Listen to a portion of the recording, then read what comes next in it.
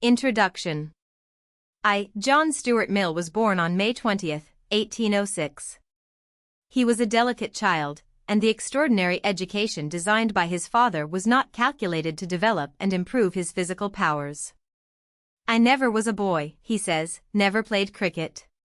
His exercise was taken in the form of walks with his father, during which the elder Mill lectured his son and examined him on his work. It is idle to speculate on the possible results of a different treatment. Mill remained delicate throughout his life, but was endowed with that intense mental energy which is so often combined with physical weakness. His youth was sacrificed to an idea. He was designed by his father to carry on his work. The individuality of the boy was unimportant. A visit to the south of France at the age of 14, in company with the family of General Sir Samuel Bentham, was not without its influence.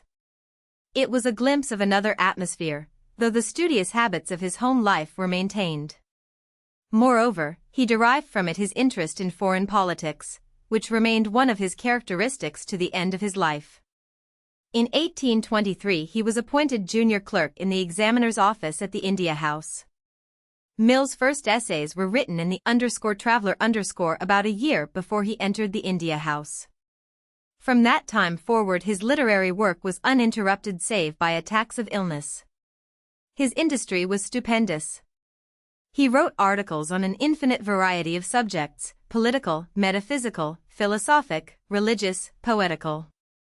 He discovered Tennyson for his generation. He influenced the writing of Carlyle's _French Revolution_ as well as its success. And all the while he was engaged in studying and preparing for his more ambitious works, while he rose step by step at the India Office. His essays on unsettled questions in political economy were written in 1831, although they did not appear until 13 years later. His system of logic the design of which was even then fashioning itself in his brain, took 13 years to complete, and was actually published before the political economy In 1844 appeared the article on Michelet, which its author anticipated would cause some discussion, but which did not create the sensation he expected. Next year there were the claims of Labour and Guizot, and in 1847 his articles on Irish affairs in the Morning Chronicle These years were very much influenced by his friendship and correspondence with Kant, a curious comradeship between men of such different temperament. In 1848 Mill published his Political Economy to which he had given his serious study since the completion of his Logic His articles and reviews, though they involved a good deal of work as, for instance, the reperusal of the Iliad and the Odyssey in the original before reviewing Grote's Greece were recreation to the student. The year 1856 saw him head of the examiner's office in the India House, and another 2 years brought the end of his official work, owing to the transfer of India to the Crown. In the same year his wife died.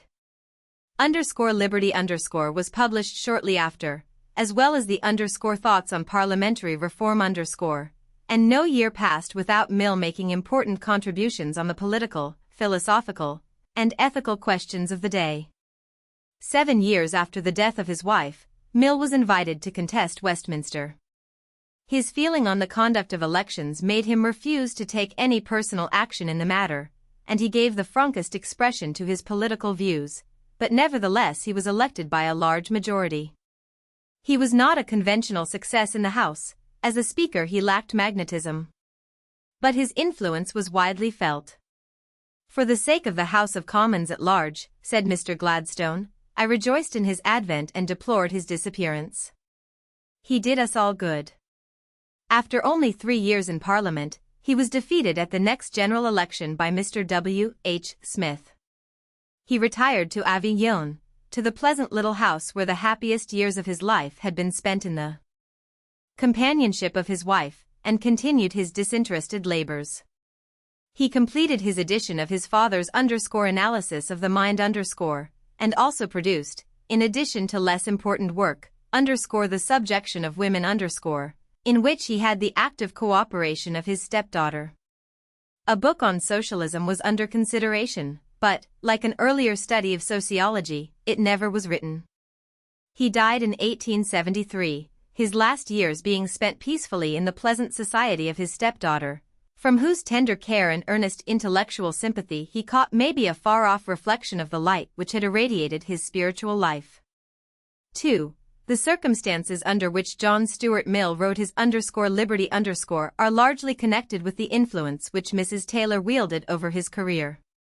The dedication is well known. It contains the most extraordinary panegyric on a woman that any philosopher has ever penned. Were I but capable of interpreting to the world one half the great thoughts and noble feelings which are buried in her grave, I should be the medium of a greater benefit to it than is ever likely to arise from anything that I can write, unprompted and unassisted by her all but unrivaled wisdom. It is easy for the ordinary worldly cynicism to curl a skeptical lip over sentences like these. There may be exaggeration of sentiment, the necessary and inevitable reaction of a man who was trained according to the dry light of so unimpressionable a man as James Mill, the father. But the passage quoted is not the only one in which John Stuart Mill proclaims his unhesitating belief in the intellectual influence of his wife. The treatise on _liberty_ was written especially under her authority and encouragement, but there are many earlier references to the power which she exercised over his mind.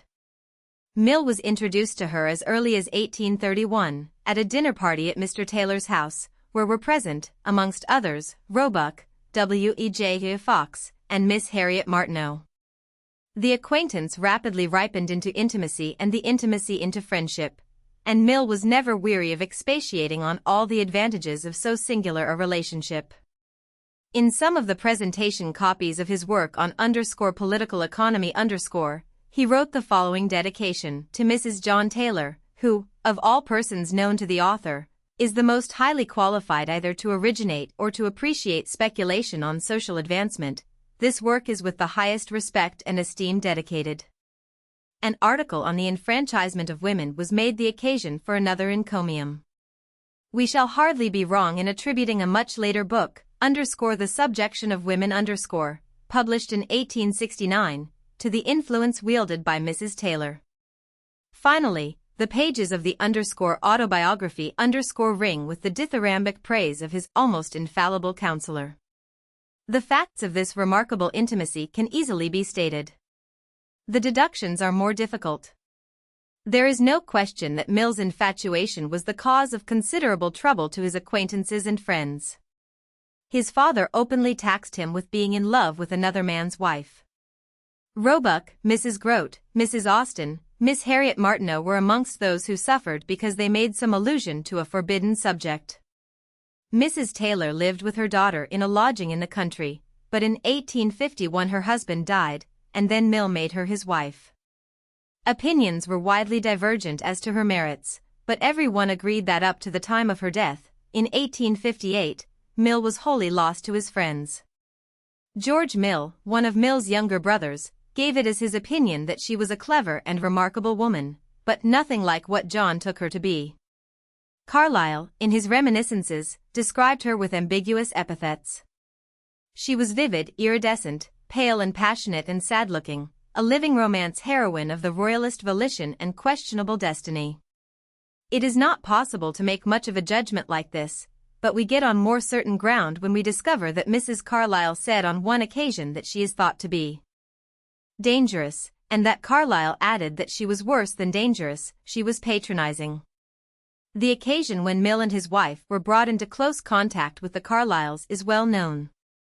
The manuscript of the first volume of the French Revolution had been lent to Mill, and was accidentally burnt by Mrs. Mill's servant. Mill and his wife drove up to Carlyle's door, the wife speechless, the husband so full of conversation that he detained Carlyle with desperate attempts at loquacity for 2 hours. But Dr. Garnett tells us, in his Life of Carlyle that Mill made a substantial reparation for the calamity for which he was responsible by inducing the aggrieved author to accept half of the L200 which he offered. Mrs. Mill, as I have said, died in 1858, after 7 years of happy companionship with her husband, and was buried at Avignon. The inscription which Mill wrote for her grave is too characteristic to be omitted: her great and loving heart, her noble soul, her clear, powerful, original, and comprehensive intellect, made her the guide and support, the instructor in wisdom and the example in goodness, as she was the sole earthly delight of those who had the happiness to belong to her. As earnest for all public good as she was generous and devoted to all who surrounded her, her influence has been felt in many of the greatest improvements of the age, and will be in those still to come. Were there even a few hearts and intellects like hers, this earth would already become the hoped-for heaven. These lines prove the intensity of Mill's feeling, which is not afraid of abundant verbiage, but they also prove that he could not imagine what the effect would be on others, and, as Grote said, only Mill's reputation could survive these and similar displays. Every one will judge for himself of this romantic episode in Mill's career, according to such experience as he may possess of the philosophic mind and of the value of these curious but not infrequent relationships. It may have been a piece of infatuation, or, if we prefer to say so, it may have been the most gracious and the most human page in Mill's career. Mrs. Mill may have flattered her husband's vanity by echoing his opinions, or she may have indeed been an Egeria, full of inspiration and intellectual helpfulness. What usually happens in these cases, although the philosopher himself, through his belief in the equality of the sexes, was debarred from thinking so, is the extremely valuable action and reaction of two different classes and orders of mind. To anyone whose thoughts have been occupied with the sphere of abstract speculation, the lively and vivid presentment of concrete fact comes as a delightful and agreeable shock. The instinct of the woman often enables her not only to apprehend but to illustrate a truth for which she would be totally unable to give the adequate philosophic reasoning. On the other hand, the man, with the more careful logical methods and the slow processes of formal reasoning, is apt to suppose that the happy intuition which leaps to the conclusion is really based on the intellectual processes of which he is conscious in his own case. Thus both parties to the happy contract are equally pleased.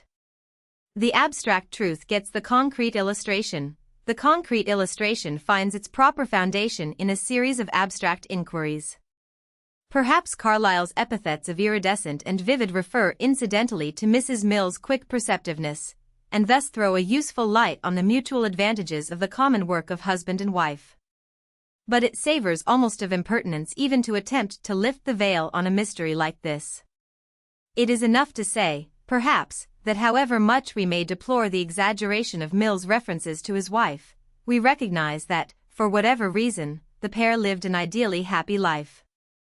It still, however, remains to estimate the extent to which Mrs. Taylor, both before and after her marriage with Mill, made actual contributions to his thoughts and his public work.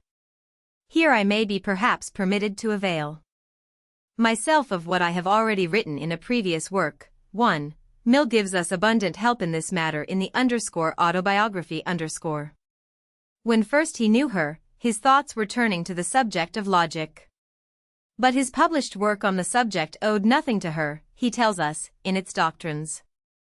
It was Mill's custom to write the whole of a book so as to get his general scheme complete, and then laboriously to rewrite it in order to perfect the phrases and the composition. Doubtless Mrs. Taylor was of considerable help to him as a critic of style. But to be a critic of doctrine she was hardly qualified. Mill has made some clear admissions on this point. The only actual revolution which has ever taken place in my modes of thinking was already complete, too, he says, before her influence became paramount. There is a curiously humble estimate of his own powers, to which Dr. Bain has called attention, which reads at first sight as if it contradicted this. During the greater part of my literary life I have performed the office in relation to her, which, from a rather early period, I had considered as the most useful part that I was qualified to take in the domain of thought, that of an interpreter of original thinkers, and mediator between them and the public. So far it would seem that Mill had sat at the feet of his oracle, but observe the highly remarkable exception which is made in the following sentence, for I had always a humble opinion of my own powers as an original thinker, except in abstract science, logic, metaphysics, and the theoretic principles of political economy and politics. 3. If Mill then was an original thinker in logic, metaphysics, and the science of economy and politics, it is clear that he had not learnt these from her lips. And to most men logic and metaphysics may be safely taken as forming a domain in which originality of thought, if it can be honestly professed, is a sufficient title of distinction. Mrs. Taylor's assistance in the political economy is confined to certain definite points. The purely scientific part was, we are assured, not learnt from her.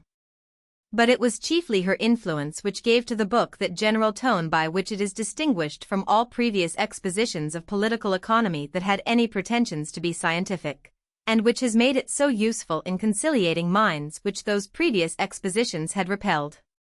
This tone consisted chiefly in making the proper distinction between the laws of the production of wealth, which are real laws of nature, dependent on the properties of objects, and the modes of its distribution, which, subject to certain conditions, depend on human will. I had indeed partially learnt this view of things from the thoughts awakened in me by the speculations of St. Simonians.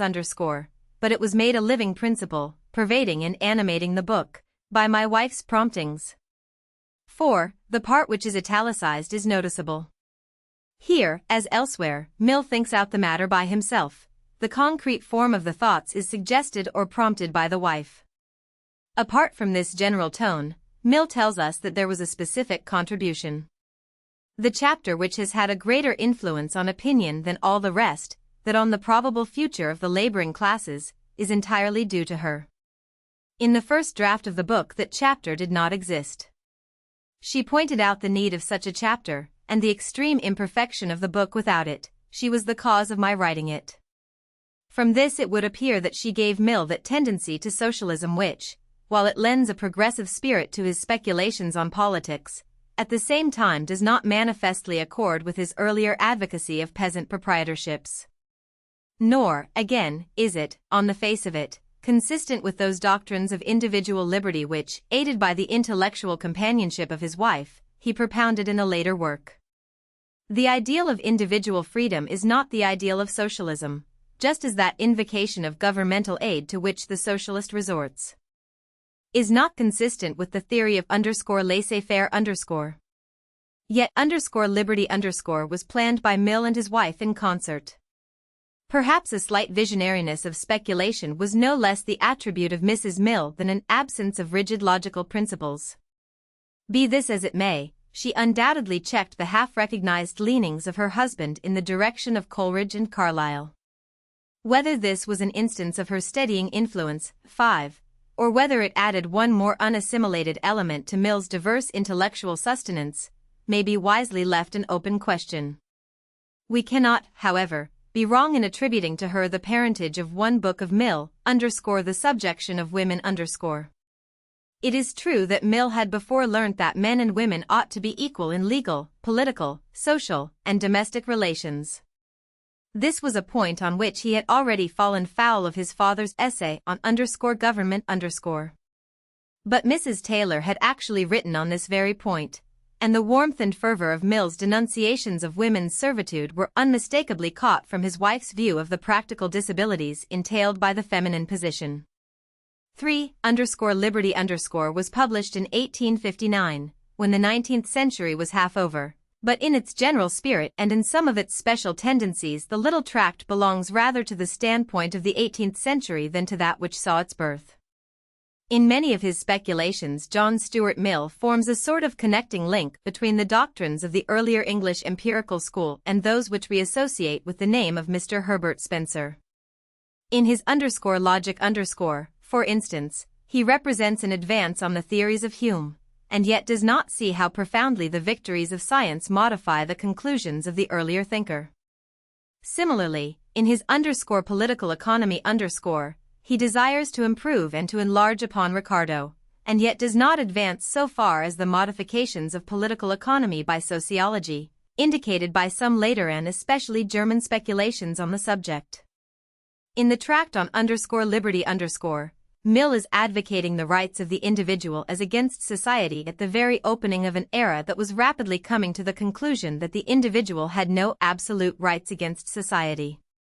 The 18th century view is that individuals existed first, each with their own special claims and responsibilities, that they deliberately formed a social state either by a contract or otherwise, and that then finally they limited their own action out of regard for the interests of the social organism thus arbitrarily produced. This is hardly the view of the 19th century. It is possible that logically the individual is prior to the state, historically and in the order of nature, the state is prior to the individual. In other words, such rights as every single personality possesses in a modern world do not belong to him by an original ordinance of nature, but are slowly acquired in the growth and development of the social state. It is not the truth that individual liberties were forfeited by some deliberate act when men made themselves into a commonwealth.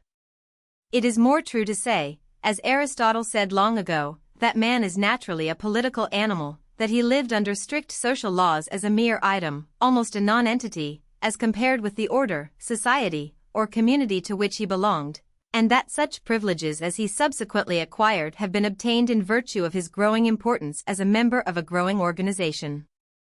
But if this is even approximately true, it seriously restricts that liberty of the individual for which Mill pleads. The individual has no chance, because he has no rights, against the social organism. Society can punish him for acts or even opinions which are antisocial in character. His virtue lies in recognizing the intimate communion with his fellows. His sphere of activity is bounded by the common interest. Just as it is an absurd and exploded theory that all men are originally equal, so it is an ancient and false doctrine to protest that a man has an individual liberty to live and think as he chooses in any spirit of antagonism to that larger body of which he forms an insignificant part. Nowadays this view of society and of its development, which we largely owe to the philosophy positive of M. Auguste Kant, is so familiar and possibly so damaging to the individual initiative, that it becomes necessary to advance and proclaim the truth which resides in an opposite theory. All progress, as we are aware, depends on the joint process of integration and differentiation, synthesis, analysis, and then a larger synthesis seem to form the law of development.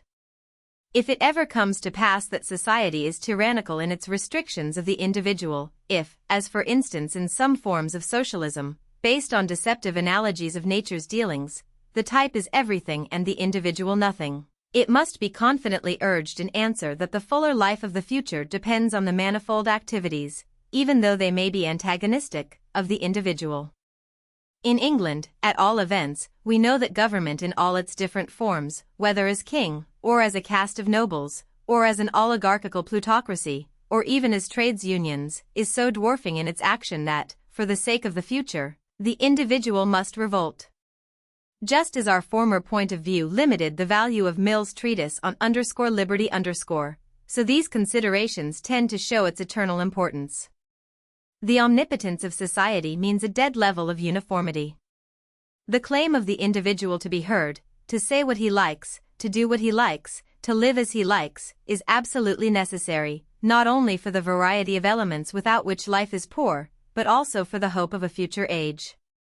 So long as individual initiative and effort are recognized as a vital element in English history, so long will Mill's _liberty_, which he confesses was based on a suggestion derived from von Humboldt, remain as an indispensable contribution to the speculations, and also to the health and sanity, of the world.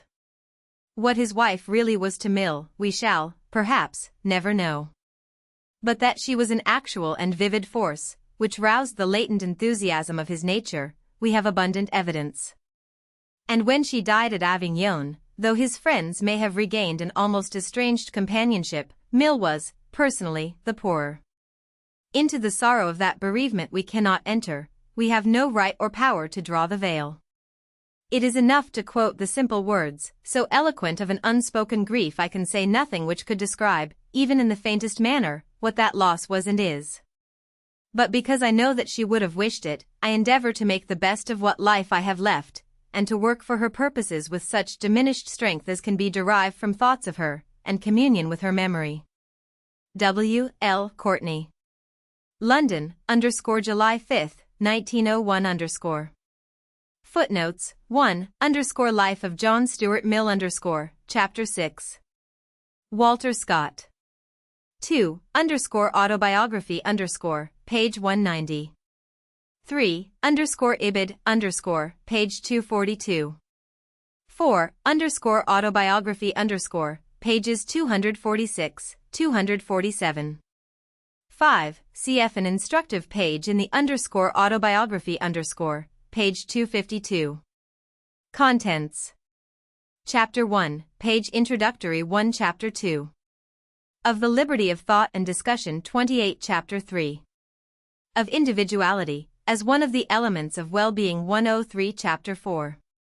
Of the limits to the authority of society over the individual 140 Chapter 5, Applications 177 The grand, leading principle, towards which every argument unfolded in these pages directly converges, is the absolute and essential importance of human development in its richest diversity. Wilhelm von Humboldt, Sphere and Duties of Government On Liberty. Chapter 1, Introductory. The subject of this essay is not the so-called liberty of the will, so unfortunately opposed to the misnamed doctrine of philosophical necessity, but civil or social liberty, the nature and limits of the power which can be legitimately exercised by society over the individual. A question seldom stated, and hardly ever discussed, in general terms, but which profoundly influences the practical controversies of the age by its latent presence, and is likely soon to make itself recognized as the vital question of the future.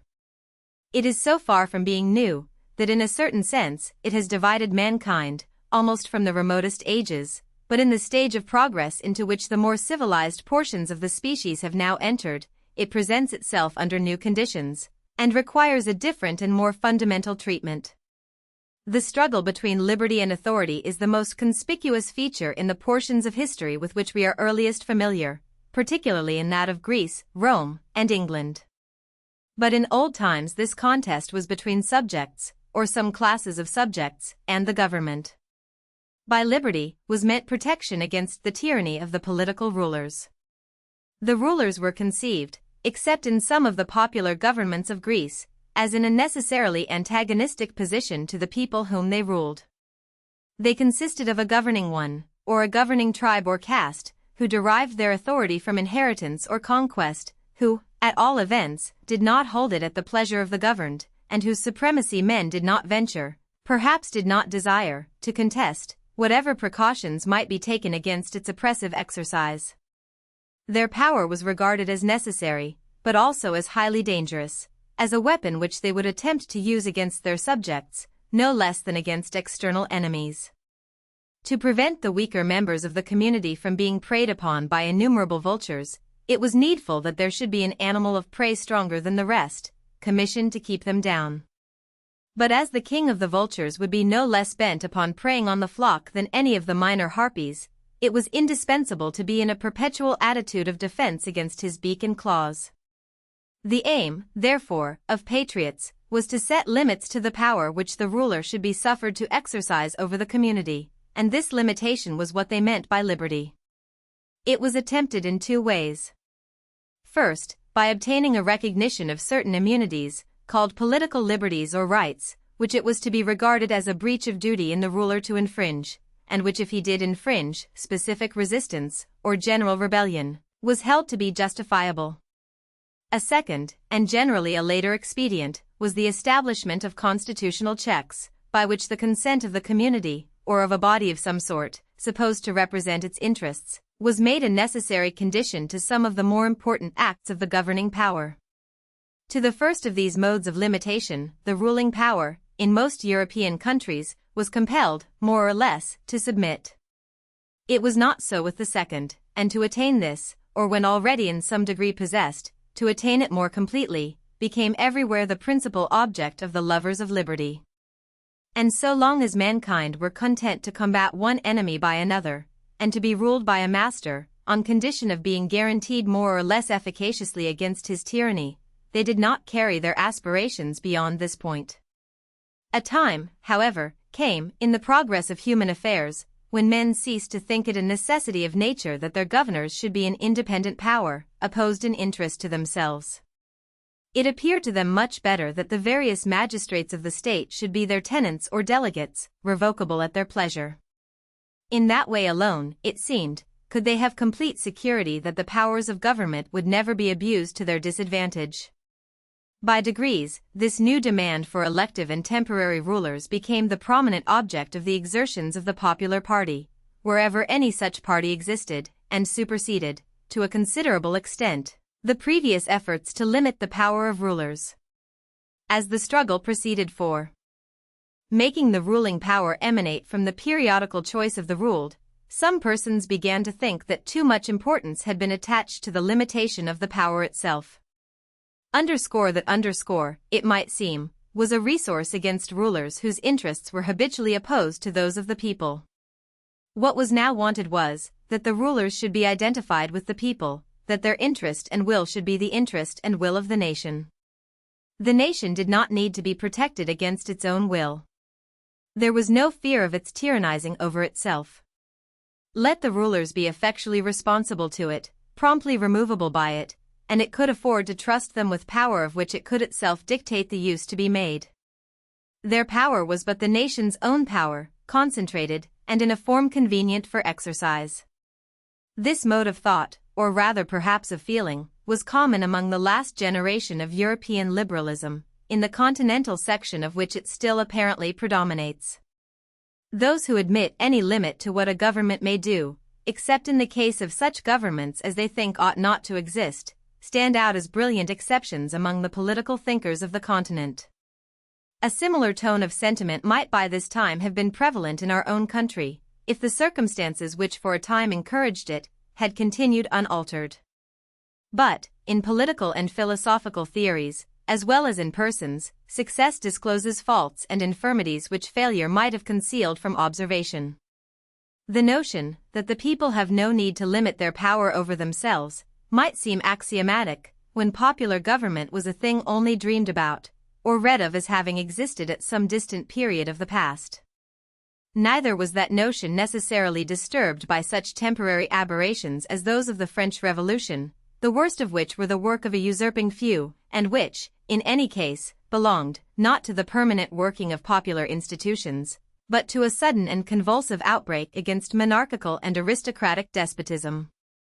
In time, however, a democratic republic came to occupy a large portion of the earth's surface, and made itself felt as one of the most powerful members of the community of nations, and elective and responsible government became subject to the observations and criticisms which weighed upon a great existing fact. It was now perceived that such phrases as self-government and the power of the people over themselves do not express the true state of the case. The people who exercise the power are not always the same people with those over whom it is exercised, and the self-government spoken of is not the government of each by himself, but of each by all the rest. The will of the people, moreover, practically means the will of the most numerous or the most active part of the people, the majority, or those who succeed in making themselves accepted as the majority, the people, consequently, may desire to oppress a part of their number, and precautions are as much needed against this, as against any other abuse of power. The limitation, therefore, of the power of government over individuals, loses none of its importance when the holders of power are regularly accountable to the community, that is, to the strongest party therein. This view of things, recommending itself equally to the intelligence of thinkers and to the inclination of those important classes in European society to whose real or supposed interests democracy is adverse, has had no difficulty in establishing itself, and in political speculations the tyranny of the majority is now generally included among the evils against which society requires to be on its guard. Like other tyrannies, the tyranny of the majority was at first, and is still vulgarly, held in dread, chiefly as operating through the acts of the public authorities. But reflecting persons perceived that when society is itself the tyrant society collectively, over the separate individuals who compose its means of tyrannizing are not restricted to the acts which it may do by the hands of its political functionaries. Society can and does execute its own mandates, and if it issues wrong mandates instead of right, or any mandates at all in things with which it ought not to meddle, it practices a social tyranny more formidable than many kinds of political oppression, since, though not usually upheld by such extreme penalties, it leaves fewer means of escape, penetrating much more deeply into the details of life, and enslaving the soul itself. Protection, therefore, against the tyranny of the magistrate is not enough. there needs protection also against the tyranny of the prevailing opinion and feeling, against the tendency of society to impose, by other means than civil penalties, its own ideas and practices as rules of conduct on those who dissent from them, to fetter the development and, if possible, prevent the formation of any individuality not in harmony with its ways, and compel all characters to fashion themselves upon the model of its own. There is a limit to the legitimate interference of collective opinion with individual independence, and to find that limit and maintain it against encroachment is as indispensable to a good condition of human affairs as protection against political despotism. But though this proposition is not likely to be contested in general terms, the practical question, where to place the limit, how to make the fitting adjustment between individual independence and social control, is a subject on which nearly everything remains to be done. All that makes existence valuable to any one depends on the enforcement of restraints upon the actions of other people. Some rules of conduct, therefore, must be imposed, by law in the first place, and by opinion on many things which are not fit subjects for the operation of law. What these rules should be, is the principal question in human affairs, but if we accept a few of the most obvious cases, it is one of those which least progress has been made in resolving. No two ages, and scarcely any two countries, have decided it alike, and the decision of one age or country is a wonder to another. Yet the people of any given age and country no more suspect any difficulty in it, than if it were a subject on which mankind had always been agreed. The rules which obtain among themselves appear to them self-evident and self-justifying.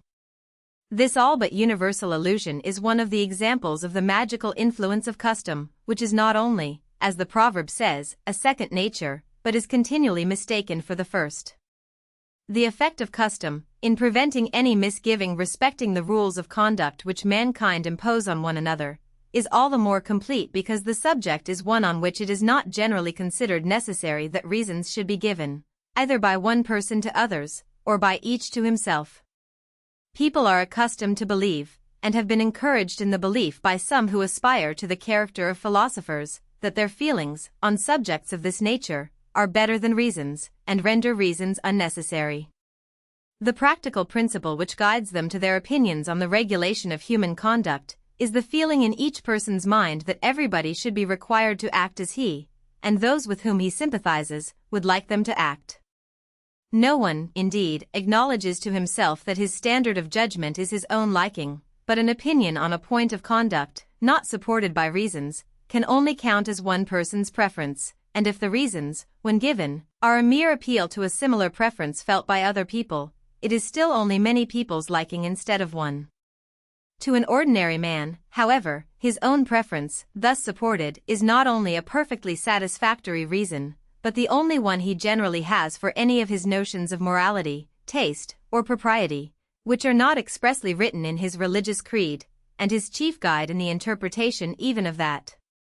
Men's opinions, accordingly, on what is laudable or blamable, are affected by all the multifarious causes which influence their wishes in regard to the conduct of others, and which are as numerous as those which determine their wishes on any other subject.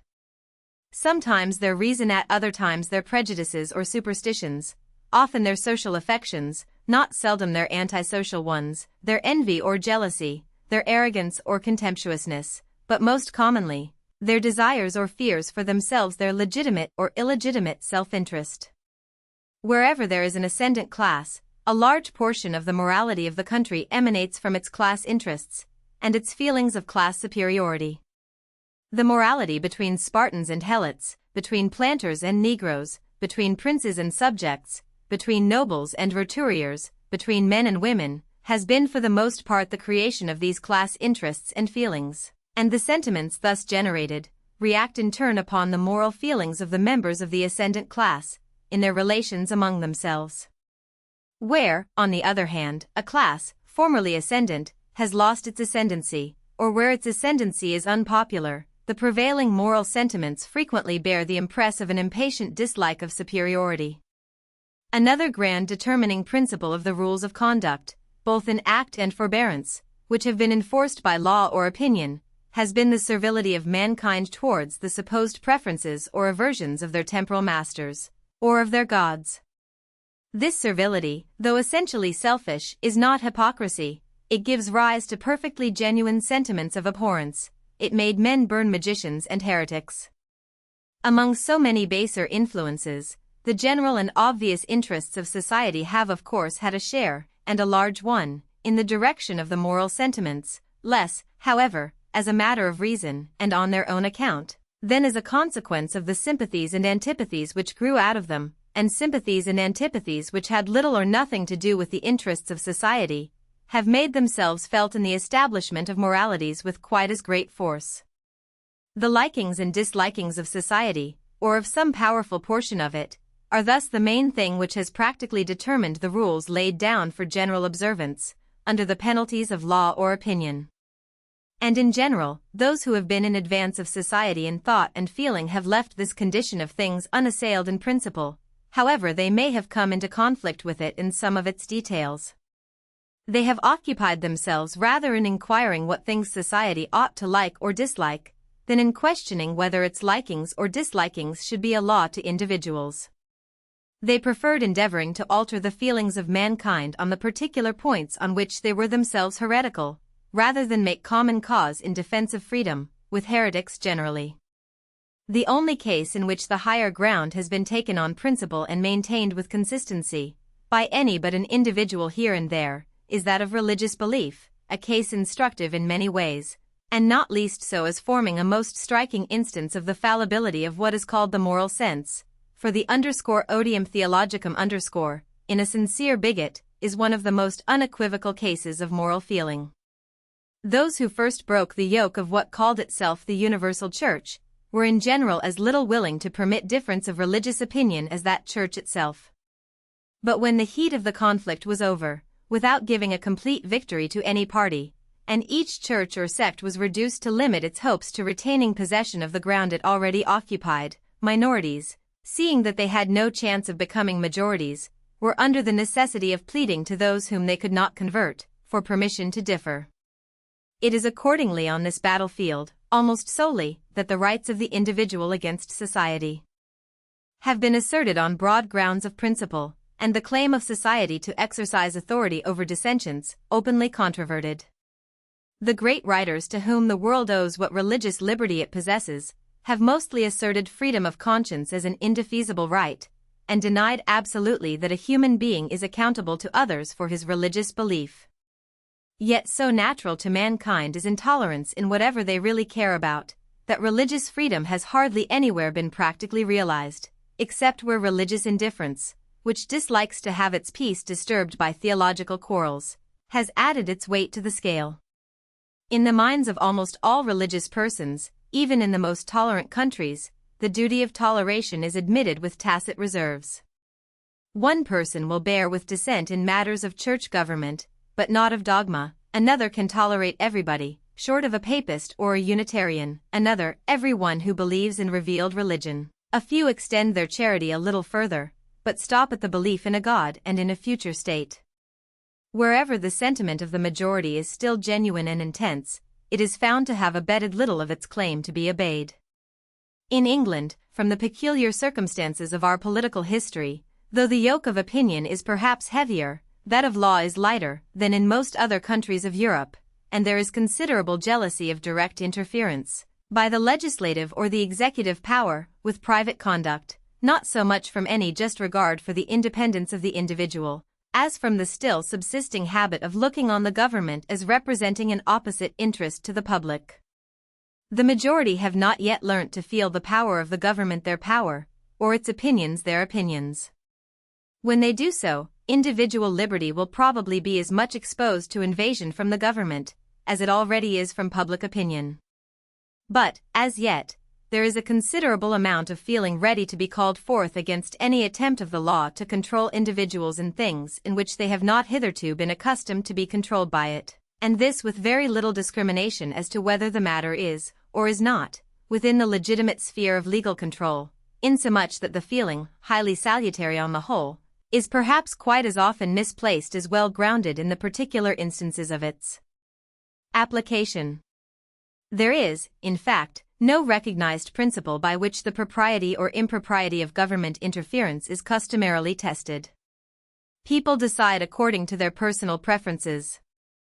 Some, whenever they see any good to be done, or evil to be remedied, would willingly instigate the government to undertake the business, while others prefer to bear almost any amount of social evil, rather than add one to the departments of human interests amenable to governmental control. And men range themselves on one or the other side in any particular case, according to this general direction of their sentiments, or according to the degree of interest which they feel in the particular thing which it is proposed that the government should do, or according to the belief they entertain that the government would, or would not, do it in the manner they prefer, but very rarely on account of any opinion to which they consistently adhere, as to what things are fit to be done by a government. And it seems to me that in consequence of this absence of rule or principle, one side is at present as often wrong as the other. The interference of government is, with about equal frequency, improperly invoked and improperly condemned. The object of this essay is to assert one very simple principle, as entitled to govern absolutely the dealings of society with the individual in the way of compulsion and control, whether the means used be physical force in the form of legal penalties, or the moral coercion of public opinion. That principle is, that the sole end for which mankind are warranted, individually or collectively, in interfering with the liberty of action of any of their number, is self-protection. That the only purpose for which power can be rightfully exercised over any member of a civilized community, against his will, is to prevent harm to others. His own good, either physical or moral, is not a sufficient warrant. He cannot rightfully be compelled to do or forbear because it will be better for him to do so, because it will make him happier, because, in the opinions of others, to do so would be wise, or even right. These are good reasons for remonstrating with him, or reasoning with him, or persuading him, or entreating him, but not for compelling him, or visiting him with any evil in case he do otherwise. To justify that, the conduct from which it is desired to deter him must be calculated to produce evil to someone else. The only part of the conduct of any one, for which he is amenable to society, is that which concerns others. In the part which merely concerns himself, his independence is, of right, absolute. Over himself, over his own body and mind, the individual is sovereign. It is, perhaps, hardly necessary to say that this doctrine is meant to apply only to human beings in the maturity of their faculties. We are not speaking of children, or of young persons below the age which the law may fix as that of manhood or womanhood. Those who are still in a state to require being taken care of by others, must be protected against their own actions as well as against external injury. For the same reason, we may leave out of consideration those backward states of society in which the race itself may be considered as in its nonage.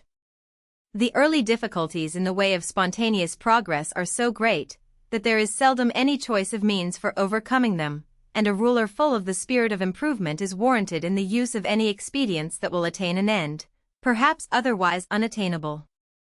Despotism is a legitimate mode of government in dealing with barbarians, provided the end be their improvement, and the means justified by actually effecting that end. Liberty, as a principle, has no application to any state of things anterior to the time when mankind have become capable of being improved by free and equal discussion. Until then, there is nothing for them but implicit obedience to an Akbar or a Charlemagne, if they are so fortunate as to find one. But as soon as mankind have attained the capacity of being guided to their own improvement by conviction or persuasion, a period long since reached in all nations with whom we need here concern ourselves, compulsion, either in the direct form or in that of pains and penalties for non-compliance, is no longer admissible as a means to their own good, and justifiable only for the security of others.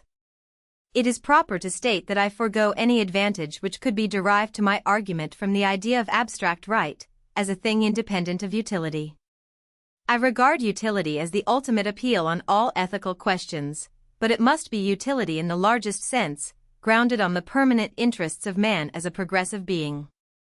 Those interests, I contend, authorize the subjection of individual spontaneity to external control, only in respect to those actions of each, which concern the interest of other people.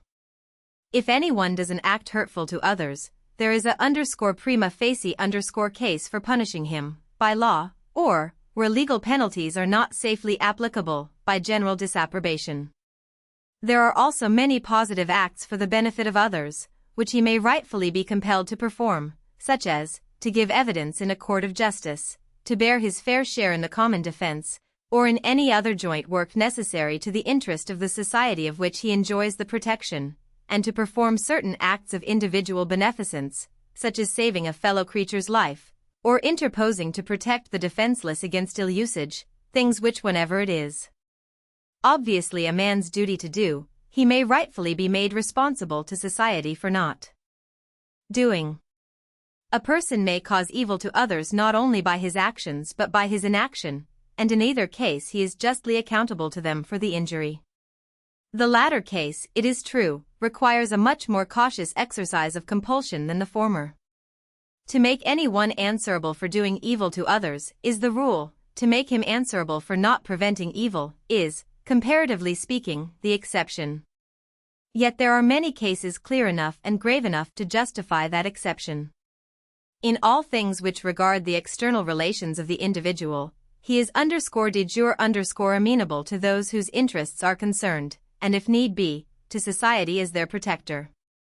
There are often good reasons for not holding him to the responsibility, but these reasons must arise from the special expediencies of the case, either because it is a kind of case in which he is on the whole likely to act better, when left to his own discretion, than when controlled in any way in which society have it in their power to control him, or because the attempt to exercise control would produce other evils, greater than those which it would prevent.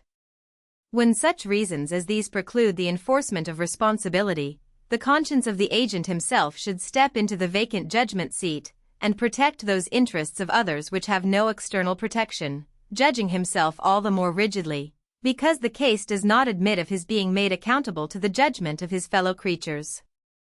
But there is a sphere of action in which society, as distinguished from the individual, has, if any, only an indirect interest, comprehending all that portion of a person's life and conduct which affects only himself, or if it also affects others, only with their free, voluntary, and undeceived consent and participation. When I say only himself, I mean directly, and in the first instance, for whatever affects himself, may affect others through himself, and the objection which may be grounded on this contingency will receive consideration in the sequel. This, then, is the appropriate region of human liberty. It comprises, first, the inward domain of consciousness, demanding liberty of conscience, in the most comprehensive sense, liberty of thought and feeling, absolute freedom of opinion and sentiment on all subjects, practical or speculative, scientific, moral, or theological. The liberty of expressing and publishing opinions may seem to fall under a different principle, since it belongs to that part of the conduct of an individual which concerns other people, but, being almost of as much importance as the liberty of thought itself, and resting in great part on the same reasons, is practically inseparable from it. Secondly, the principle requires liberty of tastes and pursuits, of framing the plan of our life to suit our own character, of doing as we like, subject to such consequences as may follow, without impediment from our fellow creatures, so long as what we do does not harm them, even though they should think our conduct foolish, perverse, or wrong. Thirdly, from this liberty of each individual, follows the liberty, within the same limits, of combination among individuals, freedom to unite, for any purpose not involving harm to others, the persons combining being supposed to be of full age, and not forced or deceived. No society in which these liberties are not, on the whole, respected, is free, whatever may be its form of government, and none is completely free in which they do not exist absolute and unqualified. The only freedom which deserves the name is that of pursuing our own good in our own way, so long as we do not attempt to deprive others of theirs, or impede their efforts to obtain it. Each is the proper guardian of his own health, whether bodily, or mental and spiritual. Mankind are greater gainers by suffering each other to live as seems good to themselves, than by compelling each to live as seems good to the rest. Though this doctrine is anything but new, and, to some persons, may have the air of a truism, there is no doctrine which stands more directly opposed to the general tendency of existing opinion and practice. Society has expended fully as much effort in the attempt, according to its lights, to compel people to conform to its notions of personal, as of social excellence. The ancient commonwealths thought themselves entitled to practice, and the ancient philosophers countenanced, the regulation of every part of private conduct by public authority, on the ground that the state had a deep interest in the whole bodily and mental discipline of every one of its citizens, a mode of thinking which may have been admissible in small republics surrounded by powerful enemies, in constant peril of being subverted by foreign attack or internal commotion, and to which even a short interval of relaxed energy and self-command might so easily be fatal, that they could not afford to wait for the salutary permanent effects of freedom.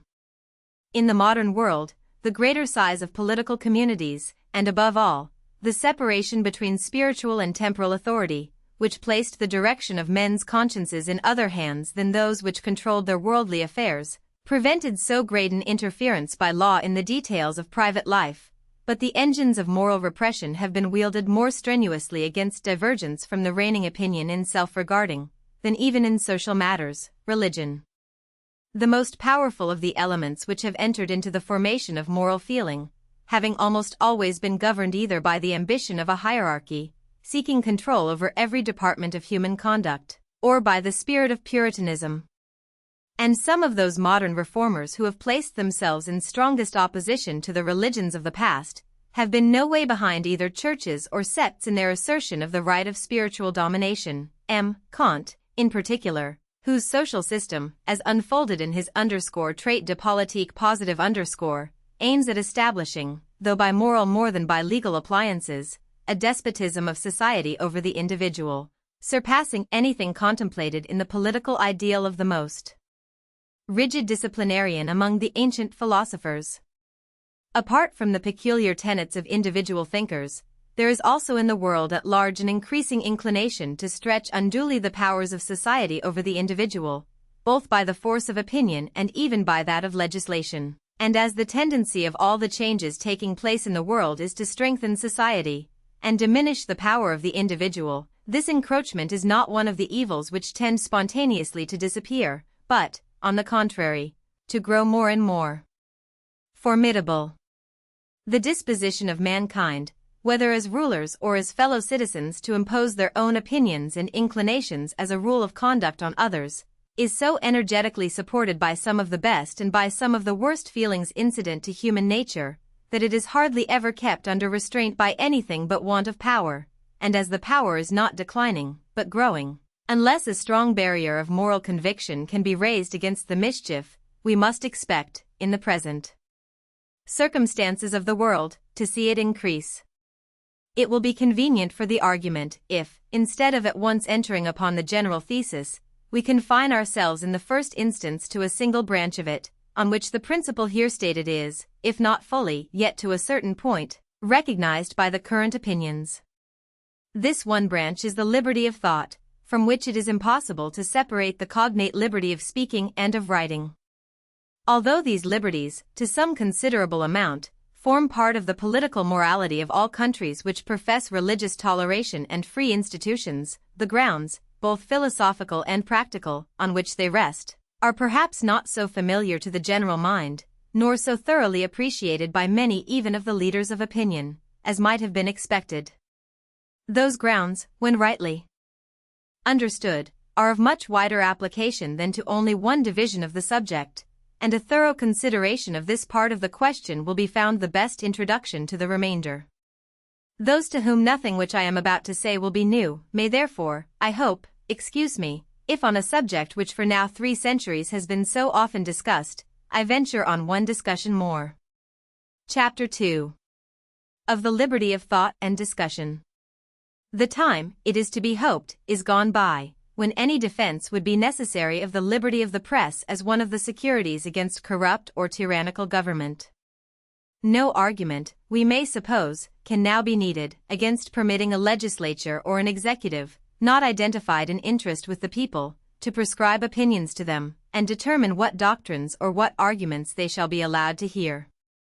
This aspect of the question, besides, has been so often and so triumphantly enforced by preceding writers, that it need not be specially insisted on in this place.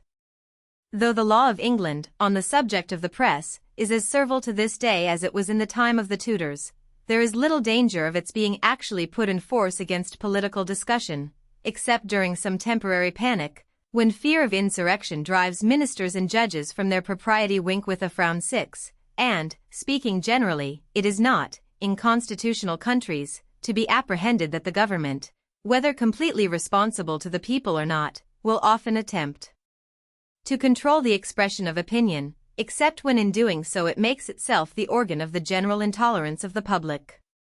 Let us suppose, therefore, that the government is entirely at one with the people, and never thinks of exerting any power of coercion unless in agreement with what it conceives to be their voice. But I deny the right of the people to exercise such coercion either by themselves or by their government. The power itself is illegitimate. The best government has no more title to it than the worst. It is as noxious, or more noxious, when exerted in accordance with public opinion than when in or opposition to it. If all mankind minus one were of one opinion, and only one person were of the contrary opinion, mankind would be no more justified in silencing that one person than he, if he had the power, would be justified in silencing mankind. Were an opinion a personal possession of no value except to the owner, if to be obstructed in the enjoyment of it were simply a private injury, it would make some difference whether the injury was inflicted only on a few persons or on many. But the peculiar evil of silencing the expression of an opinion is, that it is robbing the human race, posterity as well as the existing generation, those who dissent from the opinion, still more than those who hold it. If the opinion is right, they are deprived of the opportunity of exchanging error for truth. If wrong, they lose, what is almost as great a benefit, the clearer perception and livelier impression of truth, produced by its collision with error. It is necessary to consider separately these two hypotheses, each of which has a distinct branch of the argument corresponding to it. We can never be sure that the opinion we are endeavoring to stifle is a false opinion, and if we were sure, stifling it would be an evil still. First, the opinion which it is attempted to suppress by authority may possibly be true. Those who desire to suppress it, of course, deny its truth, but they are not infallible. They have no authority to decide the question for all mankind, and exclude every other person from the means of judging. To refuse a hearing to an opinion, because they are sure that it is false, is to assume that their certainty is the same thing as absolute certainty. All silencing of discussion is an assumption of infallibility. Its condemnation may be allowed to rest on this common argument, not the worse for being common. Unfortunately for the good sense of mankind, the fact of their fallibility is far from carrying the weight in their practical judgment, which is always allowed to it in theory, for while every one well knows himself to be fallible, few think it necessary to take any precautions against their own fallibility, or admit the supposition that any opinion, of which they feel very certain, may be one of the examples of the error to which they acknowledge themselves to be liable. Absolute princes, or others who are accustomed to unlimited deference, usually feel this complete confidence in their own opinions on nearly all subjects. People more happily situated, who sometimes hear their opinions disputed, and are not wholly unused to be set right when they are wrong, place the same unbounded reliance only on such of their opinions as are shared by all who surround them, or to whom they habitually defer, for in proportion to a man's want of confidence in his own solitary judgment, does he usually repose, with implicit trust, on the infallibility of the world in general. And the world, to each individual, means the part of it with which he comes in contact, his party, his sect, his church, his class of society. The man may be called, by comparison, almost liberal and large-minded to whom it means anything so comprehensive as his own country or his own age. Nor is his faith in this collective authority at all shaken by his being aware that other ages, countries, sects, churches, classes, and parties have thought, and even now think, the exact reverse. He devolves upon his own world the responsibility of being in the right against the dissentient worlds of other people, and it never troubles him that mere accident has decided which of these numerous worlds is the object of his reliance, and that the same causes which make him a churchman in London would have made him a Buddhist or a Confucian in Pekin. Yet it is as evident in itself as any amount of argument can make it, that ages are no more infallible than individuals, every age having held many opinions which subsequent ages have deemed not only false but absurd. And it is as certain that many opinions, now general, will be rejected by future ages, as it is that many, once general, are rejected by the present. The objection likely to be made to this argument would probably take some such form as the following. There is no greater assumption of infallibility in forbidding the propagation of error than in any other thing which is done by public authority on its own judgment and responsibility. Judgment is given to men that they may use it. Because it may be used erroneously, are men to be told that they ought not to use it at all? To prohibit what they think pernicious is not claiming exemption from error, but fulfilling the duty incumbent on them, although fallible, of acting on their conscientious conviction. If we were never to act on our opinions, because those opinions may be wrong, we should leave all our interests uncared for, and all our duties unperformed. An objection which applies to all conduct can be no valid objection to any conduct in particular. It is the duty of governments, and of individuals, to form the truest opinions they can, to form them carefully, and never impose them upon others unless they are quite sure of being right. But when they are sure, such reasoners may say, it is not conscientiousness but cowardice to shrink from acting on their opinions, and allow doctrines which they honestly think dangerous to the welfare of mankind either in this life or in another, to be scattered abroad without restraint, because other people, in less enlightened times, have persecuted opinions now believed to be true. Let us take care, it may be said, not to make the same mistake, but governments and nations have made mistakes in other things, which are not denied to be fit subjects for the exercise of authority. They have laid on bad taxes, made unjust wars. Ought we therefore to lay on no taxes, and, under whatever provocation, make no wars? Men, and governments, must act to the best of their ability. There is no such thing as absolute certainty, but there is assurance sufficient for the purposes of human life. We may, and must, assume our opinion to be true for the guidance of our own conduct, and it is assuming no more when we forbid bad men to pervert society by the propagation of opinions which we regard as false and pernicious. I answer that it is assuming very much more. There is the greatest difference between presuming an opinion to be true, because, with every opportunity for contesting it, it has not been refuted, and assuming its truth for the purpose of not permitting its refutation. Complete liberty of contradicting and disproving our opinion is the very condition which justifies us in assuming its truth for purposes of action, and on no other terms can a being with human faculties have any rational assurance of being right. When we consider either the history of opinion, or the ordinary conduct of human life, to what is it to be ascribed that the one and the other are no worse than they are? Not certainly to the inherent force of the human understanding, for, on any matter not self-evident, there are 99 persons totally incapable of judging of it, for one who is capable, and the capacity of the 100th person is only comparative, for the majority of the eminent men of every past generation held many opinions now known to be erroneous, and did or approved numerous things which no one will now justify. Why is it, then, that there is on the whole a preponderance among mankind of rational opinions and rational conduct? If there really is this preponderance, which there must be, unless human affairs are, and have always been, in an almost desperate state, it is owing to a quality of the human mind, the source of everything respectable in man either as an intellectual or as a moral being, namely, that his errors are corrigible. He is capable of rectifying his mistakes, by discussion and experience. Not by experience alone. There must be discussion, to show how experience is to be interpreted. Wrong opinions and practices gradually yield to fact and argument, but facts and arguments, to produce any effect on the mind, must be brought before it. Very few facts are able to tell their own story, without comments to bring out their meaning. The whole strength and value, then, of human judgment, depending on the one property, that it can be set right when it is wrong, reliance can be placed on it only when the means of setting it right are kept constantly at hand. In the case of any person whose judgment is really deserving of confidence, how has it become so? Because he has kept his mind open to criticism of his opinions and conduct.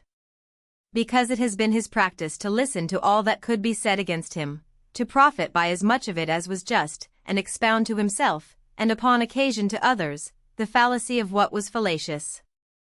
Because he has felt, that the only way in which a human being can make some approach to knowing the whole of a subject is by hearing what can be said about it by persons of every variety of opinion, and studying all modes in which it can be looked at by every character of mind.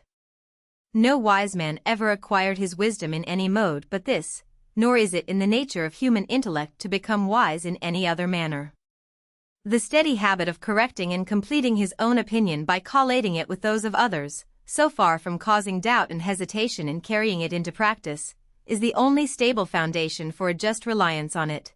For, being cognizant of all that can, at least obviously, be said against him, and having taken up his position against all gainsayers, knowing that he has sought for objections and difficulties, instead of avoiding them, and has shut out no light which can be thrown upon the subject from any quarter, he has a right to think his judgment better than that of any person, or any multitude, who have not gone through a similar process.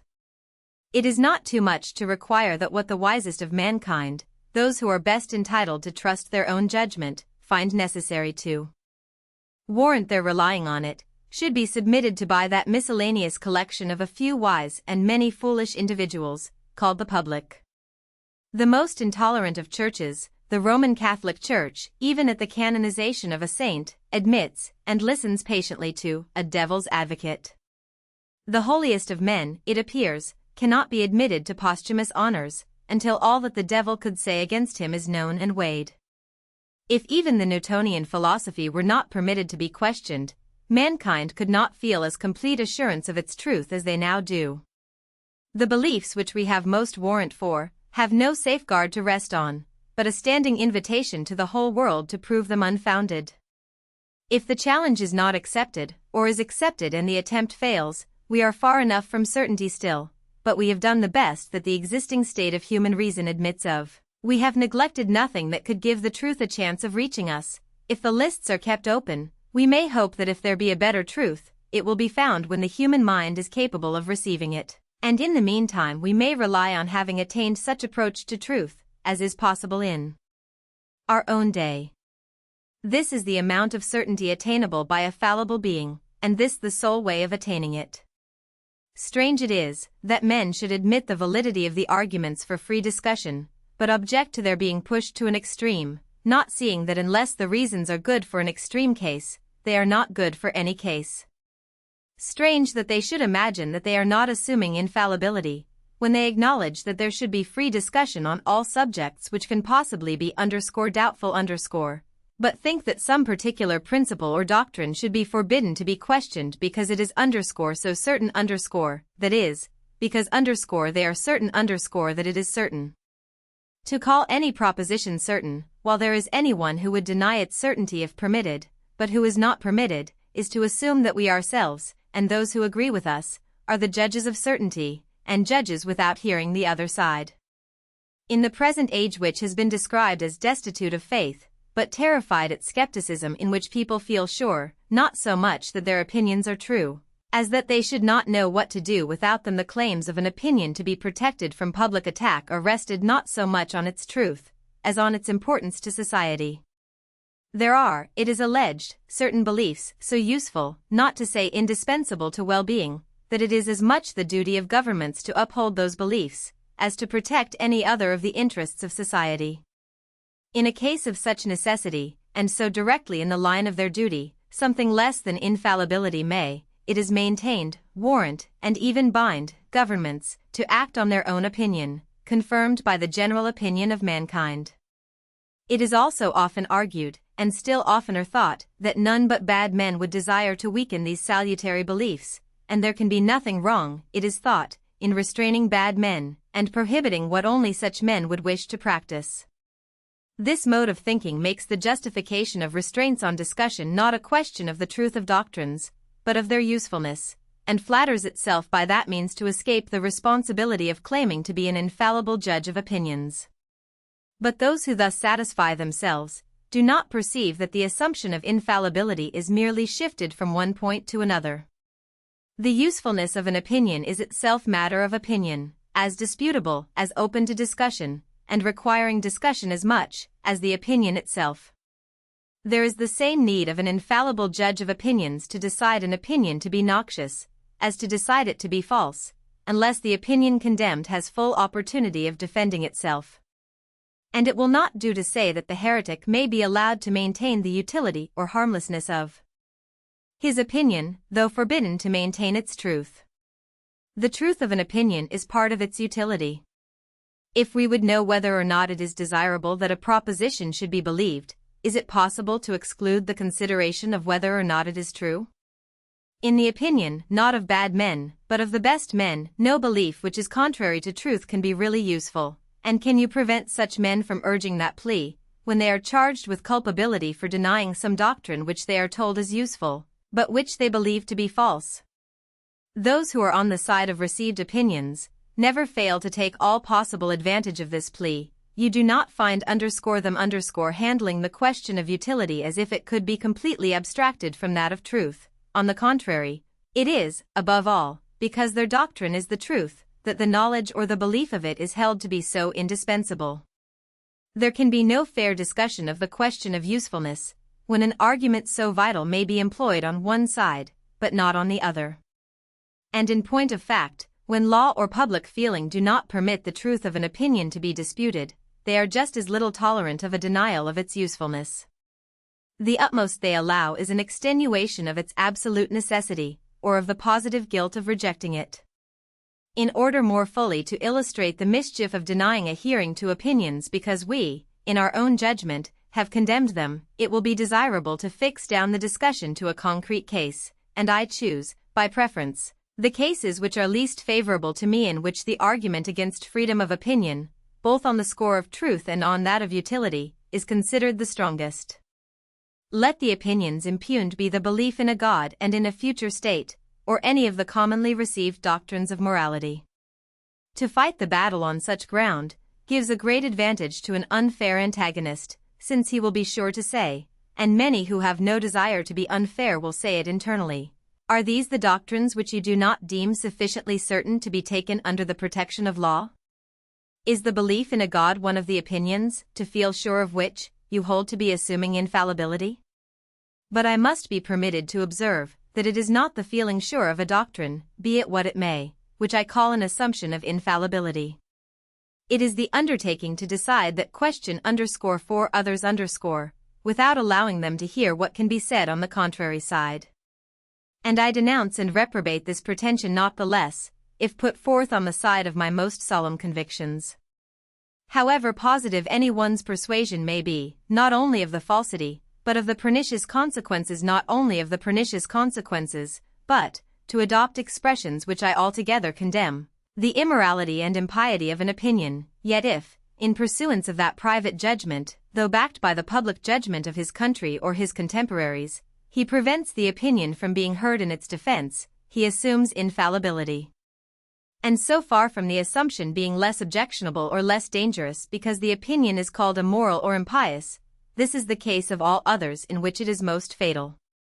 These are exactly the occasions on which the men of one generation commit those dreadful mistakes, which excite the astonishment and horror of posterity. It is among such that we find the instances memorable in history, when the arm of the law has been employed to root out the best men and the noblest doctrines, with deplorable success as to the men, though some of the doctrines have survived to be, as if in mockery, invoked, in defense of similar conduct towards those who dissent from them or from their received interpretation. Mankind can hardly be too often reminded that there was once a man named Socrates, between whom and the legal authorities and public opinion of his time, there took place a memorable collision. Born in an age and country abounding in individual greatness, this man has been handed down to us by those who best knew both him and the age, as the most virtuous man in it, while we know him as the head and prototype of all subsequent teachers of virtue, the source equally of the lofty inspiration of Plato and the judicious utilitarianism of Aristotle, I maestri di color che sano the two headsprings of ethical as of all other philosophy. This acknowledged master of all the eminent thinkers who have since lived, whose fame, still growing after more than 2,000 years, all but outweighs the whole remainder of the names which make his native city illustrious, was put to death by his countrymen, after a judicial conviction, for impiety and immorality. Impiety, in denying the gods recognized by the state, indeed his accuser asserted, see the apologia, that he believed in no gods at all. Immorality, in being, by his doctrines and instructions, a corrupter of youth. Of these charges the tribunal, there is every ground for believing, honestly found him guilty, and condemned the man who probably of all then born had deserved best of mankind, to be put to death as a criminal. To pass from this to the only other instance of judicial iniquity, the mention of which, after the condemnation of Socrates, would not be an anticlimax, the event which took place on Calvary rather more than 1800 years ago. The man who left on the memory of those who witnessed his life and conversation such an impression of his moral grandeur, that 18 subsequent centuries have done homage to him as the Almighty in person, was ignominiously put to death, as what? As a blasphemer. Men did not merely mistake their benefactor, they mistook him for the exact contrary of what he was, and treated him as that prodigy of impiety, which they themselves are now held to be, for their treatment of him. The feelings with which mankind now regard these lamentable transactions, especially the later of the two, render them extremely unjust in their judgment of the unhappy actors. These were, to all appearance, not bad men, not worse than men commonly are, but rather the contrary, men who possessed in a full, or somewhat more than a full measure, the religious, moral, and patriotic feelings of their time and people, the very kind of men who, in all times, our own included, have every chance of passing through life blameless and respected. The high priest who rent his garments when the words were pronounced, which, according to all the ideas of his country, constituted the blackest guilt, was in all probability quite as sincere in his horror and indignation, as the generality of respectable and pious men now are in the religious and moral sentiments they profess, and most of those who now shudder at his conduct, if they had lived in his time, and been born Jews, would have acted precisely as he did. Orthodox Christians who are tempted to think that those who stoned to death the first martyrs must have been worse men than they themselves are, ought to remember that one of those persecutors was St. Paul. Let us add one more example, the most striking of all, if the impressiveness of an error is measured by the wisdom and virtue of him who falls into it. If ever any one, possessed of power, had grounds for thinking himself the best and most enlightened among his contemporaries, it was the Emperor Marcus Aurelius. Absolute monarch of the whole civilized world, he preserved through life not only the most unblemished justice, but what was less to be expected from his stoical breeding, the tenderest heart. The few failings which are attributed to him were all on the side of indulgence, while his writings, the highest ethical product of the ancient mind, differ scarcely perceptibly, if they differ at all, from the most characteristic teachings of Christ. This man, a better Christian in all but the dogmatic sense of the word, than almost any of the ostensibly Christian sovereigns who have since reigned, persecuted Christianity. Placed at the summit of all the previous attainments of humanity, with an open, unfettered intellect, and a character which led him of himself to embody in his moral writings the Christian ideal, he yet failed to see that Christianity was to be a good and not an evil to the world, with his duties to which he was so deeply penetrated. Existing society he knew to be in a deplorable state. But such as it was, he saw, or thought he saw, that it was held together, and prevented from being worse, by belief and reverence of the received divinities. As a ruler of mankind, he deemed it his duty not to suffer society to fall in pieces, and saw not how, if its existing ties were removed, any others could be formed which could again knit it together. The new religion openly aimed at dissolving these ties, unless, therefore, it was his duty to adopt that religion, it seemed to be his duty to put it down. Inasmuch then as the theology of Christianity did not appear to him true or of divine origin, inasmuch as this strange history of a crucified God was not credible to him, and a system which purported to rest entirely upon a foundation to him so wholly unbelievable, could not be foreseen by him to be that renovating agency which, after all abatements, it has in fact proved to be, the gentlest and most amiable of philosophers and rulers, under a solemn sense of duty, authorized the persecution of Christianity. To my mind this is one of the most tragical facts in all history. It is a bitter thought, how different a thing the Christianity of the world might have been, if the Christian faith had been adopted as the religion of the empire under the auspices of Marcus Aurelius instead of those of Constantine.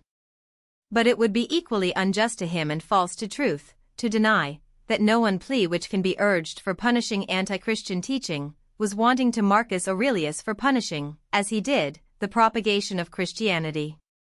No Christian more firmly believes that atheism is false, and tends to the dissolution of society, than Marcus Aurelius believed the same things of Christianity, he who, of all men then living, might have been thought the most capable of appreciating it. Unless anyone who approves of punishment for the promulgation of opinions flatters himself that he is a wiser and better man than Marcus Aurelius, more deeply versed in the wisdom of his time, more elevated in his intellect above it, more earnest in his search for truth, or more single-minded in his devotion to it when found, let him abstain from that assumption of the joint infallibility of himself and the multitude, which the great Antoninus made with so unfortunate a result.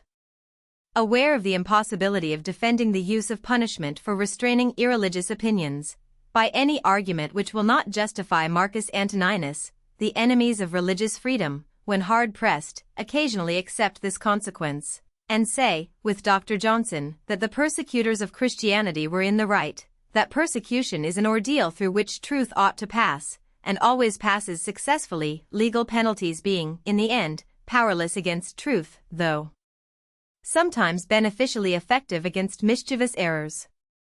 This is a form of the argument for religious intolerance, sufficiently remarkable not to be passed without notice. A theory which maintains that truth may justifiably be persecuted because persecution cannot possibly do it any harm, cannot be charged with being intentionally hostile to the reception of new truths, but we cannot commend the generosity of its dealing with the persons to whom mankind are indebted for them. To discover to the world something which deeply concerns it, and of which it was previously ignorant, to prove to it that it had been mistaken on some vital point of temporal or spiritual interest, is as important a service as a human being can render to his fellow creatures, and in certain cases, as in those of the early Christians and of the Reformers, those who think with Dr. Johnson believe it to have been the most precious gift which could be bestowed on mankind. That the authors of such splendid benefits should be requited by martyrdom, that their reward should be to be dealt with as the vilest of criminals, is not, upon this theory, a deplorable error and misfortune, for which humanity should mourn in sackcloth and ashes, but the normal and justifiable state of things. The propounder of a new truth, according to this doctrine, should stand, as stood, in the legislation of the Locrians, the proposer of a new law, with a halter round his neck, to be instantly tightened if the public assembly did not, on hearing his reasons, then and there adopt his proposition. People who defend this mode of treating benefactors cannot be supposed to set much value on the benefit, and I believe this view of the subject is mostly confined to the sort of persons who think that new truths may have been desirable once, but that we have had enough of them now. But, indeed, the dictum that truth always triumphs over persecution is one of those pleasant falsehoods which men repeat after one another till they pass into commonplaces, but which all experience refutes. History teems with instances of truth put down by persecution. If not suppressed forever, it may be thrown back for centuries. To speak only of religious opinions, the Reformation broke out at least 20 times before Luther, and was put down. Arnold of Brescia was put down. Fradalsino was put down. Savonarola was put down. The Albiziois were put down. The Vaudois were put down. The Lollards were put down. The Hussites were put down. Even after the era of Luther, wherever persecution was persisted in, it was successful. In Spain, Italy, Flanders, the Austrian Empire, Protestantism was rooted out, and, most likely, would have been so in England, had Queen Mary lived, or Queen Elizabeth died. Persecution has always succeeded, save where the heretics were too strong a party to be effectually persecuted. No reasonable person can doubt that Christianity might have been extirpated in the Roman Empire. It spread, and became predominant, because the persecutions were only occasional, lasting but a short time, and separated by long intervals of almost undisturbed propagandism. It is a piece of idle sentimentality that truth, merely as truth, has any inherent power denied to error, of prevailing against the dungeon and the stake. Men are not more zealous for truth than they often are for error, and a sufficient application of legal or even of social penalties will generally succeed in stopping the propagation of either. The real advantage which truth has, consists in this, that when an opinion is true, it may be extinguished once, twice, or many times, but in the course of ages there will generally be found persons to rediscover it, until some one of its reappearances falls on a time when from favorable circumstances it escapes persecution until it has made such head as to withstand all subsequent attempts to suppress it. It will be said that we do not now put to death the introducers of new opinions. We are not like our fathers who slew the prophets, we even build sepulchres to them. It is true we no longer put heretics to death, and the amount of penal infliction which modern feeling would probably tolerate, even against the most obnoxious opinions, is not sufficient to extirpate them. But let us not flatter ourselves that we are yet free from the stain even of legal persecution. Penalties for opinion, or at least for its expression, still exist by law, and their enforcement is not, even in these times, so unexampled as to make it at all incredible that they may some day be revived in full force. In the year 1857, at the summer assizes of the county of Cornwall, an unfortunate man, 7, said to be of unexceptionable conduct in all relations of life, was sentenced to 21 months' imprisonment, for uttering, and writing on a gate, some offensive words concerning Christianity. Within a month of the same time, at the Old Bailey, 2 persons, on 2 separate occasions, 8, were rejected as jurymen, and one of them grossly insulted by the judge and by one of the council, because they honestly declared that they had no theological belief, and a third, a foreigner, 9, for the same reason, was denied justice against a thief. This refusal of redress took place in virtue of the legal doctrine, that no person can be allowed to give evidence in a court of justice, who does not profess belief in a God. Any God is sufficient, and in a future state, which is equivalent to declaring such persons to be outlaws, excluded from the protection of the tribunals, who may not only be robbed or assaulted with impunity, if no one but themselves, or persons of similar opinions, be present, but anyone else may be robbed or assaulted with impunity, if the proof of the fact depends on their evidence. The assumption on which this is grounded is that the oath is worthless, of a person who does not believe in a future state, a proposition which betokens much ignorance of history in those who assent to it, since it is historically true that a large proportion of infidels in all ages have been persons of distinguished integrity and honor, and would be maintained by no one who had the smallest conception how many of the persons in greatest repute with the world, both for virtues and for attainments, are well known, at least to their intimates, to be unbelievers. The rule, besides, is suicidal, and cuts away its own foundation. Under pretense that atheists must be liars, it admits the testimony of all atheists who are willing to lie, and rejects only those who brave the obloquy of publicly confessing a detested creed rather than affirm a falsehood. A rule thus self-convicted of absurdity so far as regards its professed purpose, can be kept in force only as a badge of hatred, a relic of persecution, a persecution, too, having the peculiarity that the qualification for undergoing it is the being clearly proved not to deserve it. The rule, and the theory it implies, are hardly less insulting to believers than to infidels. For if he who does not believe in a future state necessarily lies, it follows that they who do believe are only prevented from lying, if prevented they are, by the fear of hell. We will not do the authors and abettors of the rule the injury of supposing that the conception which they have formed of Christian virtue is drawn from their own consciousness. These, indeed, are but rags and remnants of persecution, and may be thought to be not so much an indication of the wish to persecute, as an example of that very frequent infirmity of English minds, which makes them take a preposterous pleasure in the assertion of a bad principle, when they are no longer bad enough to desire to carry it really into practice. But unhappily there is no security in the state of the public mind, that the suspension of worse forms of legal persecution, which has lasted for about the space of a generation, will continue. In this age the quiet surface of routine is as often ruffled by attempts to resuscitate past evils, as to introduce new benefits. What is boasted of at the present time as the revival of religion, is always, in narrow and uncultivated minds, at least as much the revival of bigotry, and where there is the strong permanent leaven of intolerance in the feelings of a people, which at all times abides in the middle classes of this country, it needs but little to provoke them into actively persecuting those whom they have never ceased to think proper objects of persecution. 10. For it is the opinions men entertain. and the feelings they cherish, respecting those who disown the beliefs they deem important, which makes this country not a place of mental freedom. For a long time past, the chief mischief of the legal penalties is that they strengthen the social stigma. It is that stigma which is really effective, and so effective is it that the profession of opinions which are under the ban of society is much less common in England than is, in many other countries, the avowal of those which incur risk of judicial punishment. In respect to all persons but those whose pecuniary circumstances make them independent of the good will of other people, opinion, on this subject, is as efficacious as law. Men might as well be imprisoned, as excluded from the means of earning their bread. Those whose bread is already secured, and who desire no favors from men in power, or from bodies of men, or from the public, have nothing to fear from the open avowal of any opinions, but to be ill thought of and ill spoken of, and this it ought not to require a very heroic mold to enable them to bear. There is no room for any appeal _ad misericordiam in behalf of such persons.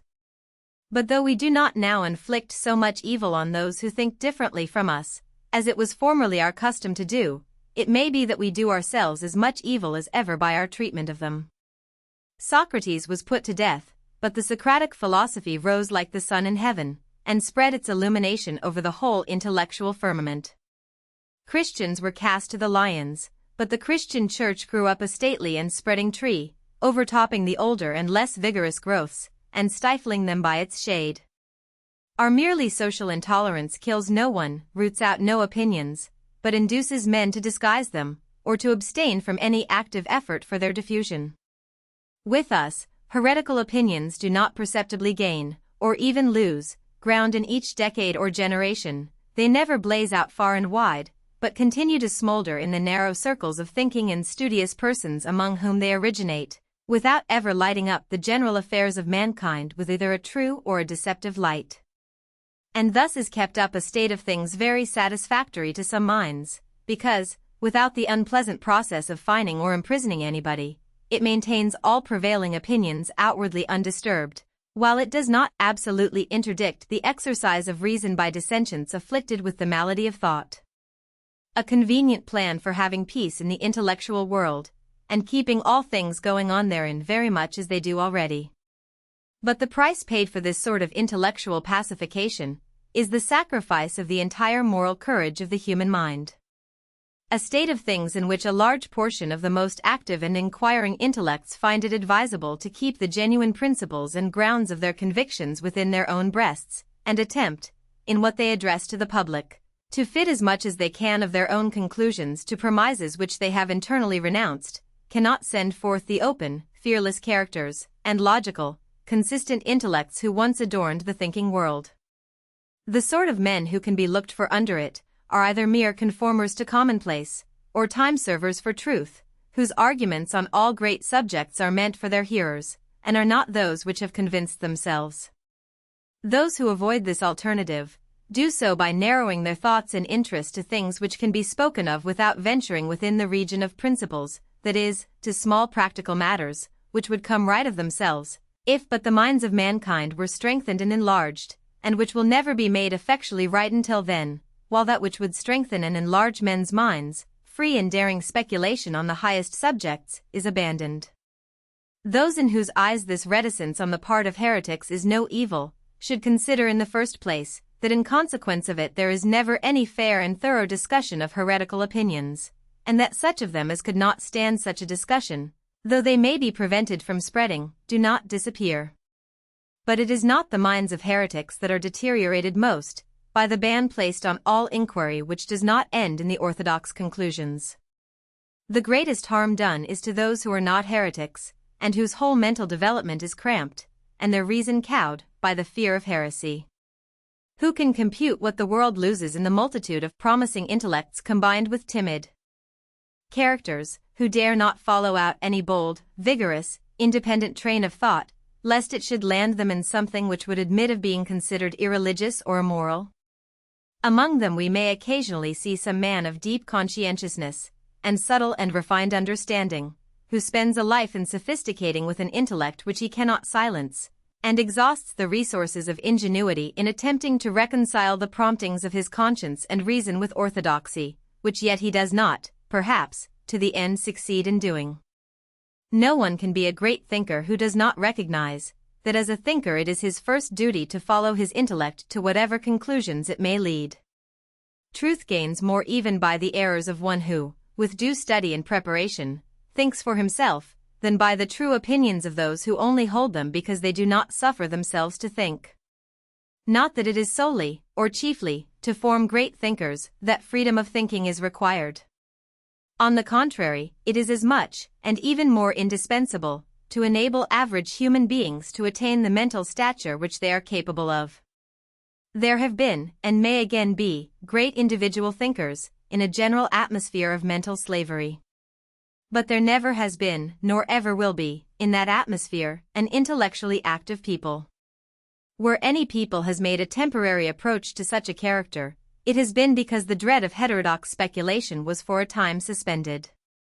Where there is a tacit convention that principles are not to be disputed, where the discussion of the greatest questions which can occupy humanity is considered to be closed, we cannot hope to find that generally high scale of mental activity which has made some periods of history so remarkable.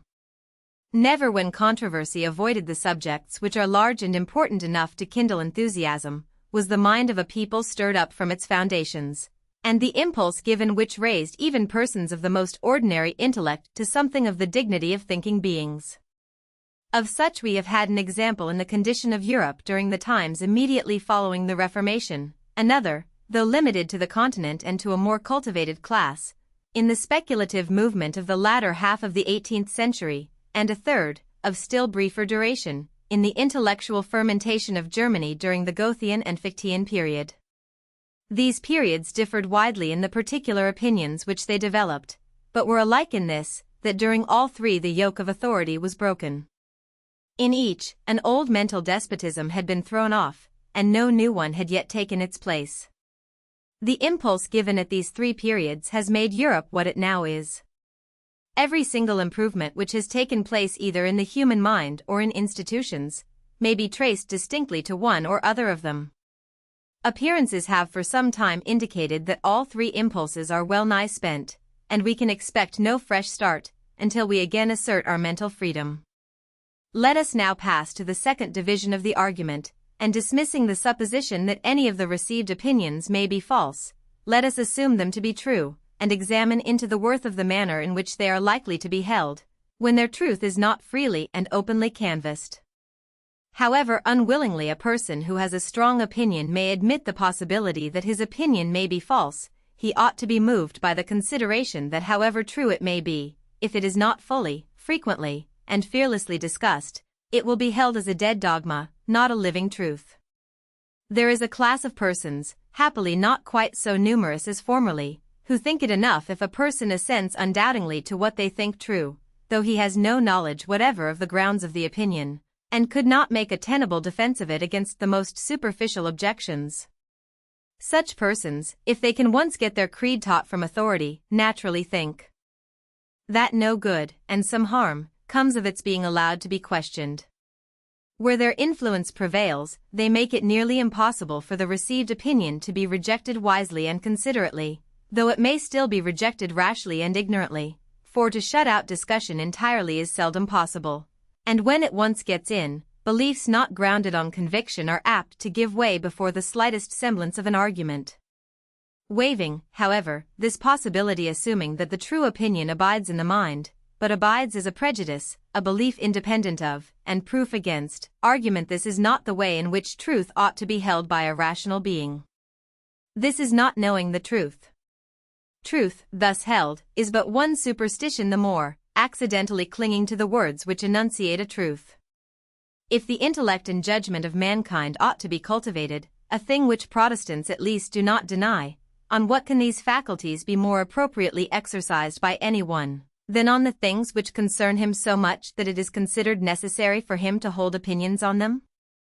If the cultivation of the understanding consists in one thing more than in another, it is surely in learning the grounds of one's own opinions. Whatever people believe, on subjects on which it is of the first importance to believe rightly, they ought to be able to defend against at least the common objections. But, someone may say, let them be _taught the grounds of their opinions. It does not follow that opinions must be merely parroted because they are never heard controverted. Persons who learn geometry do not simply commit the theorems to memory, but understand and learn likewise the demonstrations, and it would be absurd to say that they remain ignorant of the grounds of geometrical truths, because they never hear anyone deny, and attempt to disprove them. Undoubtedly, and such teaching suffices on a subject like mathematics, where there is nothing at all to be said on the wrong side of the question. The peculiarity of the evidence of mathematical truths is that all the argument is on one side. There are no objections, and no answers to objections. But on every subject on which difference of opinion is possible, the truth depends on a balance to be struck between two sets of conflicting reasons. Even in natural philosophy, there is always some other explanation possible of the same facts, some geocentric theory instead of heliocentric, some phlogiston instead of oxygen, and it has to be shown why that other theory cannot be the true one. And until this is shown, and until we know how it is shown, we do not understand the grounds of our opinion. But when we turn to subjects infinitely more complicated, to morals, religion, politics, social relations, and the business of life, 3/4 of the arguments for every disputed opinion consist in dispelling the appearances which favor some opinion different from it. The greatest orator, save one, of antiquity, has left it on record that he always studied his adversary's case with as great, if not with still greater, intensity than even his own. What Cicero practiced as the means of forensic success, requires to be imitated by all who study any subject in order to arrive at the truth. He who knows only his own side of the case, knows little of that. His reasons may be good, and no one may have been able to refute them. But if he is equally unable to refute the reasons on the opposite side, if he does not so much as know what they are, he has no ground for preferring either opinion. The rational position for him would be suspension of judgment, and unless he contents himself with that, he is either led by authority, or adopts, like the generality of the world, the side to which he feels most inclination. Nor is it enough that he should hear the arguments of adversaries from his own teachers, presented as they state them, and accompanied by what they offer as refutations.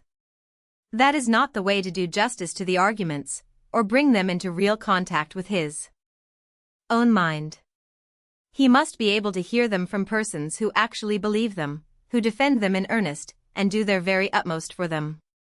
He must know them in their most plausible and persuasive form. He must feel the whole force of the difficulty which the true view of the subject has to encounter and dispose of, else he will never really possess himself of the portion of truth which meets and removes that difficulty.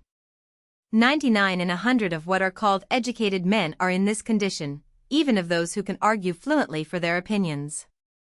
Their conclusion may be true, but it might be false for anything they know. They have never thrown themselves into the mental position of those who think differently from them, and considered what such persons may have to say, and consequently they do not, in any proper sense of the word, know the doctrine which they themselves profess. They do not know those parts of it which explain and justify the remainder, the considerations which show that a fact which seemingly conflicts with another is reconcilable with it, or that, of two apparently strong reasons, one and not the other ought to be preferred. All that part of the truth which turns the scale, and decides the judgment of a completely informed mind, they are strangers to, nor is it ever really known, but to those who have attended equally and impartially to both sides, and endeavored to see the reasons of both in the strongest light. So essential is this discipline to a real understanding of moral and human subjects, that if opponents of all important truths do not exist, it is indispensable to imagine them, and supply them with the strongest arguments which the most skillful devil's advocate can conjure up. To abate the force of these considerations, an enemy of free discussion may be supposed to say that there is no necessity for mankind in general to know and understand all that can be said against or for their opinions by philosophers and theologians. That it is not needful for common men to be able to expose all the misstatements or fallacies of an ingenious opponent. That it is enough if there is always somebody capable of answering them, so that nothing likely to mislead uninstructed persons remains unrefuted. That simple minds, having been taught the obvious grounds of the truths inculcated on them, may trust to authority for the rest, and being aware that they have neither knowledge nor talent to resolve every difficulty which can be raised, may repose in the assurance that all those which have been raised have been or can be answered, by those who are specially trained to the task. Conceding to this view of the subject the utmost that can be claimed for it by those most easily satisfied with the amount of understanding of truth which ought to accompany the belief of it, even so, the argument for free discussion is no way weakened. For even this doctrine acknowledges that mankind ought to have a rational assurance that all objections have been satisfactorily answered, and how are they to be answered if that which requires to be answered is not spoken? Or how can the answer be known to be satisfactory, if the objectors have no opportunity of showing that it is unsatisfactory? If not the public, at least the philosophers and theologians who are to resolve the difficulties, must make themselves familiar with those difficulties in their most puzzling form, and this cannot be accomplished unless they are freely stated, and placed in the most advantageous light which they admit of. The Catholic Church has its own way of dealing with this embarrassing problem. It makes a broad separation between those who can be permitted to receive its doctrines on conviction, and those who must accept them on trust. Neither, indeed, are allowed any choice as to what they will accept, but the clergy, such at least as can be fully confided in, may admissibly and meritoriously make themselves acquainted with the arguments of opponents, in order to answer them, and may, therefore, read heretical books, the laity, not unless by special permission, hard to be obtained. This discipline recognizes a knowledge of the enemy's case as beneficial to the teachers, but finds means, consistent with this, of denying it to the rest of the world, thus giving to the elite more mental culture, though not more mental freedom, than it allows to the mass. By this device it succeeds in obtaining the kind of mental superiority which its purposes require, for though culture without freedom never made a large and liberal mind, it can make a clever nisi prius advocate of a cause. But in countries professing Protestantism, this resource is denied, since Protestants hold, at least in theory, that the responsibility for the choice of a religion must be borne by each for himself, and cannot be thrown off upon teachers. Besides, in the present state of the world, it is practically impossible that writings which are read by the instructed can be kept from the uninstructed. If the teachers of mankind are to be cognizant of all that they ought to know, everything must be free to be written and published without restraint. If, however, the mischievous operation of the absence of free discussion, when the received opinions are true, were confined to leaving men ignorant of the grounds of those opinions, it might be thought that this, if an intellectual, is no moral evil, and does not affect the worth of the opinions, regarded in their influence on the character. The fact, however, is, that not only the grounds of the opinion are forgotten in the absence of discussion, but too often the meaning of the opinion itself. The words which convey it, cease to suggest ideas, or suggest only a small portion of those they were originally employed to communicate. Instead of a vivid conception and a living belief, there remain only a few phrases retained by rote, or, if any part, the shell and husk only of the meaning is retained, the finer essence being lost. The great chapter in human history which this fact occupies and fills, cannot be too earnestly studied and meditated on. It is illustrated in the experience of almost all ethical doctrines and religious creeds. They are all full of meaning and vitality to those who originate them, and to the direct disciples of the originators. Their meaning continues to be felt in undiminished strength, and is perhaps brought out into even fuller consciousness, so long as the struggle lasts to give the doctrine or creed an ascendancy over other creeds. At last it either prevails, and becomes the general opinion, or its progress stops. It keeps possession of the ground it has gained, but ceases to spread further. When either of these results has become apparent, controversy on the subject flags, and gradually dies away. The doctrine has taken its place, if not as a received opinion, as one of the admitted sects or divisions of opinion. Those who hold it have generally inherited, not adopted it, and conversion from one of these doctrines to another, being now an exceptional fact, occupies little place in the thoughts of their professors. Instead of being, as at first, constantly on the alert either to defend themselves against the world, or to bring the world over to them, they have subsided into acquiescence, and neither listen, when they can help it, to arguments against their creed, nor trouble dissensions, if there be such, with arguments in its favor. From this time may usually be dated the decline in the living power of the doctrine. We often hear the teachers of all creeds lamenting the difficulty of keeping up in the minds of believers a lively apprehension of the truth which they nominally recognize, so that it may penetrate the feelings, and acquire a real mastery over the conduct. No such difficulty is complained of while the creed is still fighting for its existence. Even the weaker combatants then know and feel what they are fighting for, and the difference between it and other doctrines, and in that period of every creed's existence, not a few persons may be found, who have realized its fundamental principles in all the forms of thought, have weighed and considered them in all their important bearings, and have experienced the full effect on the character, which belief in that creed ought to produce in a mind thoroughly imbued with it.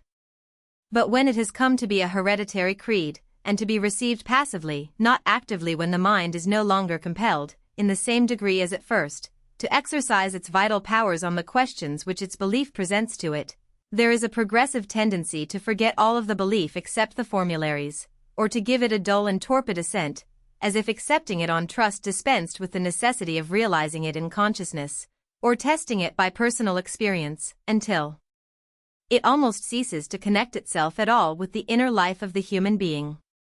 Then are seen the cases, so frequent in this age of the world as almost to form the majority, in which the creed remains as it were outside the mind, encrusting and petrifying it against all other influences addressed to the higher parts of our nature, manifesting its power by not suffering any fresh and living conviction to get in, but itself doing nothing for the mind or heart, except standing sentinel over them to keep them vacant. To what an extent doctrines intrinsically fitted to make the deepest impression upon the mind may remain in it as dead beliefs, without being ever realized in the imagination, the feelings, or the understanding, is exemplified by the manner in which the majority of believers hold the doctrines of Christianity. By Christianity I here mean what is accounted such by all churches and sects, the maxims and precepts contained in the New Testament. These are considered sacred, and accepted as laws, by all professing Christians. Yet it is scarcely too much to say that not one Christian in 1,000 guides or tests his individual conduct by reference to those laws. The standard to which he does refer it is the custom of his nation, his class, or his religious profession. He has thus, on the one hand, a collection of ethical maxims, which he believes to have been vouchsafed to him by infallible wisdom as rules for his government, and on the other, a set of everyday judgments and practices, which go a certain length with some of those maxims, not so great a length with others, stand in direct opposition to some, and are, on the whole, a compromise between the Christian creed and the interests and suggestions of worldly life. To the first of these standards he gives his homage, to the other his real allegiance.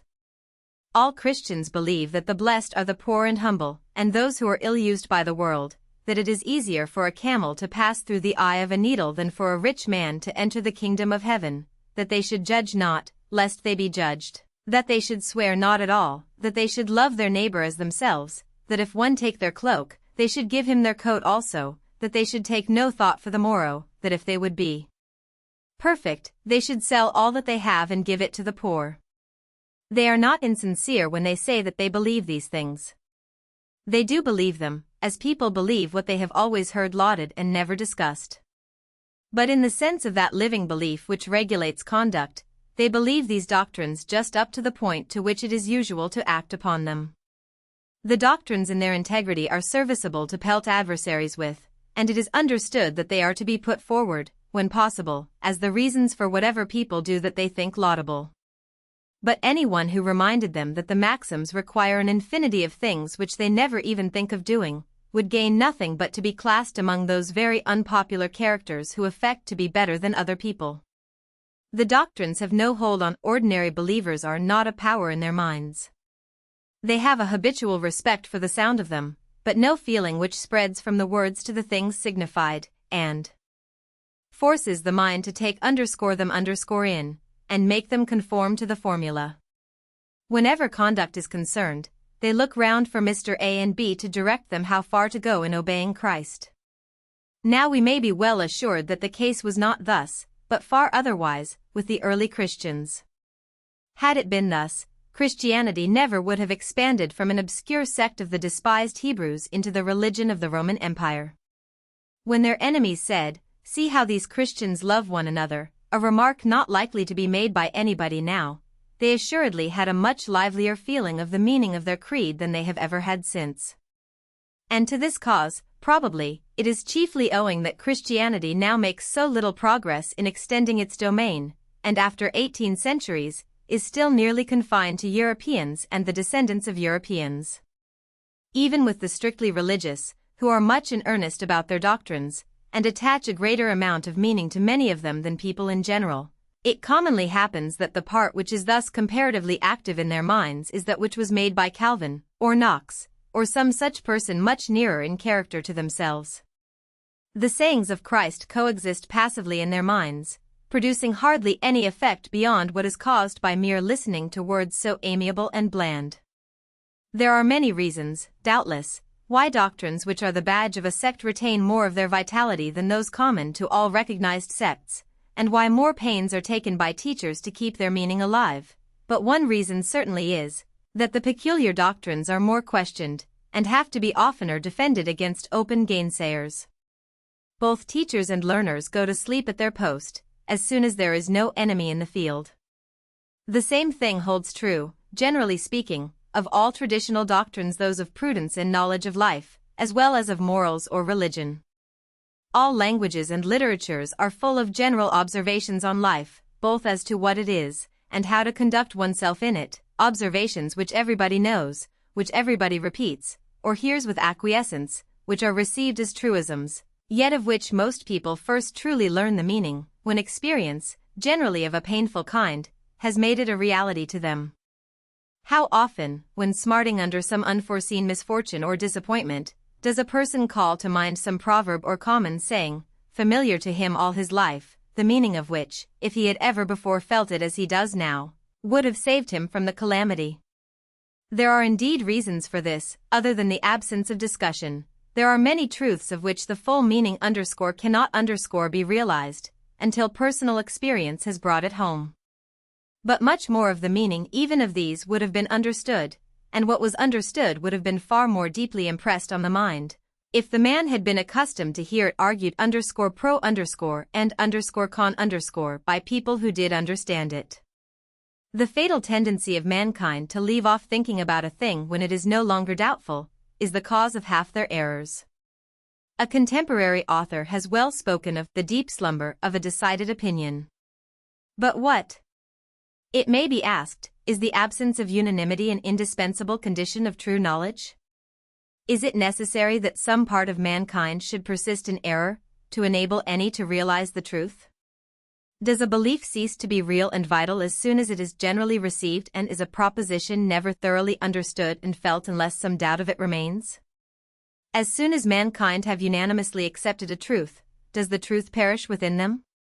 The highest aim and best result of improved intelligence, it has hitherto been thought, is to unite mankind more and more in the acknowledgement of all important truths. And does the intelligence only last as long as it has not achieved its object? Do the fruits of conquest perish by the very completeness of the victory? I affirm no such thing. As mankind improve, the number of doctrines which are no longer disputed or doubted will be constantly on the increase, and the well-being of mankind may almost be measured by the number and gravity of the truths which have reached the point of being uncontested. The cessation, on one question after another, of serious controversy, is one of the necessary incidents of the consolidation of opinion. A consolidation is salutary in the case of true opinions, as it is dangerous and noxious when the opinions are erroneous. But though this gradual narrowing of the bounds of diversity of opinion is necessary in both senses of the term, being at once inevitable and indispensable, we are not therefore obliged to conclude that all its consequences must be beneficial. The loss of so important an aid to the intelligent and living apprehension of a truth, as is afforded by the necessity of explaining it to, or defending it against, opponents, though not sufficient to outweigh, is no trifling drawback from the benefit of its universal recognition. Where this advantage can no longer be had, I confess I should like to see the teachers of mankind endeavoring to provide a substitute for it, some contrivance for making the difficulties of the question as present to the learner's consciousness, as if they were pressed upon him by a dissentient champion, eager for his conversion. But instead of seeking contrivances for this purpose, they have lost those they formerly had. The Socratic dialectics, so magnificently exemplified in the dialogues of Plato, were a contrivance of this description. They were essentially a negative discussion of the great questions of philosophy and life, directed with consummate skill to the purpose of convincing anyone who had merely adopted the commonplaces of received opinion, that he did not understand the subject, that he as yet attached no definite meaning to the doctrines he professed, in order that, becoming aware of his ignorance, he might be put in the way to attain a stable belief, resting on a clear apprehension both of the meaning of doctrines and of their evidence. The school disputations of the Middle Ages had a somewhat similar object. They were intended to make sure that the pupil understood his own opinion, and, by necessary correlation, the opinion opposed to it, and could enforce the grounds of the one and confute those of the other.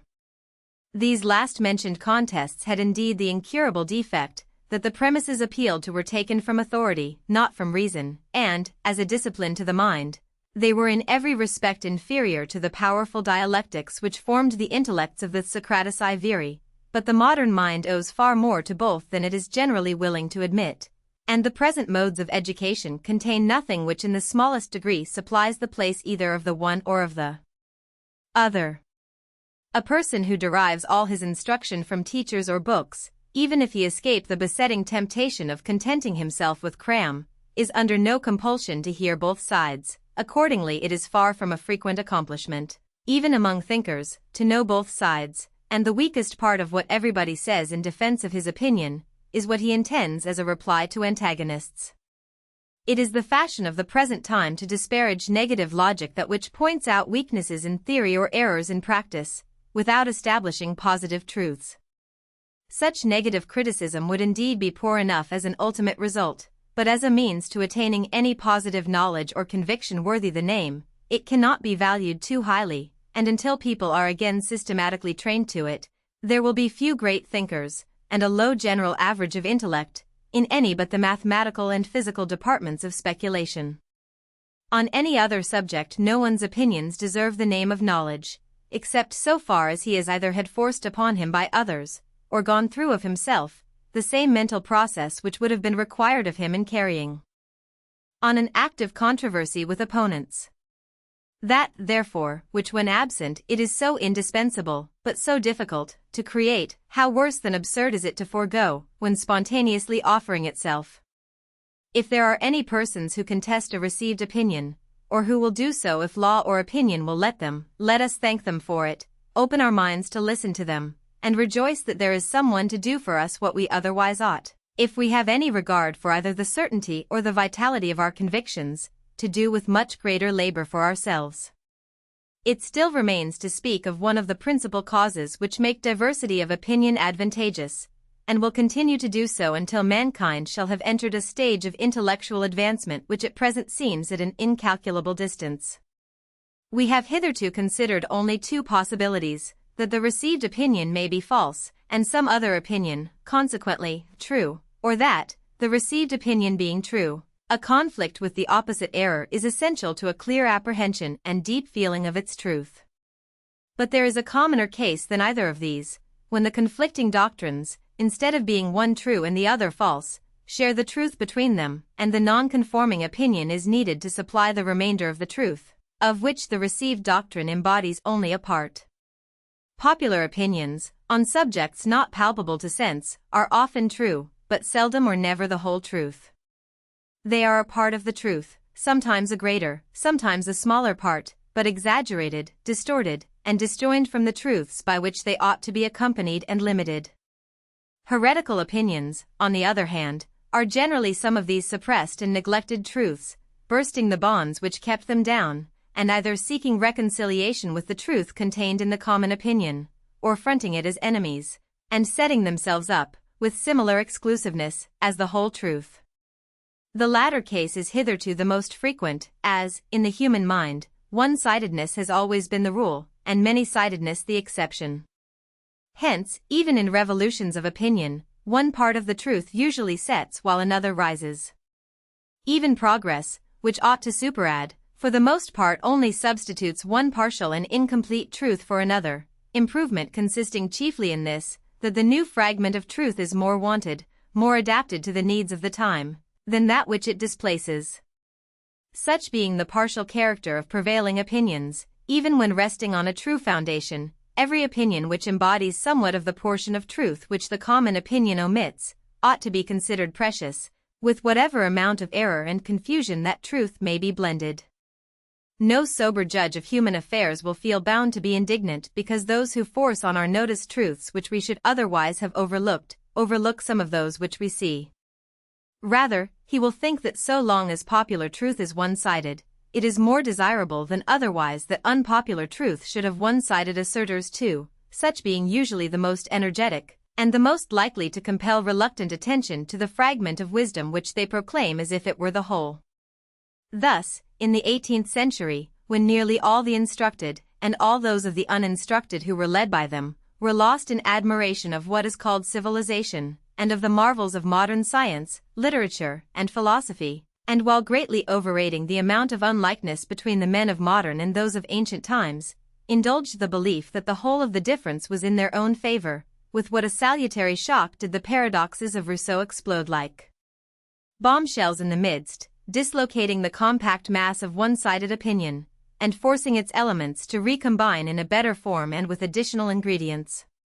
Not that the current opinions were on the whole farther from the truth than Rousseau's were, on the contrary, they were nearer to it, they contained more of positive truth, and very much less of error. Nevertheless there lay in Rousseau's doctrine, and has floated down the stream of opinion along with it, a considerable amount of exactly those truths which the popular opinion wanted, and these are the deposit which was left behind when the flood subsided. The superior worth of simplicity of life, the enervating and demoralizing effect of the trammels and hypocrisies of artificial society, are ideas which have never been entirely absent from cultivated minds since Rousseau wrote, and they will in time produce their due effect, though at present needing to be asserted as much as ever, and to be asserted by deeds, for words, on this subject, have nearly exhausted their power. In politics, again, it is almost a commonplace that a party of order or stability, and a party of progress or reform, are both necessary elements of a healthy state of political life, until the one or the other shall have so enlarged its mental grasp as to be a party equally of order and of progress, knowing and distinguishing what is fit to be preserved from what ought to be swept away.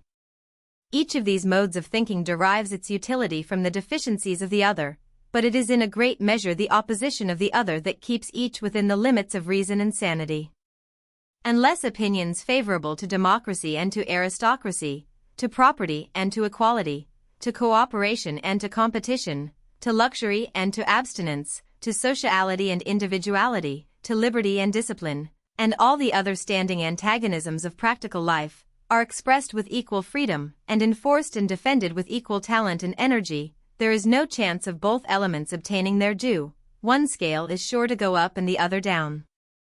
Truth, in the great practical concerns of life, is so much a question of the reconciling and combining of opposites, that very few have minds sufficiently capacious and impartial to make the adjustment with an approach to correctness, and it has to be made by the rough process of a struggle between combatants fighting under hostile banners. On any of the great open questions just enumerated, if either of the two opinions has a better claim than the other, not merely to be tolerated, but to be encouraged and countenanced, it is the one which happens at the particular time and place to be in a minority. That is the opinion which, for the time being, represents the neglected interests, the side of human well-being which is in danger of obtaining less than its share. I am aware that there is not, in this country, any intolerance of differences of opinion on most of these topics. They are adduced to show, by admitted and multiplied examples, the universality of the fact that only through diversity of opinion is there, in the existing state of human intellect, a chance of fair play to all sides of the truth. When there are persons to be found, who form an exception to the apparent unanimity of the world on any subject, even if the world is in the right, it is always probable that dissentients have something worth hearing to say for themselves, and that truth would lose something by their silence. It may be objected, but some received principles, especially on the highest and most vital subjects, are more than half-truths. The Christian morality, for instance, is the whole truth on that subject, and if anyone teaches a morality which varies from it, he is wholly in error. As this is of all cases the most important in practice, none can be fitter to test the general maxim. But before pronouncing what Christian morality is or is not, it would be desirable to decide what is meant by Christian morality. If it means the morality of the New Testament, I wonder that anyone who derives his knowledge of this from the book itself can suppose that it was announced, or intended, as a complete doctrine of morals.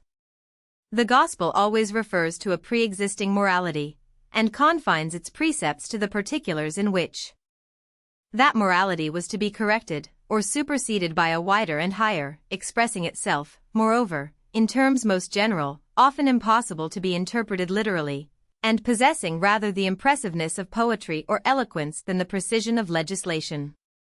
To extract from it a body of ethical doctrine has ever been possible without eking it out from the Old Testament, that is, from a system elaborate indeed, but in many respects barbarous, and intended only for a barbarous people. St. Paul, a declared enemy to this Judaical mode of interpreting the doctrine and filling up the scheme of his master, equally assumes a pre-existing morality, namely, that of the Greeks and Romans, and his advice to Christians is in a great measure a system of accommodation to that, even to the extent of giving an apparent sanction to slavery. What is called Christian, but should rather be termed theological, morality, was not the work of Christ or the apostles, but is of much later origin, having been gradually built up by the Catholic Church of the first 5 centuries, and though not implicitly adopted by moderns and Protestants, has been much less modified by them than might have been expected. For the most part, indeed, they have contented themselves with cutting off the additions which had been made to it in the Middle Ages, each sect supplying the place by fresh additions, adapted to its own character and tendencies. That mankind owe a great debt to this morality, and to its early teachers, I should be the last person to deny, but I do not scruple to say of it that it is, in many important points, incomplete and one-sided, and that unless ideas and feelings, not sanctioned by it, had contributed to the formation of European life and character, human affairs would have been in a worse condition than they now are. Christian morality, so called, has all the characters of a reaction. It is, in great part, a protest against paganism. Its ideal is negative rather than positive, passive rather than active, innocence rather than nobleness, abstinence from evil rather than energetic pursuit of good. In its precepts, as has been well said, thou shalt not predominates unduly over thou shalt. In its horror of sensuality, it made an idol of asceticism, which has been gradually compromised away into one of legality. It holds out the hope of heaven and the threat of hell, as the appointed and appropriate motives to a virtuous life, in this falling far below the best of the ancients, and doing what lies in it to give to human morality an essentially selfish character, by disconnecting each man's feelings of duty from the interests of his fellow creatures, except so far as a self-interested inducement is offered to him for consulting them. It is essentially a doctrine of passive obedience. It inculcates submission to all authorities found established, who indeed are not to be actively obeyed when they command what religion forbids, but who are not to be resisted, far less rebelled against, for any amount of wrong to ourselves. And while, in the morality of the best pagan nations, duty to the state holds even a disproportionate place, infringing on the just liberty of the individual, in purely Christian ethics, that grand department of duty is scarcely noticed or acknowledged. It is in the Quran, not the New Testament, that we read the maxim, a ruler who appoints any man to an office, when there is in his dominions another man better qualified for it, sins against God and against the state. What little recognition the idea of obligation to the public obtains in modern morality is derived from Greek and Roman sources, not from Christian, as, even in the morality of private life, whatever exists of magnanimity, high-mindedness, personal dignity, even the sense of honor, is derived from the purely human, not the religious part of our education, and never could have grown out of a standard of ethics in which the only worth, professedly recognized, is that of obedience. I am as far as anyone from pretending that these defects are necessarily inherent in the Christian ethics, in every manner in which it can be conceived, or that the many requisites of a complete moral doctrine which it does not contain, do not admit of being reconciled with it. Far less would I insinuate this of the doctrines and precepts of Christ himself. I believe that the sayings of Christ are all that I can see any evidence of their having been intended to be, that they are irreconcilable with nothing which a comprehensive morality requires, that everything which is excellent in ethics may be brought within them, with no greater violence to their language than has been done to it by all who have attempted to deduce from them any practical system of conduct whatever. But it is quite consistent with this, to believe that they contain, and were meant to contain, only a part of the truth, that many essential elements of the highest morality are among the things which are not provided for, nor intended to be provided for, in the recorded deliverances of the founder of Christianity, and which have been entirely thrown aside in the system of ethics erected on the basis of those deliverances by the Christian Church.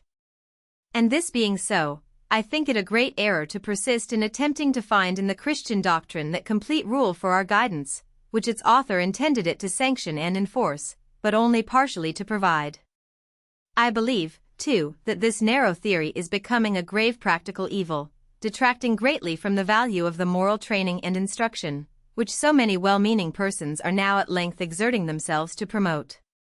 I much fear that by attempting to form the mind and feelings on an exclusively religious type, and discarding those secular standards, as for want of a better name they may be called, which heretofore coexisted with and supplemented the Christian ethics, receiving some of its spirit and infusing into it some of theirs, there will result, and is even now resulting, a low, abject, servile type of character, which, submit itself as it may to what it deems the supreme will, is incapable of rising to or sympathizing in the conception of supreme goodness. I believe that other ethics than any which can be evolved from exclusively Christian sources must exist side by side with Christian ethics to produce the moral regeneration of mankind, and that the Christian system is no exception to the rule, that in an imperfect state of the human mind, the interests of truth require a diversity of opinions.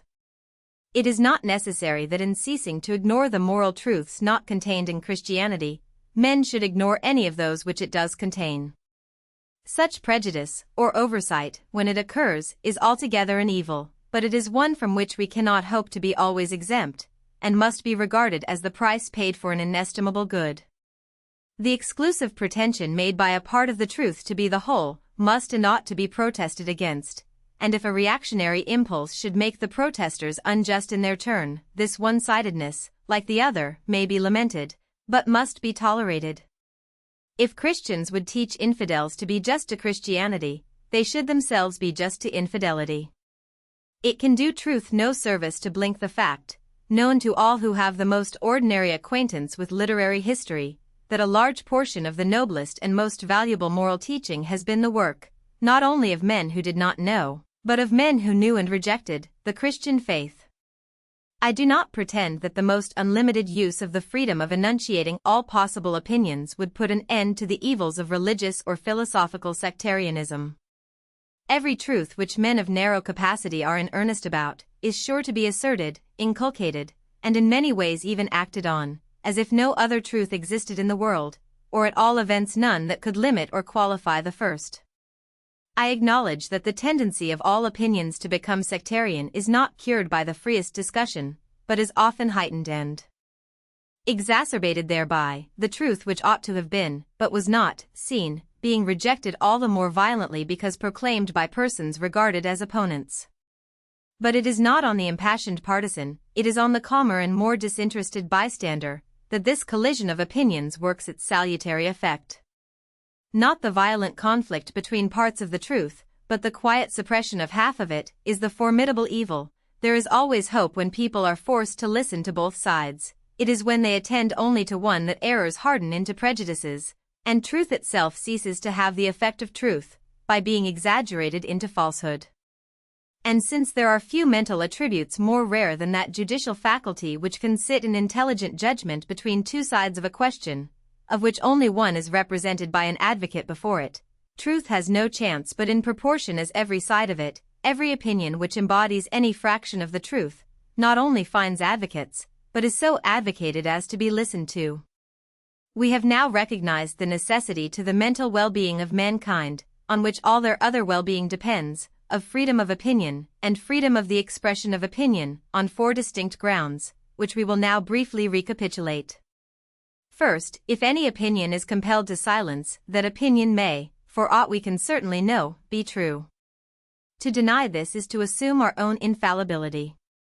Secondly, though the silenced opinion be an error, it may, and very commonly does, contain a portion of truth, and since the general or prevailing opinion on any subject is rarely or never the whole truth, it is only by the collision of adverse opinions that the remainder of the truth has any chance of being supplied. Thirdly, even if the received opinion be not only true, but the whole truth, unless it is suffered to be, and actually is, vigorously and earnestly contested, it will, by most of those who receive it, be held in the manner of a prejudice, with little comprehension or feeling of its rational grounds. And not only this, but, fourthly, the meaning of the doctrine itself will be in danger of being lost, or enfeebled, and deprived of its vital effect on the character and conduct, the dogma becoming a mere formal profession, inefficacious for good, but cumbering the ground, and preventing the growth of any real and heartfelt conviction, from reason or personal experience. Before quitting the subject of freedom of opinion, it is fit to take some notice of those who say that the free expression of all opinions should be permitted, on condition that the manner be temperate, and do not pass the bounds of fair discussion.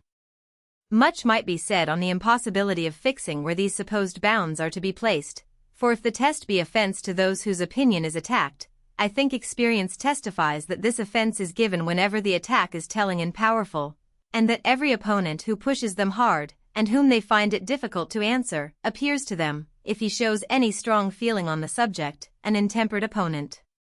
But this, though an important consideration in a practical point of view, merges in a more fundamental objection. Undoubtedly the manner of asserting an opinion, even though it be a true one, may be very objectionable, and may justly incur severe censure. But the principal offenses of the kind are such as it is mostly impossible, unless by accidental self-betrayal, to bring home to conviction. The gravest of them is, to argue sophistically, to suppress facts or arguments, to misstate the elements of the case, or misrepresent the opposite opinion.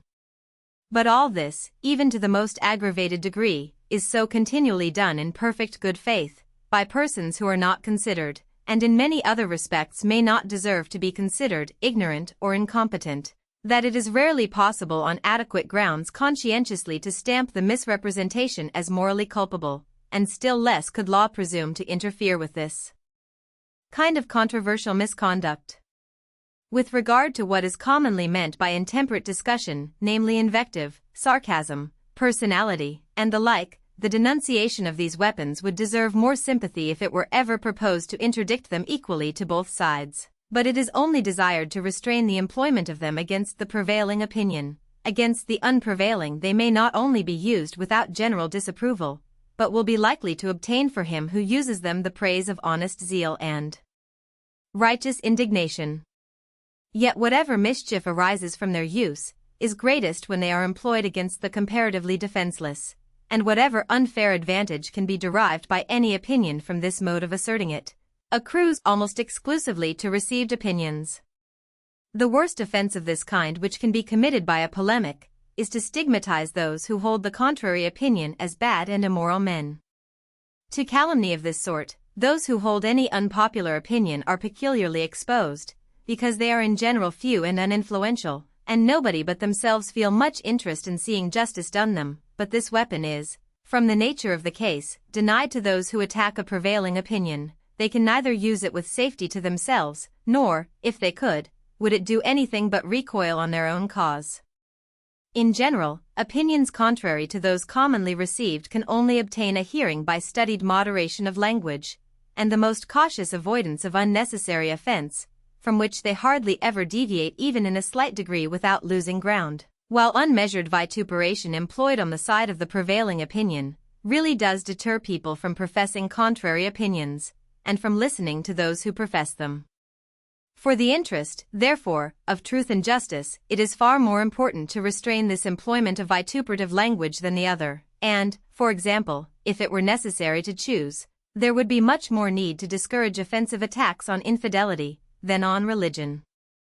It is, however, obvious that law and authority have no business with restraining either, while opinion ought, in every instance, to determine its verdict by the circumstances of the individual case, condemning every one, on whichever side of the argument he places himself, in whose mode of advocacy either want of candor, or malignity, bigotry, or intolerance of feeling manifest themselves, but not inferring these vices from the side which a person takes, though it be the contrary side of the question to our own, and giving merited honor to every one, whatever opinion he may hold, who has calmness to see and honesty to state what his opponents and their opinions really are, exaggerating nothing to their discredit, keeping nothing back which tells, or can be supposed to tell, in their favor.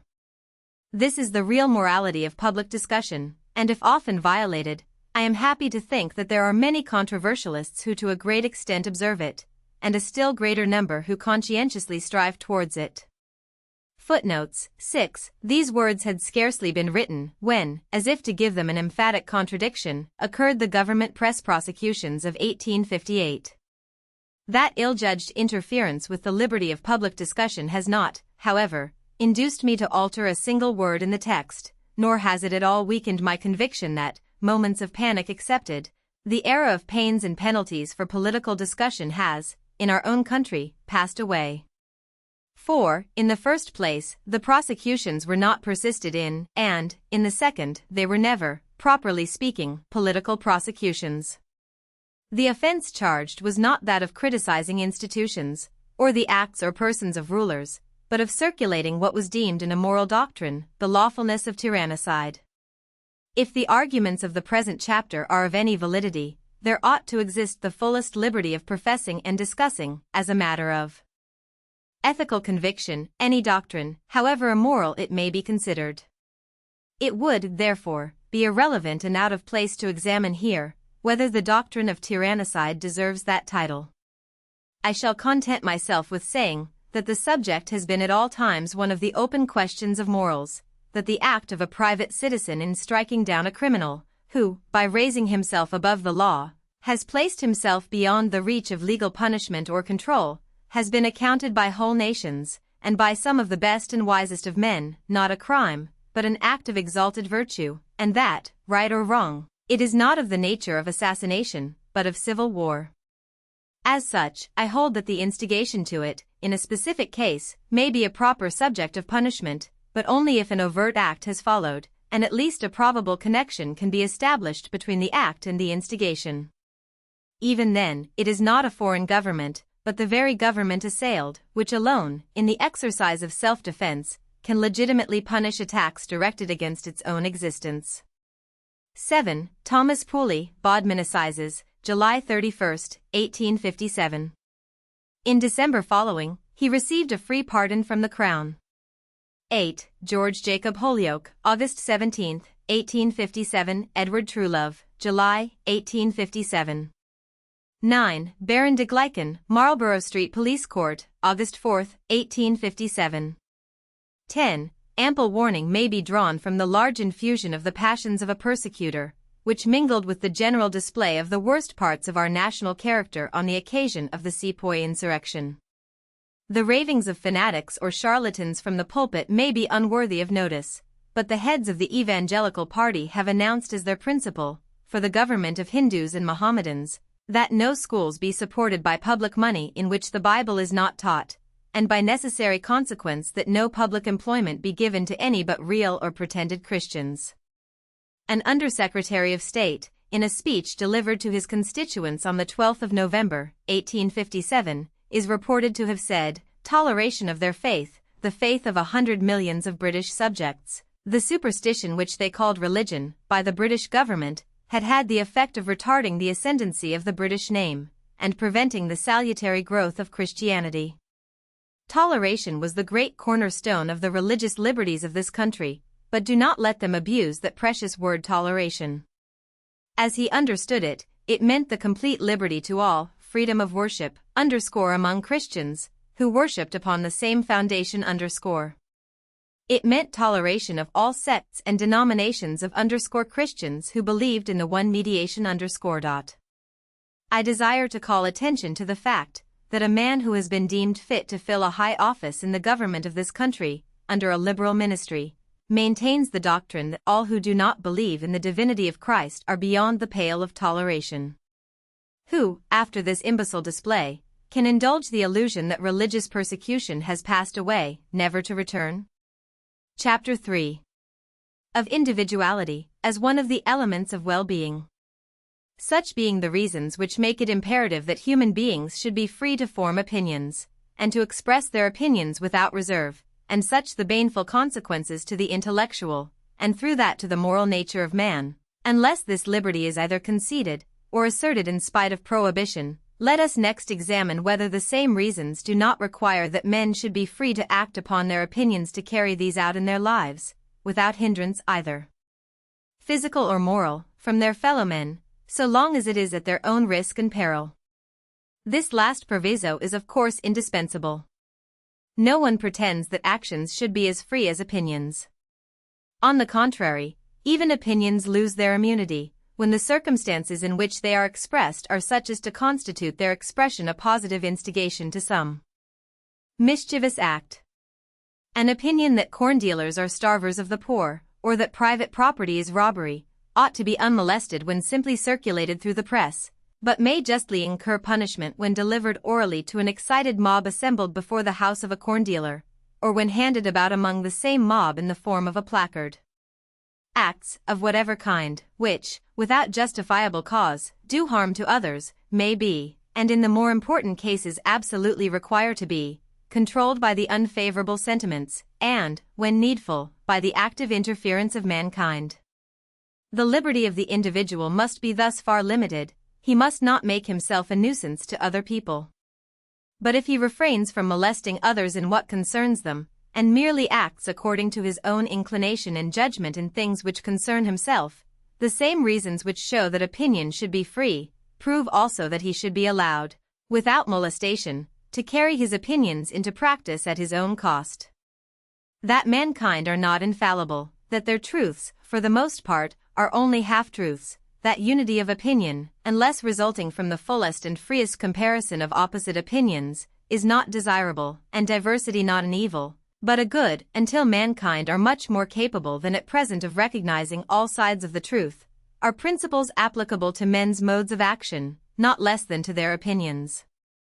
As it is useful that while mankind are imperfect there should be different opinions, so is it that there should be different experiments of living, that free scope should be given to varieties of character, short of injury to others, and that the worth of different modes of life should be proved practically, when any one thinks fit to try them. It is desirable, in short, that in things which do not primarily concern others, individuality should assert itself. Where, not the person's own character, but the traditions or customs of other people are the rule of conduct, there is wanting one of the principal ingredients of human happiness, and quite the chief ingredient of individual and social progress. In maintaining this principle, the greatest difficulty to be encountered does not lie in the appreciation of means towards an acknowledged end, but in the indifference of persons in general to the end itself. If it were felt that the free development of individuality is one of the leading essentials of well-being, that it is not only a coordinate element with all that is designated by the terms civilization, instruction, education, culture, but is itself a necessary part and condition of all those things, there would be no danger that liberty should be undervalued, and the adjustment of the boundaries between it and social control would present no extraordinary difficulty. But the evil is that individual spontaneity is hardly recognized by the common modes of thinking, as having any intrinsic worth, or deserving any regard on its own account. The majority, being satisfied with the ways of mankind as they now are, for it is they who make them what they are, cannot comprehend why those ways should not be good enough for everybody, and what is more, spontaneity forms no part of the ideal of the majority of moral and social reformers, but is rather looked on with jealousy, as a troublesome and perhaps rebellious obstruction to the general acceptance of what these reformers, in their own judgment, think would be best for mankind.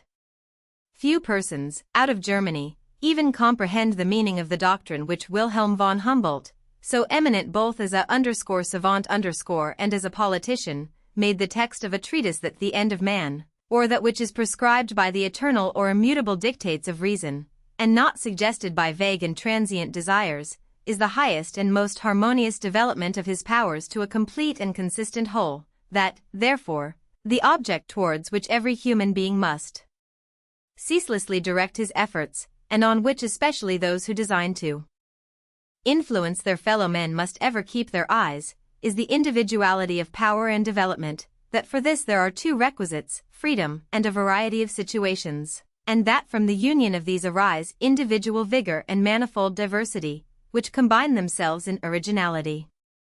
11. Little, however, as people are accustomed to a doctrine like that of von Humboldt, and surprising as it may be to them to find so high a value attached to individuality, the question, one must nevertheless think, can only be one of degree. No one's idea of excellence in conduct is that people should do absolutely nothing but copy one another. No one would assert that people ought not to put into their mode of life, and into the conduct of their concerns, any impress whatever of their own judgment, or of their own individual character. On the other hand, it would be absurd to pretend that people ought to live as if nothing whatever had been known in the world before they came into it, as if experience had as yet done nothing towards showing that one mode of existence, or of conduct, is preferable to another. Nobody denies that people should be so taught and trained in youth, as to know and benefit by the ascertained results of human experience. But it is the privilege and proper condition of a human being, arrived at the maturity of his faculties, to use and interpret experience in his own way. It is for him to find out what part of recorded experience is properly applicable to his own circumstances and character.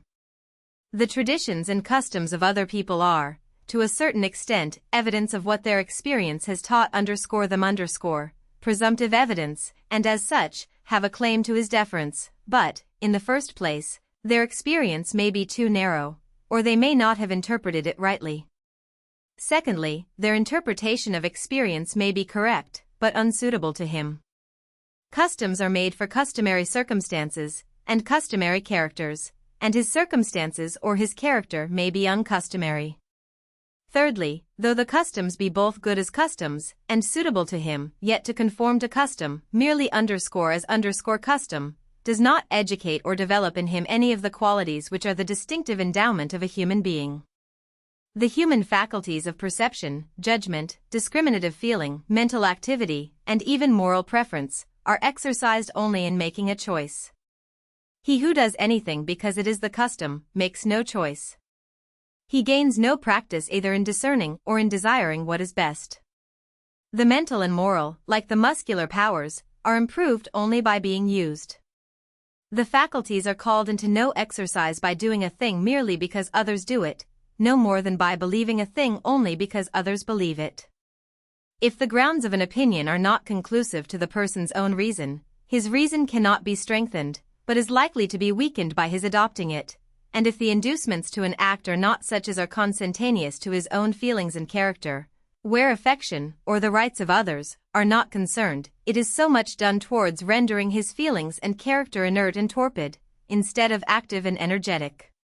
He who lets the world, or his own portion of it, choose his plan of life for him, has no need of any other faculty than the ape-like one of imitation. He who chooses his plan for himself, employs all his faculties.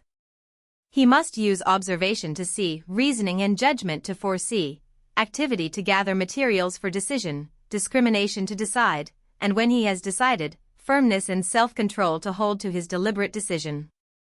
And these qualities he requires and exercises exactly in proportion as the part of his conduct which he determines according to his own judgment and feelings is a large one. It is possible that he might be guided in some good path, and kept out of harm's way, without any of these things. But what will be his comparative worth as a human being? It really is of importance, not only what men do, but also what manner of men they are that do it. Among the works of man, which human life is rightly employed in perfecting and beautifying, the first in importance surely is man himself. Supposing it were possible to get houses built, corn grown, battles fought, causes tried, and even churches erected and prayers said, by machinery by automatons in human form, it would be a considerable loss to exchange for these automatons even the men and women who at present inhabit the more civilized parts of the world, and who assuredly are but starved specimens of what nature can and will produce. Human nature is not a machine to be built after a model, and set to do exactly the work prescribed for it, but a tree, which requires to grow and develop itself on all sides, according to the tendency of the inward forces which make it a living thing.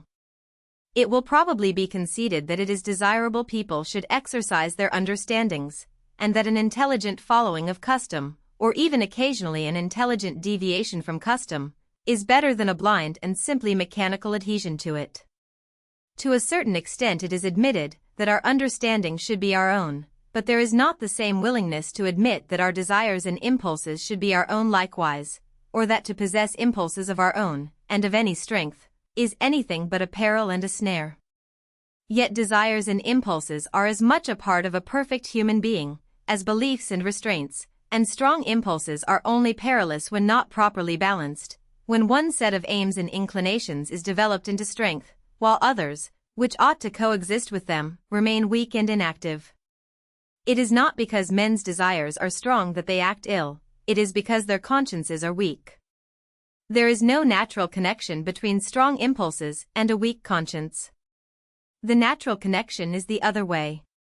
To say that one person's desires and feelings are stronger and more various than those of another is merely to say that he has more of the raw material of human nature, and is therefore capable, perhaps of more evil, but certainly of more good. Strong impulses are but another name for energy.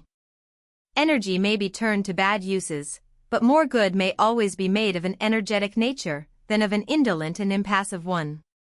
Those who have most natural feeling are always those whose cultivated feelings may be made the strongest. The same strong susceptibilities which make the personal impulses vivid and powerful are also the source from whence are generated the most passionate love of virtue and the sternest self-control. It is through the cultivation of these that society both does its duty and protects its interests, not by rejecting the stuff of which heroes are made, because it knows not how to make them. A person whose desires and impulses are his own are the expression of his own nature, as it has been developed and modified by his own culture is said to have a character. One whose desires and impulses are not his own has no character, no more than a steam engine has a character. If, in addition to being his own, his impulses are strong, and are under the government of a strong will, he has an energetic character. Whoever thinks that individuality of desires and impulses should not be encouraged to unfold itself, must maintain that society has no need of strong natures is not the better for containing many persons who have much character and that a high general average of energy is not desirable. In some early states of society, these forces might be, and were, too much ahead of the power which society then possessed of disciplining and controlling them. There has been a time when the element of spontaneity and individuality was in excess, and the social principle had a hard struggle with it. The difficulty then was, to induce men of strong bodies or minds to pay obedience to any rules which required them to control their impulses. To overcome this difficulty, law and discipline, like the popes struggling against the emperors, asserted a power over the whole man, claiming to control all his life in order to control his character which society had not found any other sufficient means of binding. But society has now fairly got the better of individuality, and the danger which threatens human nature is not the excess, but the deficiency, of personal impulses and preferences. Things are vastly changed, since the passions of those who were strong by station or by personal endowment were in a state of habitual rebellion against laws and ordinances, and required to be rigorously chained up to enable the persons within their reach to enjoy any particle of security. In our times, from the highest class of society down to the lowest, every one lives as under the eye of a hostile and dreaded censorship. Not only in what concerns others, but in what concerns only themselves, the individual, or the family, do not ask themselves what do I prefer? Or, what would suit my character and disposition? Or, what would allow the best and highest in me to have fair play, and enable it to grow and thrive? They ask themselves, what is suitable to my position? What is usually done by persons of my station and pecuniary circumstances? Or, worse still, what is usually done by persons of a station and circumstances superior to mine? I do not mean that they choose what is customary, in preference to what suits their own inclination. It does not occur to them to have any inclination, except for what is customary.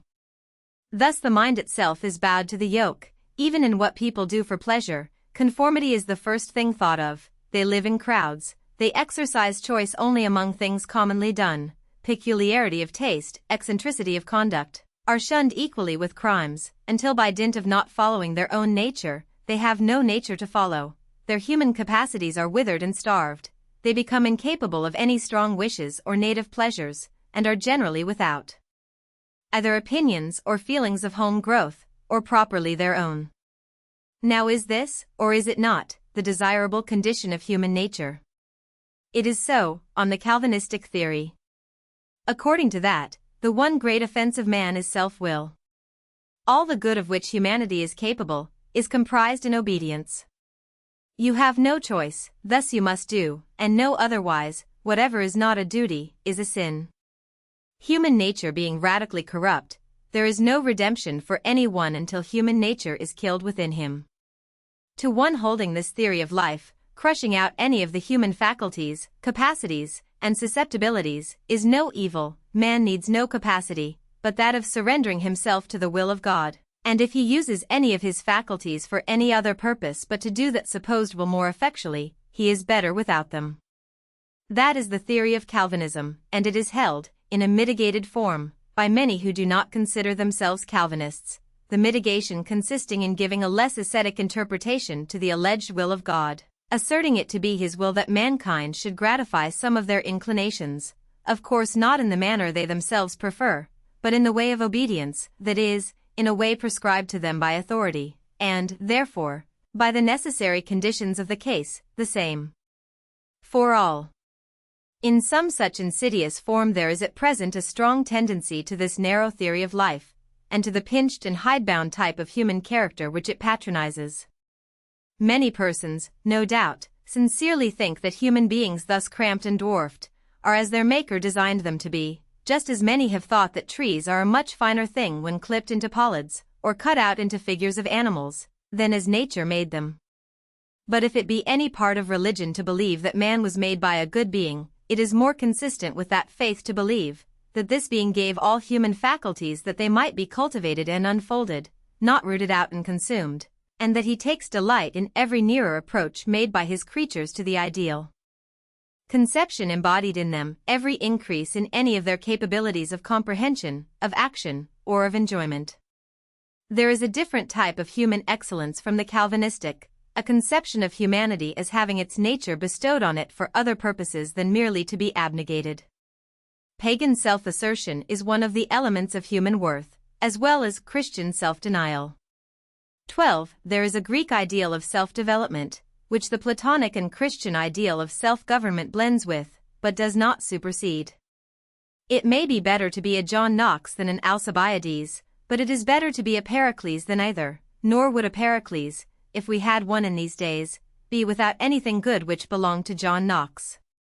It is not by wearing down into uniformity all that is individual in themselves, but by cultivating it and calling it forth, within the limits imposed by the rights and interests of others, that human beings become a noble and beautiful object of contemplation, and as the works partake the character of those who do them, by the same process human life also becomes rich, diversified, and animating, furnishing more abundant aliment to high thoughts and elevating feelings, and strengthening the tie which binds every individual to the race, by making the race infinitely better worth belonging to.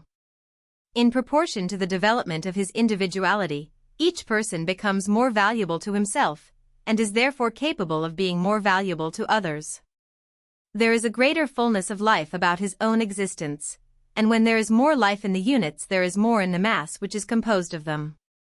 As much compression as is necessary to prevent the stronger specimens of human nature from encroaching on the rights of others, cannot be dispensed with, but for this there is ample compensation even in the point of view of human development. The means of development which the individual loses by being prevented from gratifying his inclinations to the injury of others, are chiefly obtained at the expense of the development of other people. And even to himself there is a full equivalent in the better development of the social part of his nature, rendered possible by the restraint put upon the selfish part.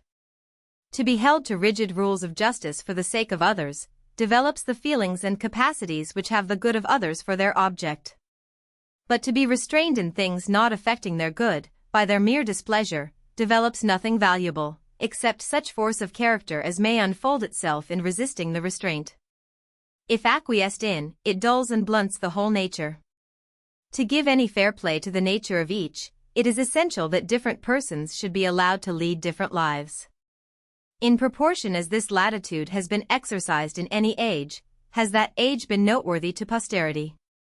Even despotism does not produce its worst effects, so long as individuality exists under it, and whatever crushes individuality is despotism, by whatever name it may be called, and whether it professes to be enforcing the will of God or the injunctions of men. Having said that individuality is the same thing with development, and that it is only the cultivation of individuality which produces, or can produce, well-developed human beings, I might here close the argument. For what more or better can be said of any condition of human affairs, than that it brings human beings themselves nearer to the best thing they can be? Or what worse can be said of any obstruction to good, than that it prevents this? Doubtless, however, these considerations will not suffice to convince those who most need convincing, and it is necessary further to show that these developed human beings are of some use to the undeveloped, to point out to those who do not desire liberty, and would not avail themselves of it, that they may be in some intelligible manner rewarded for allowing other people to make use of it without hindrance. In the first place, then, I would suggest that they might possibly learn something from them. It will not be denied by anybody that originality is a valuable element in human affairs. There is always need of persons not only to discover new truths, and point out when what were once truths are true no longer, but also to commence new practices, and set the example of more enlightened conduct, and better taste and sense in human life. This cannot well be gainsaid by anybody who does not believe that the world has already attained perfection in all its ways and practices. It is true that this benefit is not capable of being rendered by everybody alike. There are but few persons, in comparison with the whole of mankind, whose experiments, if adopted by others, would be likely to be any improvement on established practice. But these few are the salt of the earth. Without them, human life would become a stagnant pool. Not only is it they who introduce good things which did not before exist, it is they who keep the life in those which already existed. If there were nothing new to be done, would human intellect cease to be necessary? Would it be a reason why those who do the old things should forget why they are done, and do them like cattle, not like human beings? There is only too great a tendency in the best beliefs and practices to degenerate into the mechanical, and unless there were a succession of persons whose ever-occurring originality prevents the grounds of those beliefs and practices from becoming merely traditional, such dead matter would not resist the smallest shock from anything really alive, and there would be no reason why civilization should not die out, as in the Byzantine Empire. Persons of genius, it is true, are, and are always likely to be, a small minority, but in order to have them, it is necessary to preserve the soil in which they grow. Genius can only breathe freely in an _atmosphere of freedom. Persons of genius are _x6 termini more individual than any other people less capable, consequently, of fitting themselves, without hurtful compression, into any of the small number of molds which society provides in order to save its members the trouble of forming their own character. If from timidity they consent to be forced into one of these molds, and to let all that part of themselves which cannot expand under the pressure remain unexpanded, society will be little the better for their genius. If they are of a strong character, and break their fetters, they become a mark for the society which has not succeeded in reducing them to commonplace, to point out with solemn warning as wild, erratic, and the like, much as if one should complain of the Niagara River for not flowing smoothly between its banks like a Dutch canal. I insist thus emphatically on the importance of genius, and the necessity of allowing it to unfold itself freely both in thought and in practice, being well aware that no one will deny the position in theory, but knowing also that almost every one, in reality, is totally indifferent to it. People think genius a fine thing if it enables a man to write an exciting poem, or paint a picture. But in its true sense, that of originality in thought and action, though no one says that it is not a thing to be admired, nearly all, at heart, think that they can do very well without it. Unhappily, this is too natural to be wondered at. Originality is the one thing which unoriginal minds cannot feel the use of. They cannot see what it is to do for them, how should they? If they could see what it would do for them, it would not be originality. The first service which originality has to render them is that of opening their eyes, which being once fully done, they would have a chance of being themselves original. Meanwhile, recollecting that nothing was ever yet done which someone was not the first to do, and that all good things which exist are the fruits of originality, let them be modest enough to believe that there is something still left for it to accomplish, and assure themselves that they are more in need of originality, the less they are conscious of the want. In sober truth, whatever homage may be professed, or even paid, to real or supposed mental superiority, the general tendency of things throughout the world is to render mediocrity the ascendant power among mankind. In ancient history, in the Middle Ages, and in a diminishing degree through the long transition from feudality to the present time, the individual was a power in himself, and if he had either great talents or a high social position, he was a considerable power. At present individuals are lost in the crowd. In politics it is almost a triviality to say that public opinion now rules the world. The only power deserving the name is that of masses, and of governments while they make themselves the organ of the tendencies and instincts of masses. This is as true in the moral and social relations of private life as in public transactions. Those whose opinions go by the name of public opinion are not always the same sort of public. In America they are the whole white population, in England, chiefly the middle class. But they are always a mass, that is to say, collective mediocrity. And what is a still greater novelty, the mass do not now take their opinions from dignitaries in church or state, from ostensible leaders, or from books. Their thinking is done for them by men much like themselves, addressing them or speaking in their name, on the spur of the moment, through the newspapers. I am not complaining of all this. I do not assert that anything better is compatible, as a general rule, with the present low state of the human mind. But that does not hinder the government of mediocrity from being mediocre government. No government by a democracy or a numerous aristocracy, either in its political acts or in the opinions, qualities, and tone of mind which it fosters, ever did or could rise above mediocrity, except in so far as the sovereign many have let themselves be guided, which in their best times they always have done, by the counsels and influence of a more highly gifted and instructed one or few. The initiation of all wise or noble things comes and must come from individuals, generally at first from some one individual. The honor and glory of the average man is that he is capable of following that initiative, that he can respond internally to wise and noble things, and be led to them with his eyes open. I am not countenancing the sort of hero worship which applauds the strong man of genius for forcibly seizing on the government of the world and making it do his bidding in spite of itself. All he can claim is freedom to point out the way. The power of compelling others into it is not only inconsistent with the freedom and development of all the rest, but corrupting to the strong man himself. It does seem, however, that when the opinions of masses of merely average men are everywhere become or becoming the dominant power, the counterpoise and corrective to that tendency would be the more and more pronounced individuality of those who stand on the higher eminences of thought. It is in these circumstances most especially that exceptional individuals, instead of being deterred, should be encouraged in acting differently from the mass. In other times there was no advantage in their doing so, unless they acted not only differently, but better. In this age the mere example of nonconformity, the mere refusal to bend the knee to custom, is itself a service. Precisely because the tyranny of opinion is such as to make eccentricity a reproach, it is desirable, in order to break through that tyranny, that people should be eccentric.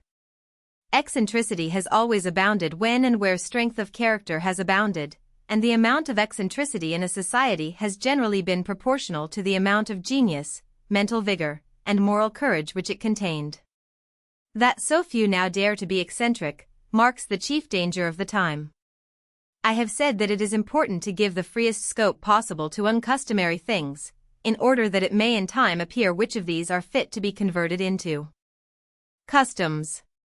But independence of action and disregard of custom are not solely deserving of encouragement for the chance they afford that better modes of action, and customs more worthy of general adoption, may be struck out. Nor is it only persons of decided mental superiority who have a just claim to carry on their lives in their own way.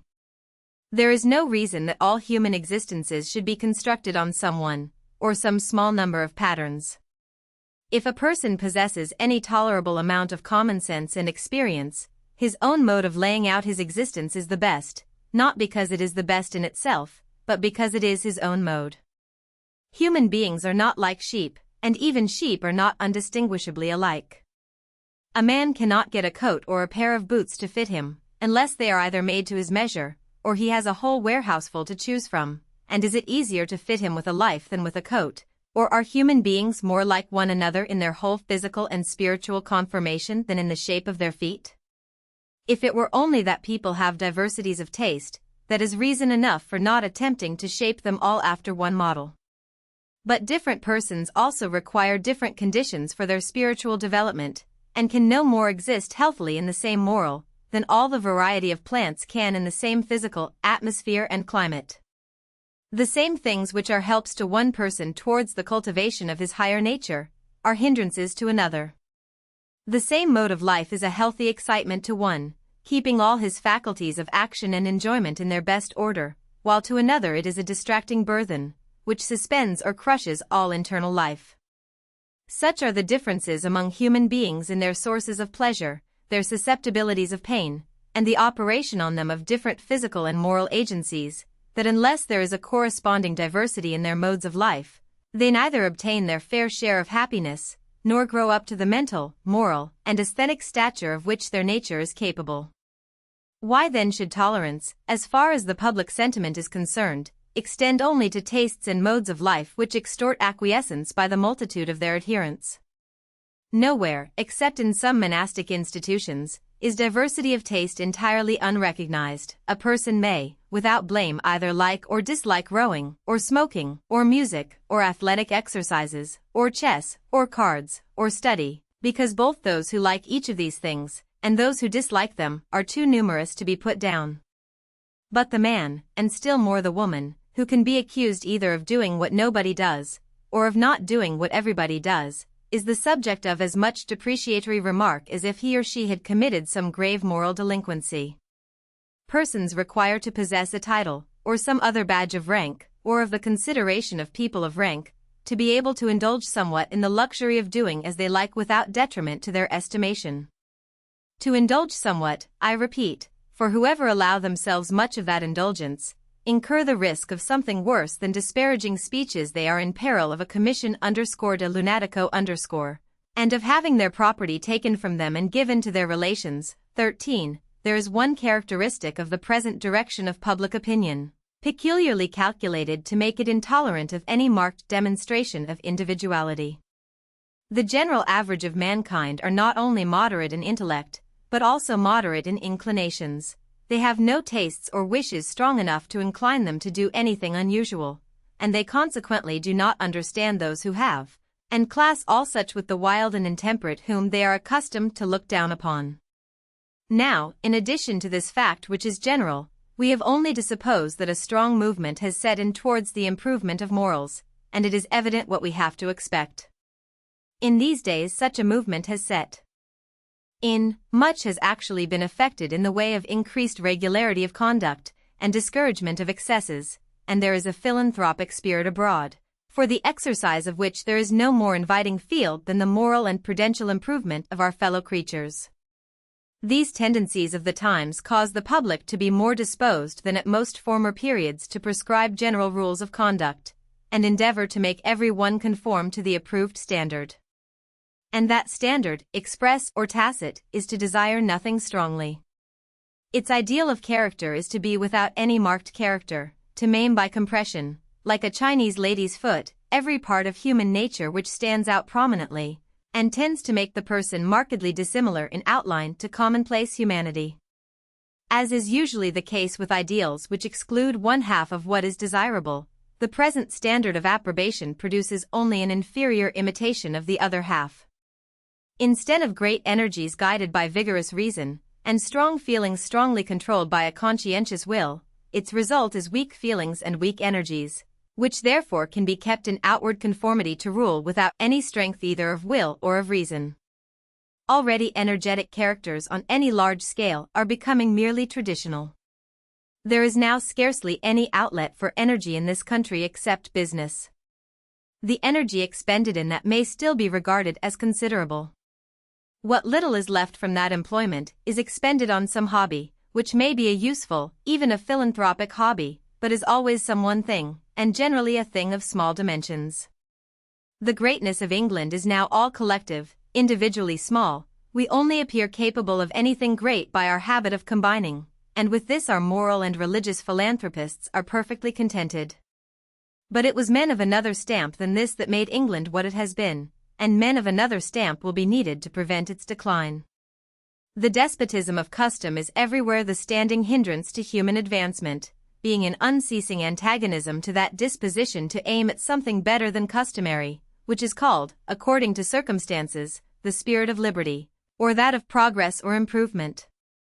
The spirit of improvement is not always a spirit of liberty, for it may aim at forcing improvements on an unwilling people, and the spirit of liberty, in so far as it resists such attempts, may ally itself locally and temporarily with the opponents of improvement, but the only unfailing and permanent source of improvement is liberty, since by it there are as many possible independent centers of improvement as there are individuals. The progressive principle, however, in either shape, whether as the love of liberty or of improvement, is antagonistic to the sway of custom, involving at least emancipation from that yoke, and the contest between the two constitutes the chief interest of the history of mankind. The greater part of the world has, properly speaking, no history, because the despotism of custom is complete. This is the case over the whole East.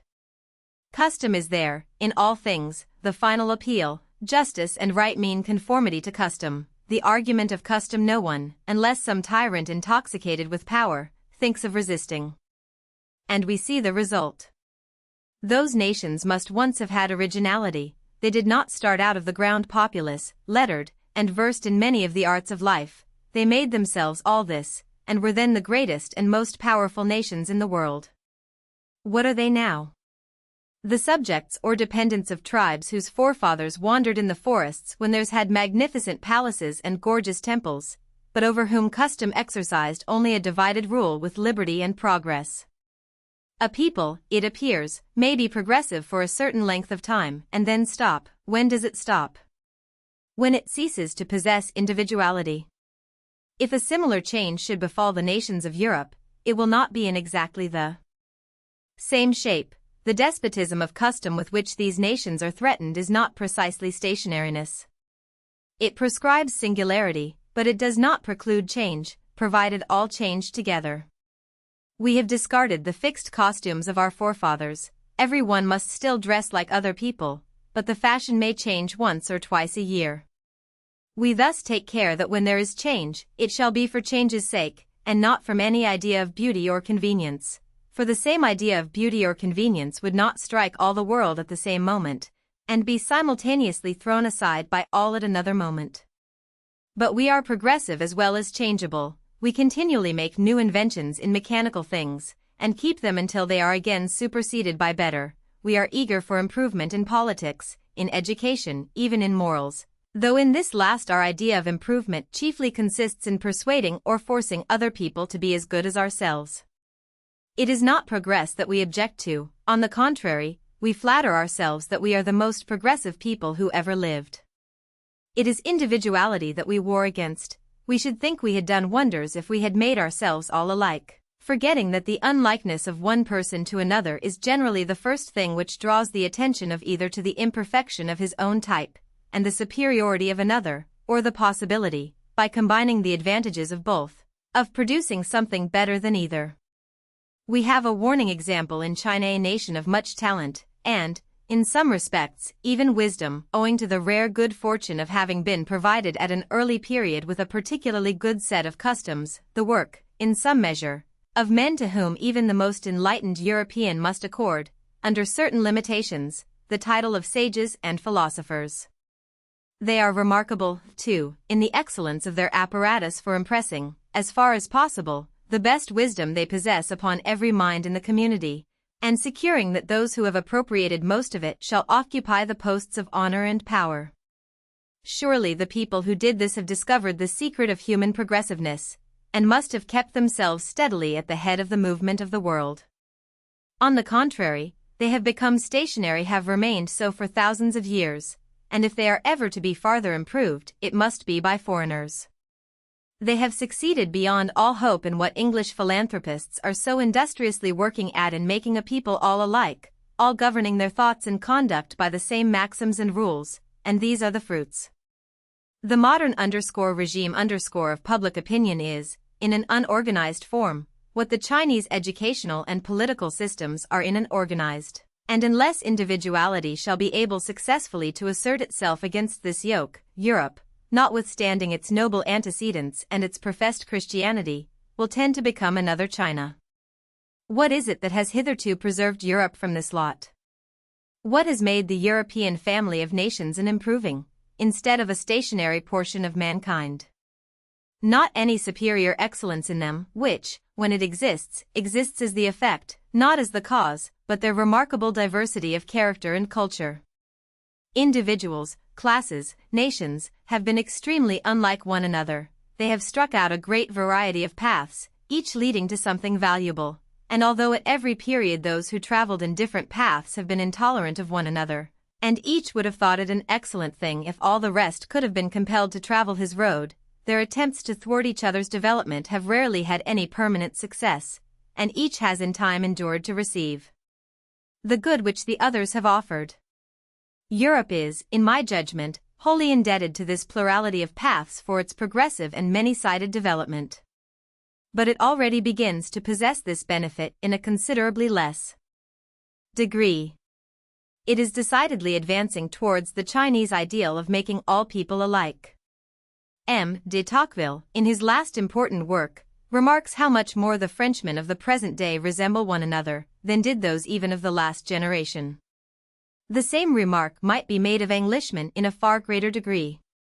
In a passage already quoted from Wilhelm von Humboldt, he points out two things as necessary conditions of human development, because necessary to render people unlike one another, namely, freedom and variety of situations. The second of these two conditions is in this country every day diminishing. The circumstances which surround different classes and individuals, and shape their characters, are daily becoming more assimilated. Formerly, different ranks, different neighborhoods, different trades and professions, lived in what might be called different worlds, at present, to a great degree in the same. Comparatively speaking, they now read the same things, listen to the same things, see the same things, go to the same places, have their hopes and fears directed to the same objects, have the same rights and liberties, and the same means of asserting them. Great as are the differences of position which remain, they are nothing to those which have ceased. And the assimilation is still proceeding. All the political changes of the age promote it, since they all tend to raise the low and to lower the high. Every extension of education promotes it, because education brings people under common influences, and gives them access to the general stock of facts and sentiments. Improvements in the means of communication promote it, by bringing the inhabitants of distant places into personal contact, and keeping up a rapid flow of changes of residence between one place and another. The increase of commerce and manufactures promotes it, by diffusing more widely the advantages of easy circumstances, and opening all objects of ambition, even the highest, to general competition, whereby the desire of rising becomes no longer the character of a particular class, but of all classes. A more powerful agency than even all these, in bringing about a general similarity among mankind, is the complete establishment, in this and other free countries, of the ascendancy of public opinion in the state. As the various social eminences which enabled persons entrenched on them to disregard the opinion of the multitude, gradually become leveled, as the very idea of resisting the will of the public, when it is positively known that they have a will, disappears more and more from the minds of practical politicians, there ceases to be any social support for nonconformity, any substantive power in society, which, itself opposed to the ascendancy of numbers, is interested in taking under its protection opinions and tendencies at variance with those of the public. The combination of all these causes forms so great a mass of influences hostile to individuality, that it is not easy to see how it can stand its ground. It will do so with increasing difficulty, unless the intelligent part of the public can be made to feel its value, to see that it is good there should be differences, even though not for the better, even though, as it may appear to them, some should be for the worse. If the claims of individuality are ever to be asserted, the time is now, while much is still wanting to complete the enforced assimilation. It is only in the earlier stages that any stand can be successfully made against the encroachment. The demand that all other people shall resemble ourselves grows by what it feeds on. If resistance waits till life is reduced nearly to one uniform type, all deviations from that type will come to be considered impious, immoral, even monstrous, and contrary to nature. Mankind speedily become unable to conceive diversity, when they have been for some time unaccustomed to see it. Footnotes 11 The sphere and duties of government from the German of Baron Wilhelm von Humboldt, pages 11 to 13.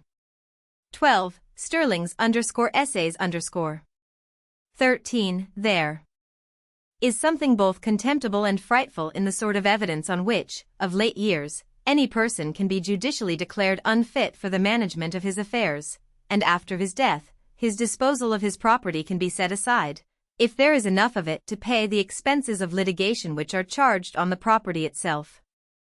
All the minute details of his daily life are pried into, and whatever is found which, seen through the medium of the perceiving and describing faculties of the lowest of the low, bears an appearance unlike absolute commonplace, is laid before the jury as evidence of insanity, and often with success, the jurors being little, if at all, less vulgar and ignorant than the witnesses, while the judges, with that extraordinary want of knowledge of human nature and life which continually astonishes us, in English lawyers, often help to mislead them.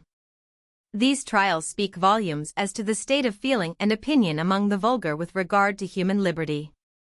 So far from setting any value on individuality, so far from respecting the rights of each individual to act, in things indifferent, as seems good to his own judgment and inclinations, judges and juries cannot even conceive that a person in a state of sanity can desire such freedom. In former days, when it was proposed to burn atheists, charitable people used to suggest putting them in a madhouse instead. It would be nothing surprising nowadays were we to see this done, and the doers applauding themselves, because, instead of persecuting for religion, they had adopted so humane and Christian a mode of treating these unfortunates, not without a silent satisfaction at their having thereby obtained their deserts. Chapter 4. Of the limits to the authority of society over the individual. What, then, is the rightful limit to the sovereignty of the individual over himself? Where does the authority of society begin? How much of human life should be assigned to individuality, and how much to society? Each will receive its proper share, if each has that which more particularly concerns it. To individuality should belong the part of life in which it is chiefly the individual that is interested, to society, the part which chiefly interests society. Though society is not founded on a contract, and though no good purpose is answered by inventing a contract in order to deduce social obligations from it, every one who receives the protection of society owes a return for the benefit, and the fact of living in society renders it indispensable that each should be bound to observe a certain line of conduct towards the rest. This conduct consists, first, in not injuring the interests of one another, or rather certain interests which either by express legal provision or by tacit understanding, ought to be considered as rights, and secondly, in each person's bearing his share, to be fixed on some equitable principle, of the labors and sacrifices incurred for defending the society or its members from injury and molestation. These conditions society is justified in enforcing, at all costs to those who endeavor to withhold fulfillment. Nor is this all that society may do. The acts of an individual may be hurtful to others, or wanting in due consideration for their welfare, without going the length of violating any of their constituted rights. The offender may then be justly punished by opinion though not by law. As soon as any part of a person's conduct affects prejudicially the interests of others, society has jurisdiction over it, and the question whether the general welfare will or will not be promoted by interfering with it, becomes open to discussion. But there is no room for entertaining any such question when a person's conduct affects the interests of no persons besides himself, or needs not affect them unless they like, all the persons concerned being of full age, and the ordinary amount of understanding. In all such cases there should be perfect freedom, legal and social, to do the action and stand the consequences. It would be a great misunderstanding of this doctrine to suppose that it is one of selfish indifference, which pretends that human beings have no business with each other's conduct in life, and that they should not concern themselves about the well-doing or well-being of one another, unless their own interest is involved. Instead of any diminution, there is need of a great increase of disinterested exertion to promote the good of others. But disinterested benevolence can find other instruments to persuade people to their good, than whips and scourges either of the literal or the metaphorical sort. I am the last person to undervalue the self-regarding virtues. They are only second in importance, if even second, to the social. It is equally the business of education to cultivate both. But even education works by conviction and persuasion as well as by compulsion, and it is by the former only that, when the period of education is past, the self-regarding virtues should be inculcated. Human beings owe to each other help to distinguish the better from the worse, and encouragement to choose the former and avoid the latter. They should be forever stimulating each other to increased exercise of their higher faculties, and increased direction of their feelings and aims towards wise instead of foolish, elevating instead of degrading, objects and contemplations.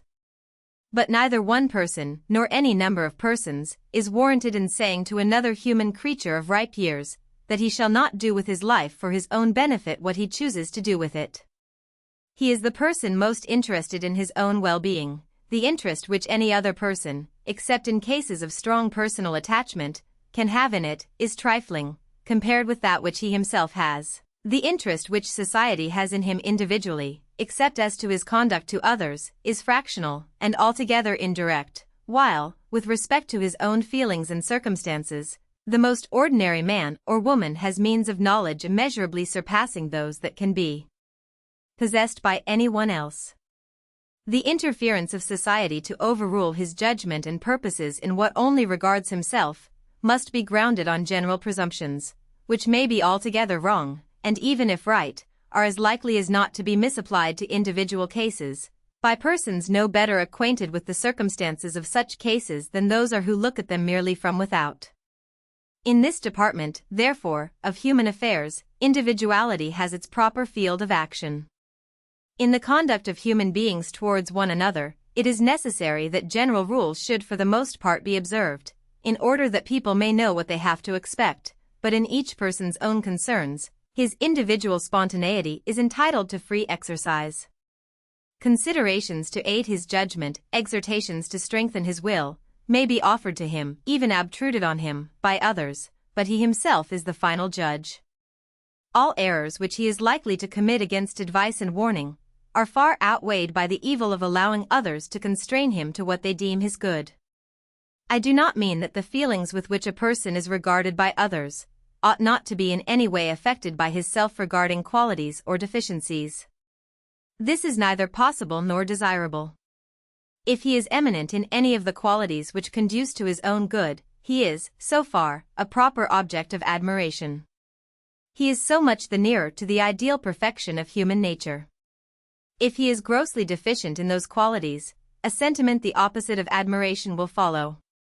There is a degree of folly, and a degree of what may be called, though the phrase is not unobjectionable, lowness or deprivation of taste, which, though it cannot justify doing harm to the person who manifests it, renders him necessarily and properly a subject of distaste, or, in extreme cases, even of contempt.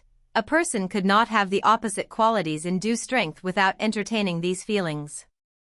Though doing no wrong to anyone, a person may so act as to compel us to judge him and feel to him as a fool, or as a being of an inferior order, and since this judgment and feeling are a fact which he would prefer to avoid, it is doing him a service to warn him of it beforehand, as of any other disagreeable consequence to which he exposes himself. It would be well, indeed, if this good office were much more freely rendered than the common notions of politeness at present permit, and if one person could honestly point out to another that he thinks him in fault, without being considered unmannerly or presuming. We have a right, also, in various ways, to act upon our unfavorable opinion of anyone, not to the oppression of his individuality, but in the exercise of ours. We are not bound, for example, to seek his society. We have a right to avoid it, though not to parade the avoidance, for we have a right to choose the society most acceptable to us. We have a right, and it may be our duty, to caution others against him, if we think his example or conversation likely to have a pernicious effect on those with whom he associates. We may give others a preference over him in optional good offices, except those which tend to his improvement. In these various modes a person may suffer very severe penalties at the hands of others, for faults which directly concern only himself, but he suffers these penalties only in so far as they are the natural, and, as it were, the spontaneous consequences of the faults themselves, not because they are purposely inflicted on him for the sake of punishment. A person who shows rashness, obstinacy, self-conceit, who cannot live within moderate means, who cannot restrain himself from hurtful indulgences, who pursues animal pleasures at the expense of those of feeling and intellect, must expect to be lowered in the opinion of others, and to have a less share of their favorable sentiments, but of this he has no right to complain, unless he has merited their favor by special excellence in his social relations, and has thus established a title to their good offices, which is not affected by his demerits towards himself. What I contend for is, that the inconveniences which are strictly inseparable from the unfavorable judgment of others, are the only ones to which a person should ever be subjected for that portion of his conduct and character which concerns his own good, but which does not affect the interests of others in their relations with him. Acts injurious to others require a totally different treatment. Encroachment on their rights, infliction on them of any loss or damage not justified by his own rights, falsehood or duplicity in dealing with them, unfair or ungenerous use of advantages over them, even selfish abstinence from defending them against injury, these are fit objects of moral reprobation, and, in grave cases, of moral retribution and punishment. And not only these acts, but the dispositions which lead to them, are properly immoral, and fit subjects of disapprobation which may rise to abhorrence. Cruelty of disposition, malice and ill nature, that most antisocial and odious of all passions, envy, dissimulation and insincerity, irascibility on insufficient cause, and resentment disproportioned to the provocation, the love of domineering over others, the desire to engross more than one's share of advantages, the Greek, pleonexia, of the Greeks, the pride which derives gratification from the abasement of others, the egotism which thinks self and its concerns more important than everything else, and decides all doubtful questions in its own favor. These are moral vices, and constitute a bad and odious moral character, unlike the self-regarding faults previously mentioned, which are not properly immoralities, and to whatever pitch they may be carried, do not constitute wickedness.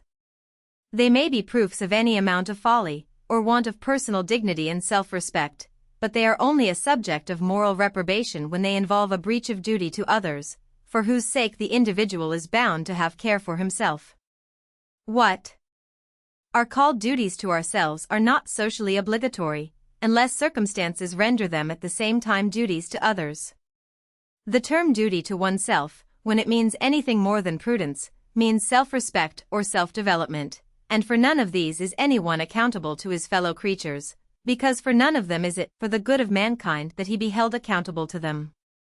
The distinction between the loss of consideration which a person may rightly incur by defect of prudence or of personal dignity, and the reprobation which is due to him for an offense against the rights of others, is not a merely nominal distinction. It makes a vast difference both in our feelings and in our conduct towards him, whether he displeases us in things in which we think we have a right to control him, or in things in which we know that we have not. If he displeases us, we may express our distaste, and we may stand aloof from a person as well as from a thing that displeases us, but we shall not therefore feel called on to make his life uncomfortable. We shall reflect that he already bears, or will bear, the whole penalty of his error. If he spoils his life by mismanagement, we shall not, for that reason, desire to spoil it still further. Instead of wishing to punish him, we shall rather endeavor to alleviate his punishment, by showing him how he may avoid or cure the evils his conduct tends to bring upon him. He may be to us an object of pity, perhaps of dislike, but not of anger or resentment, we shall not treat him like an enemy of society. The worst we shall think ourselves justified in doing is leaving him to himself, if we do not interfere benevolently by showing interest or concern for him. It is far otherwise if he has infringed the rules necessary for the protection of his fellow creatures, individually or collectively. The evil consequences of his acts do not then fall on himself, but on others, and society, as the protector of all its members, must retaliate on him, must inflict pain on him for the express purpose of punishment, and must take care that it be sufficiently severe. In the one case, he is an offender at our bar, and we are called on not only to sit in judgment on him, but, in one shape or another, to execute our own sentence. In the other case, it is not our part to inflict any suffering on him, except what may incidentally follow from our using the same liberty in the regulation of our own affairs, which we allow to him in his. The distinction here pointed out between the part of a person's life which concerns only himself, and that which concerns others, many persons will refuse to admit. How, it may be asked, can any part of the conduct of a member of society be a matter of indifference to the other members? No person is an entirely isolated being. It is impossible for a person to do anything seriously or permanently hurtful to himself, without mischief reaching at least to his near connections, and often far beyond them. If he injures his property, he does harm to those who directly or indirectly derive support from it, and usually diminishes, by a greater or less amount, the general resources of the community. If he deteriorates his bodily or mental faculties, he not only brings evil upon all who depended on him for any portion of their happiness, but disqualifies himself for rendering the services which he owes to his fellow creatures generally, perhaps becomes a burthen on their affection or benevolence, and if such conduct were very frequent, hardly any offense that is committed would detract more from the general sum of good. Finally, if by his vices or follies a person does no direct harm to others, he is nevertheless, it may be said, injurious by his example, and ought to be compelled to control himself, for the sake of those whom the sight or knowledge of his conduct might corrupt or mislead. And even, it will be added, if the consequences of misconduct could be confined to the vicious or thoughtless individual, ought society to abandon to their own guidance those who are manifestly unfit for it? If protection against themselves is confessedly due to children and persons under age, is not society equally bound to afford it to persons of mature years who are equally incapable of self-government? If gambling, or drunkenness, or incontinence, or idleness, or uncleanliness, are as injurious to happiness, and as great a hindrance to improvement, as many or most of the acts prohibited by law, why, it may be asked, should not law, so far as is consistent with practicability and social convenience, endeavor to repress these also? And as a supplement to the unavoidable imperfections of law, ought not opinion at least to organize a powerful police against these vices, and visit rigidly with social penalties those who are known to practice them? There is no question here, it may be said, about restricting individuality, or impeding the trial of new and original experiments in living. The only things it is sought to prevent are things which have been tried and condemned from the beginning of the world until now, things which experience has shown not to be useful or suitable to any person's individuality. There must be some length of time and amount of experience, after which a moral or prudential truth may be regarded as established, and it is merely desired to prevent generation after generation from falling over the same precipice which has been fatal to their predecessors. I fully admit that the mischief which a person does to himself may seriously affect, both through their sympathies and their interests, those nearly connected with him, and in a minor degree, society at large. When, by conduct of this sort, a person is led to violate a distinct and assignable obligation to any other person or persons, the case is taken out of the self-regarding class, and becomes amenable to moral disapprobation in the proper sense of the term. If, for example, a man, through intemperance or extravagance, becomes unable to pay his debts, or, having undertaken the moral responsibility of a family, becomes from the same cause incapable of supporting or educating them, he is deservedly reprobated, and might be justly punished, but it is for the breach of duty to his family or creditors, not for the extravagance. If the resources which ought to have been devoted to them had been diverted from them for the most prudent investment, the moral culpability would have been the same. George Barnwell murdered his uncle to get money for his mistress, but if he had done it to set himself up in business, he would equally have been hanged. Again, in the frequent case of a man who causes grief to his family by addiction to bad habits, he deserves reproach for his unkindness or ingratitude, but so he may for cultivating habits not in themselves vicious, if they are painful to those with whom he passes his life, or who from personal ties are dependent on him for their comfort. Whoever fails in the consideration generally due to the interests and feelings of others, not being compelled by some more imperative duty, or justified by allowable self-preference, is a subject of moral disapprobation for that failure, but not for the cause of it, nor for the errors, merely personal to himself, which may have remotely led to it. In like manner, when a person disables himself, by conduct purely self-regarding, from the performance of some definite duty incumbent on him to the public, he is guilty of a social offense. No person ought to be punished simply for being drunk, but a soldier or a policeman should be punished for being drunk on duty. Whenever, in short, there is a definite damage, or a definite risk of damage either to an individual or to the public, the case is taken out of the province of liberty, and placed in that of morality or law. But with regard to the merely contingent, or, as it may be called, constructive injury which a person causes to society, by conduct which neither violates any specific duty to the public, nor occasions perceptible hurt to any assignable individual except himself, the inconvenience is one which society can afford to bear, for the sake of the greater good of human freedom. If grown persons are to be punished for not taking proper care of themselves, I would rather it were for their own sake, than under pretense of preventing them from impairing their capacity of rendering to society benefits which society does not pretend it has a right to exact.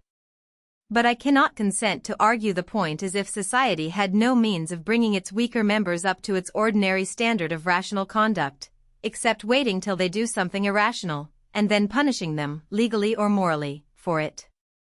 Society has had absolute power over them during all the early portion of their existence. It has had the whole period of childhood and nonage in which to try whether it could make them capable of rational conduct in life. The existing generation is master both of the training and the entire circumstances of the generation to come. It cannot indeed make them perfectly wise and good, because it is itself so lamentably deficient in goodness and wisdom, and its best efforts are not always, in individual cases, its most successful ones, but it is perfectly well able to make the rising generation, as a whole, as good as, and a little better than, itself. If society lets any considerable number of its members grow up mere children, incapable of being acted on by rational consideration of distant motives, society has itself to blame for the consequences. Armed not only with all the powers of education, but with the ascendancy which the authority of a received opinion always exercises over the minds who are least fitted to judge for themselves, and aided by the natural penalties which cannot be prevented from falling on those who incur the distaste or the contempt of those who know them, let not society pretend that it needs, besides all this, the power to issue commands and enforce obedience in the personal concerns of individuals, in which, on all principles of justice and policy, the decision ought to rest with those who are to abide the consequences. Nor is there anything which tends more to discredit and frustrate the better means of influencing conduct, than a resort to the worse. If there be among those whom it is attempted to coerce into prudence or temperance, any of the material of which vigorous and independent characters are made, they will infallibly rebel against the yoke. No such person will ever feel that others have a right to control him in his concerns, such as they have to prevent him from injuring them in theirs, and it easily comes to be considered a mark of spirit and courage to fly in the face of such usurped authority, and do with ostentation the exact opposite of what it enjoins, as in the fashion of grossness which succeeded, in the time of Charles II, to the fanatical moral intolerance of the Puritans. With respect to what is said of the necessity of protecting society from the bad example set to others by the vicious or the self-indulgent, it is true that bad example may have a pernicious effect, especially the example of doing wrong to others with impunity to the wrongdoer.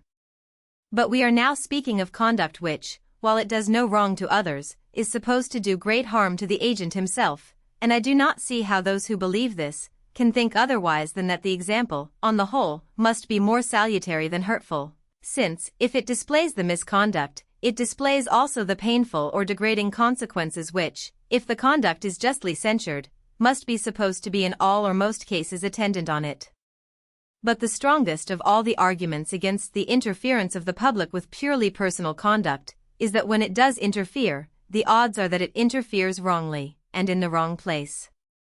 On questions of social morality, of duty to others, the opinion of the public, that is, of an overruling majority, though often wrong, is likely to be still oftener right, because on such questions they are only required to judge of their own interests, of the manner in which some mode of conduct, if allowed to be practiced, would affect themselves.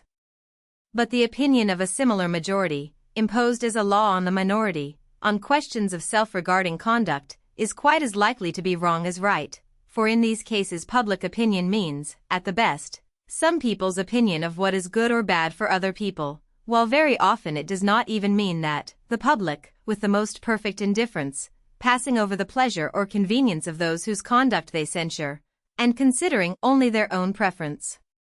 There are many who consider as an injury to themselves any conduct which they have a distaste for, and resent it as an outrage to their feelings, as a religious bigot, when charged with disregarding the religious feelings of others, has been known to retort that they disregard his feelings, by persisting in their abominable worship or creed.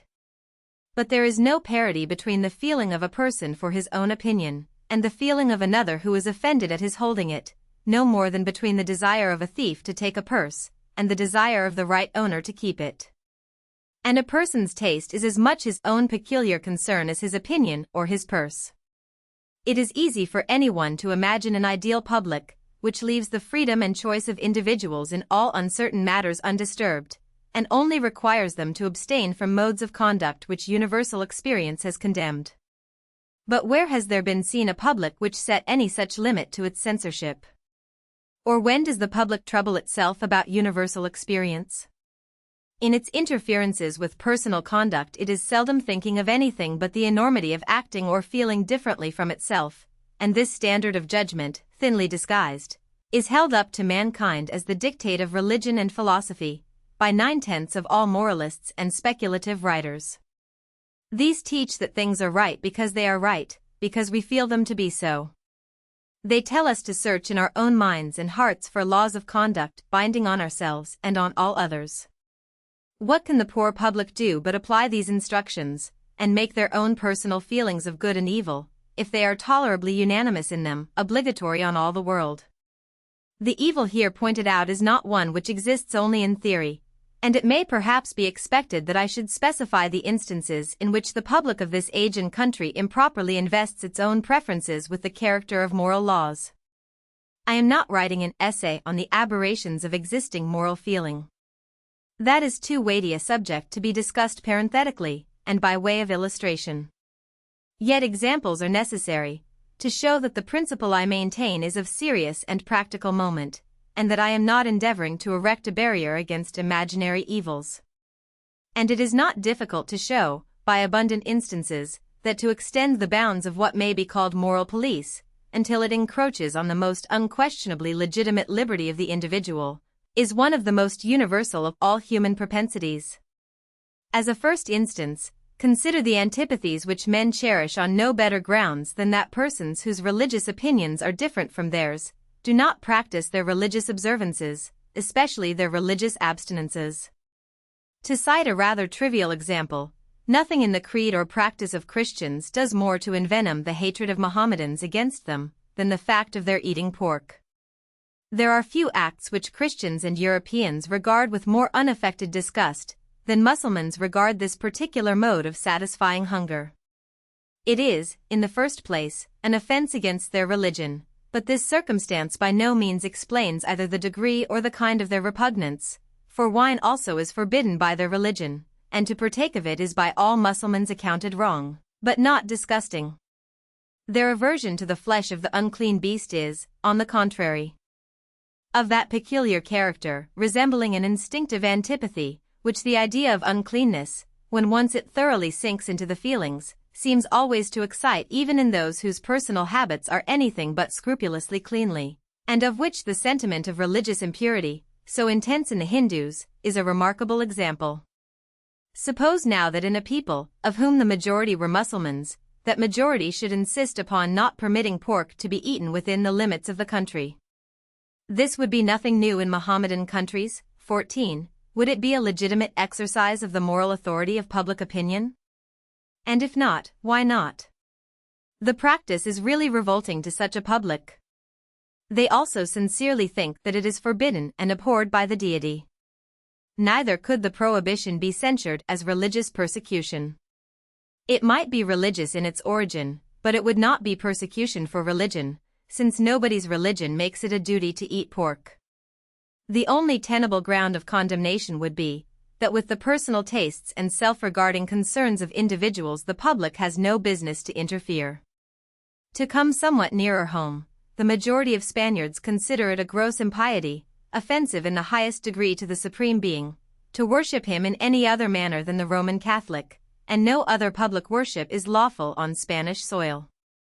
The people of all southern Europe look upon a married clergy as not only irreligious, but unchaste, indecent, gross, disgusting.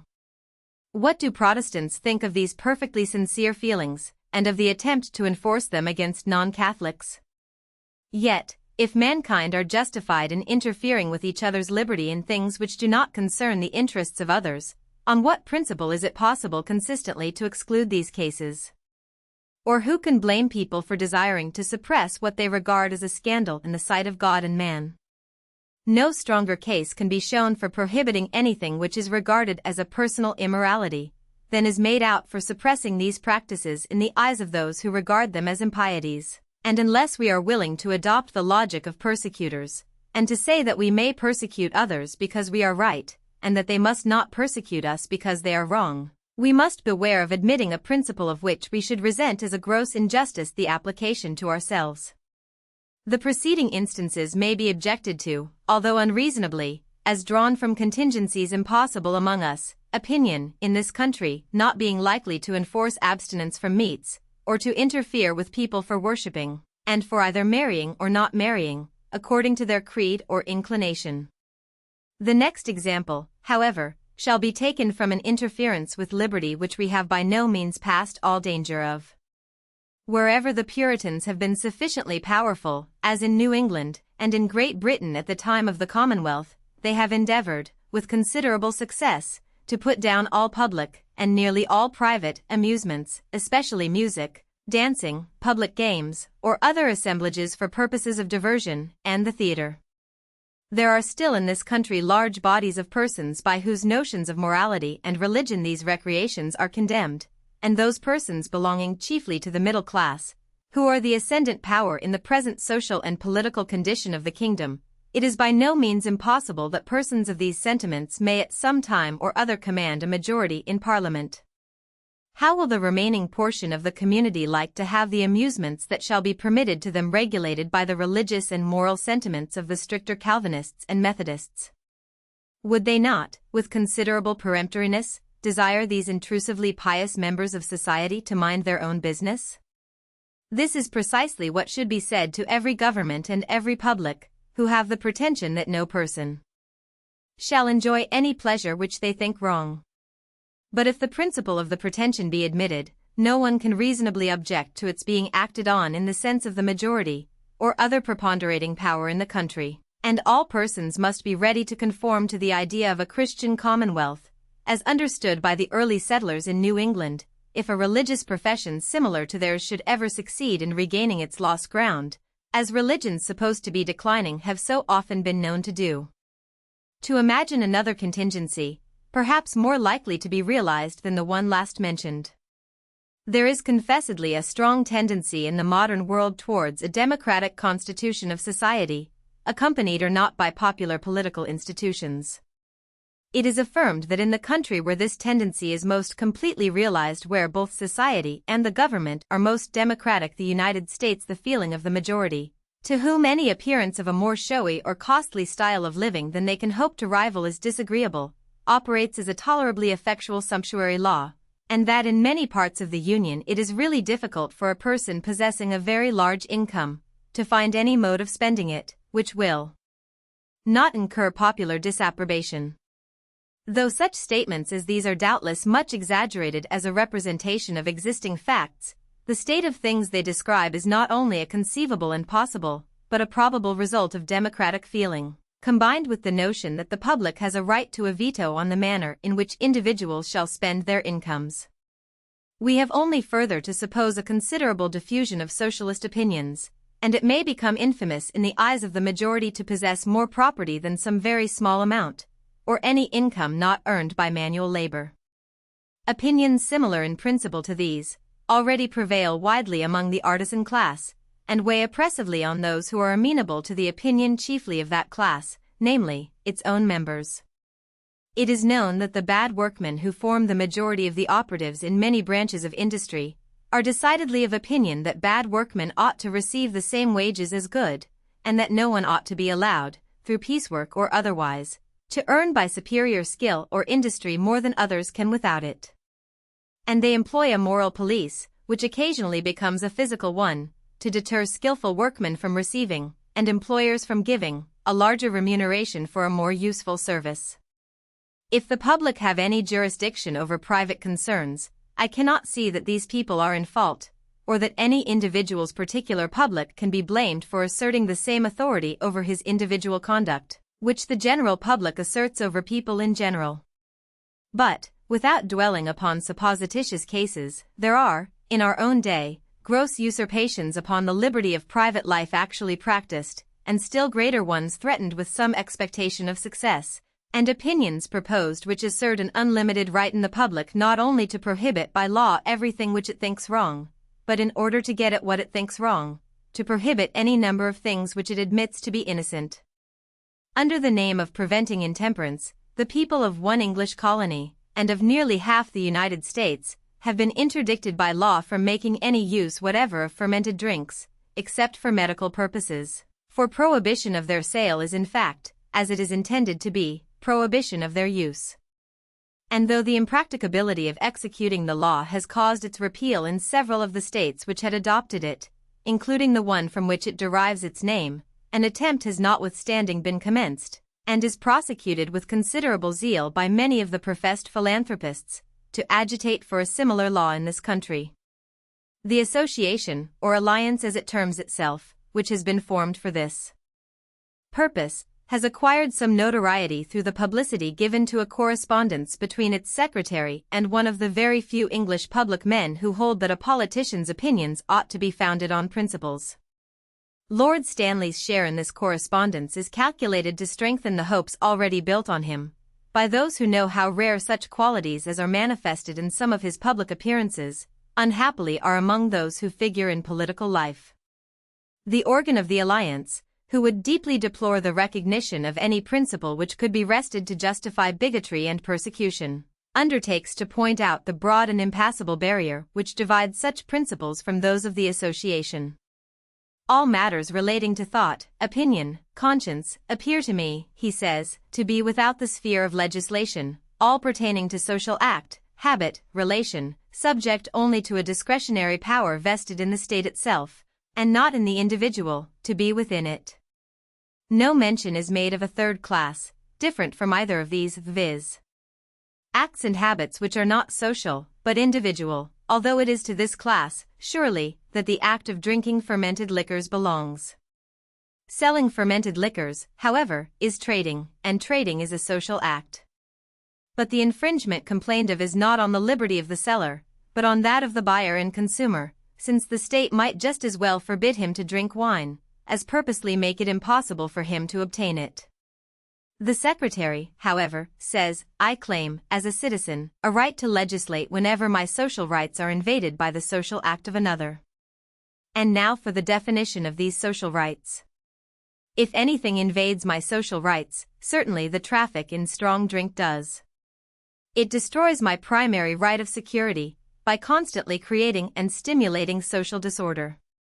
It invades my right of equality, by deriving a profit from the creation of a misery I am taxed to support.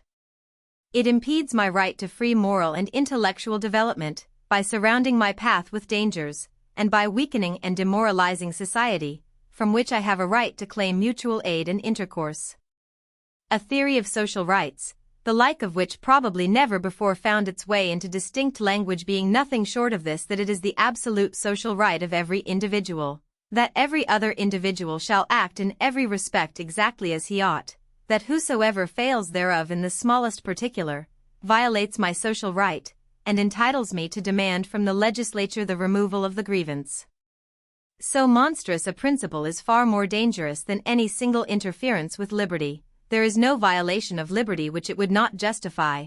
It acknowledges no right to any freedom whatever, except perhaps to that of holding opinions in secret, without ever disclosing them. For the moment an opinion which I consider noxious passes anyone's lips, it invades all the social rights attributed to me by the alliance. The doctrine ascribes to all mankind a vested interest in each other's moral, intellectual, and even physical perfection, to be defined by each claimant according to his own standard. Another important example of illegitimate interference with the rightful liberty of the individual, not simply threatened, but long since carried into triumphant effect, is Sabbatarian legislation.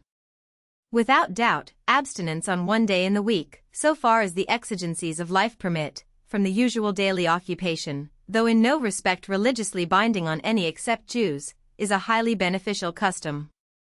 And inasmuch as this custom cannot be observed without a general consent to that effect among the industrious classes, therefore, in so far as some persons by working may impose the same necessity on others, it may be allowable and right that the law should guarantee to each the observance by others of the custom, by suspending the greater operations of industry on a particular day.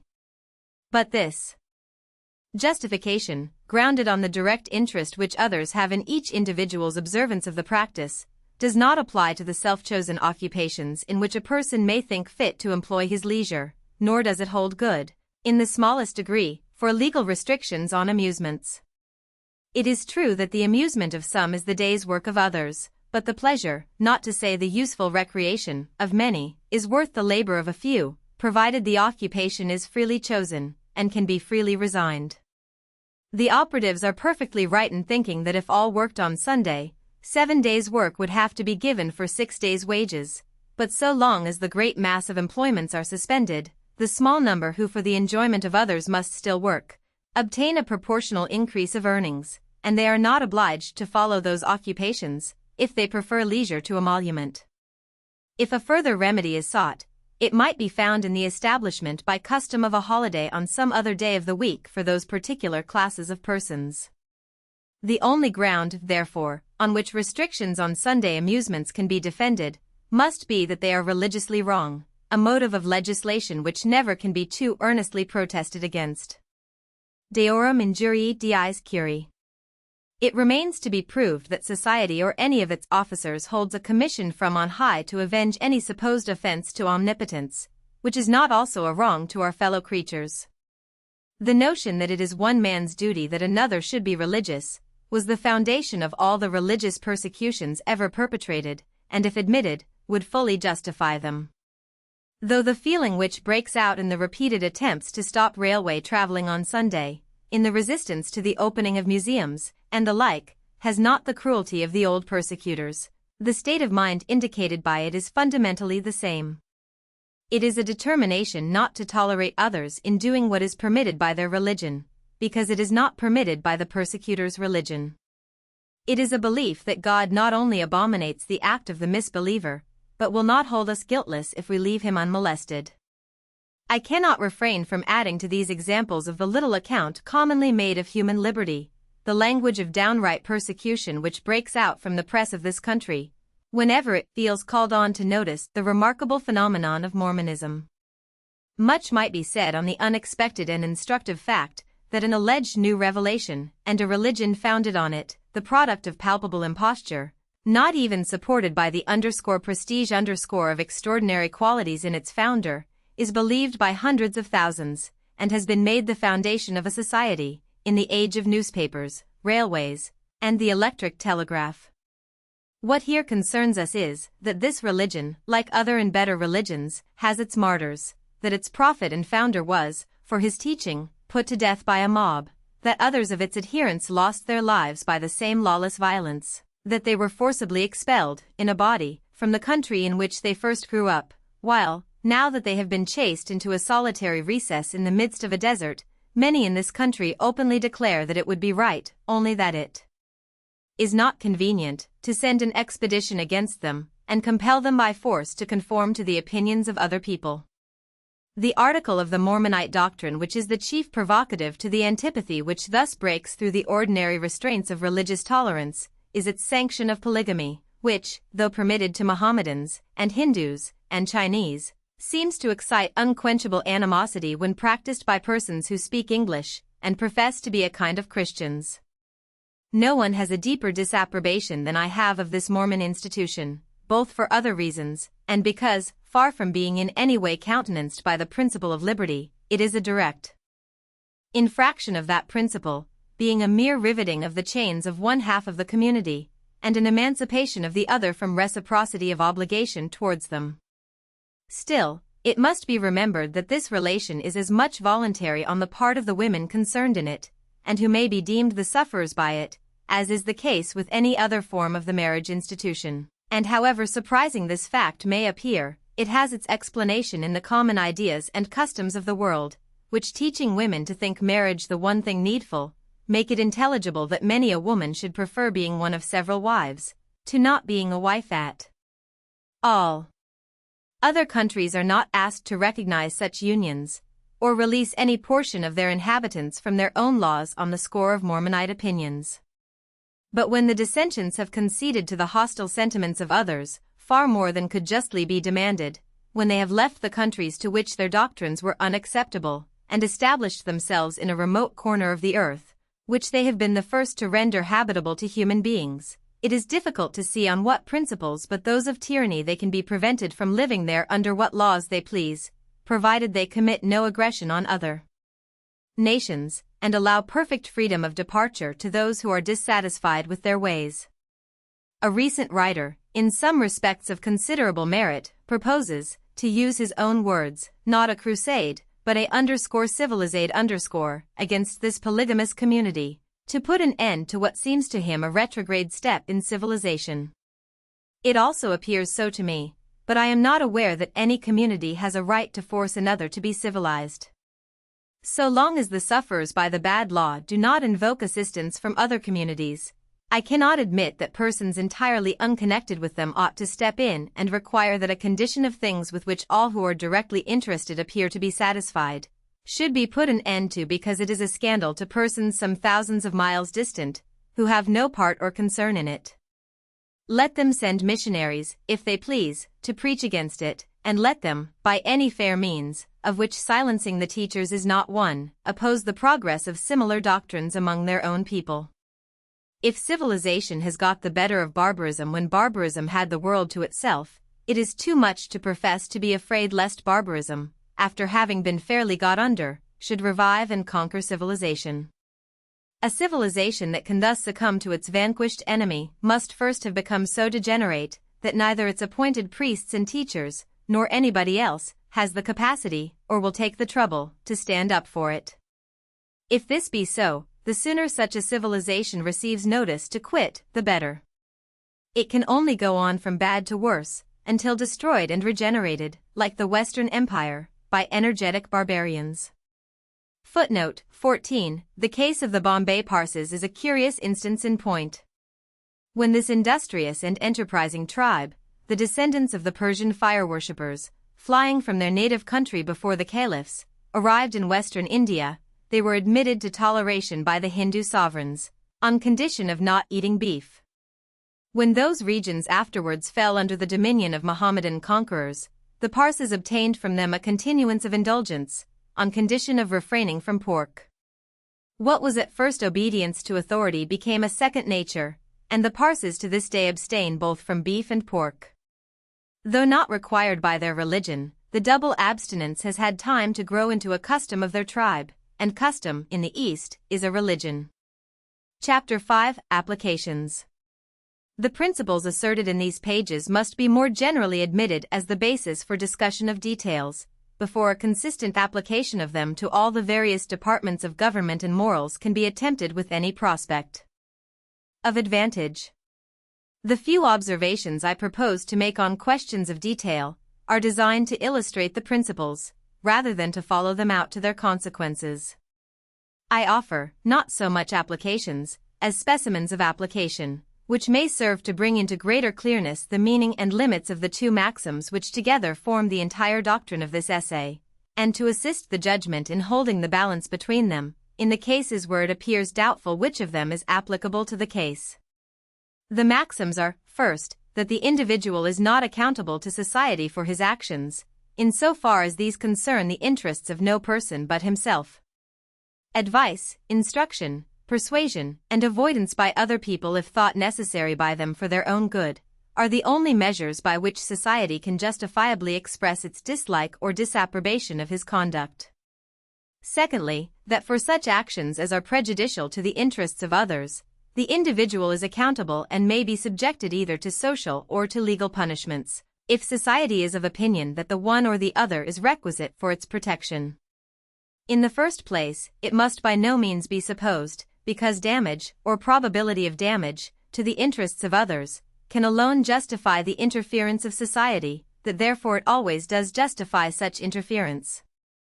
In many cases, an individual, in pursuing a legitimate object, necessarily and therefore legitimately causes pain or loss to others, or intercepts a good which they had a reasonable hope of obtaining.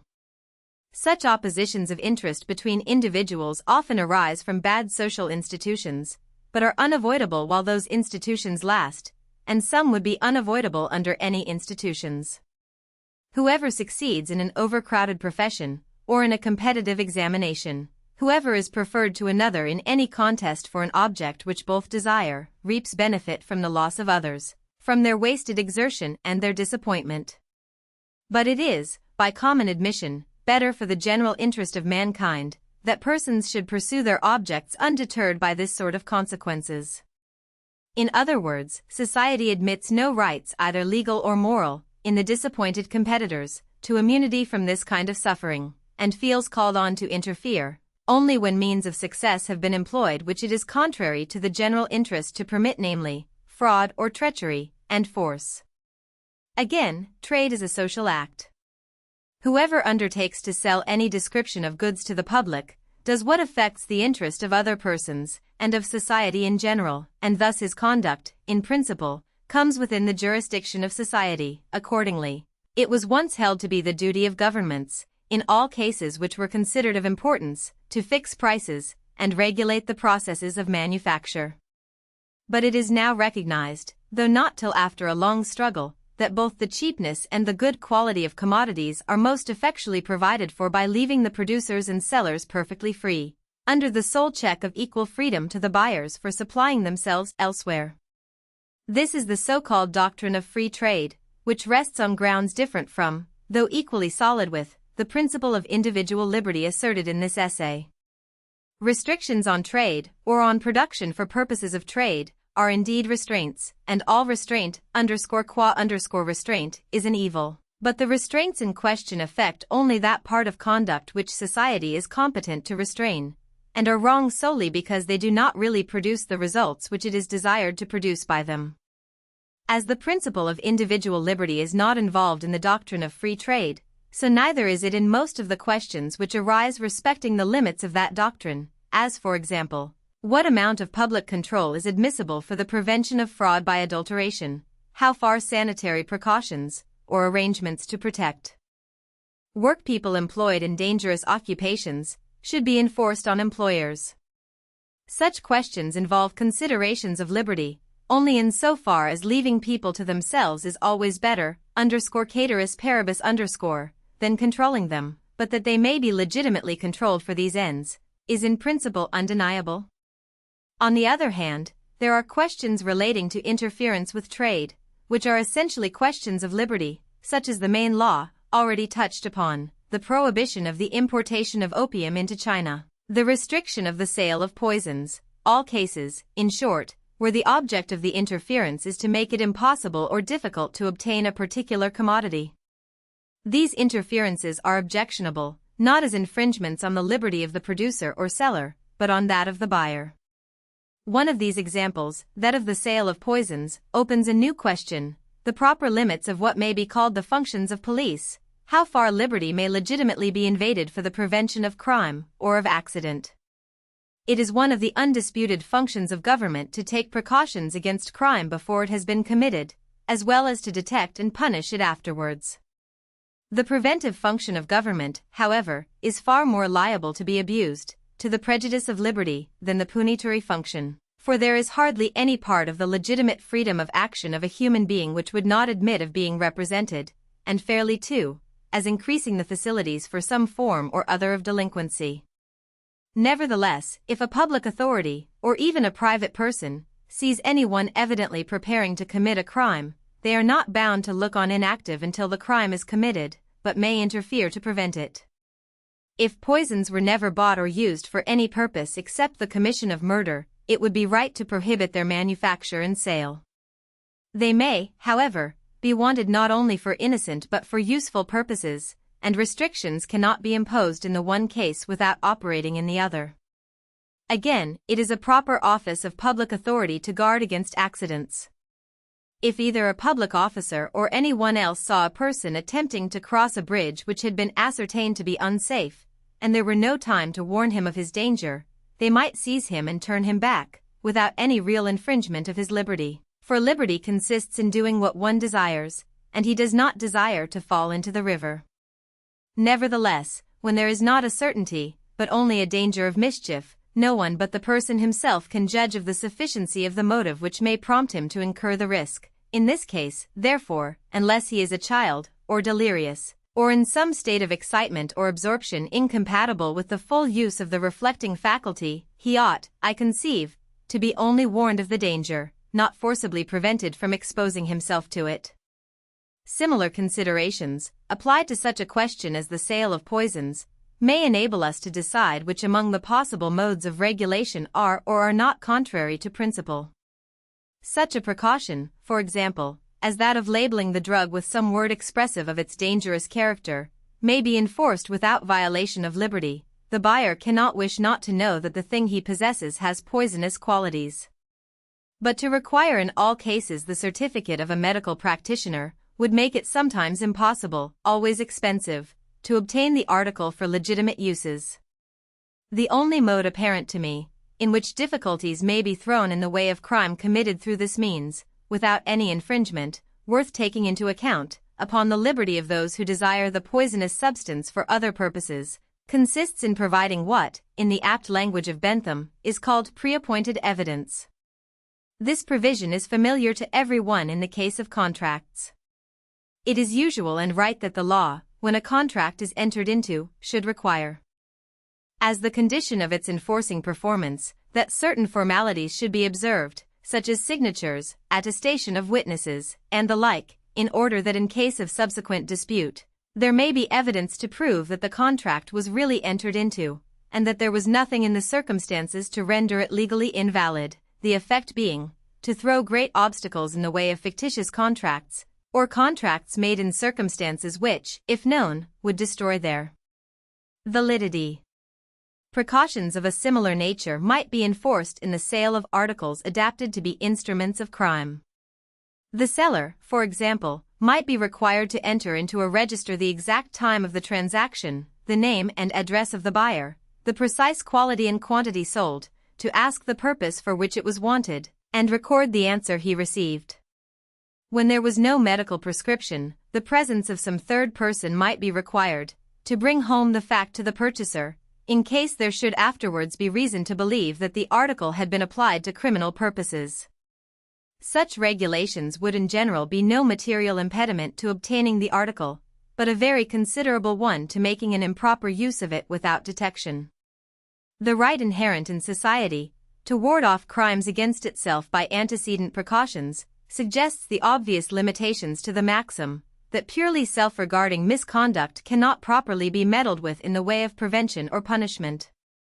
Drunkenness, for example, in ordinary cases, is not a fit subject for legislative interference, but I should deem it perfectly legitimate that a person, who had once been convicted of any act of violence to others under the influence of drink, should be placed under a special legal restriction, personal to himself, that if he were afterwards found drunk, he should be liable to a penalty, and that if when in that state he committed another offense, the punishment to which he would be liable for that other offense should be increased in severity. The making himself drunk, in a person whom drunkenness excites to do harm to others, is a crime against others.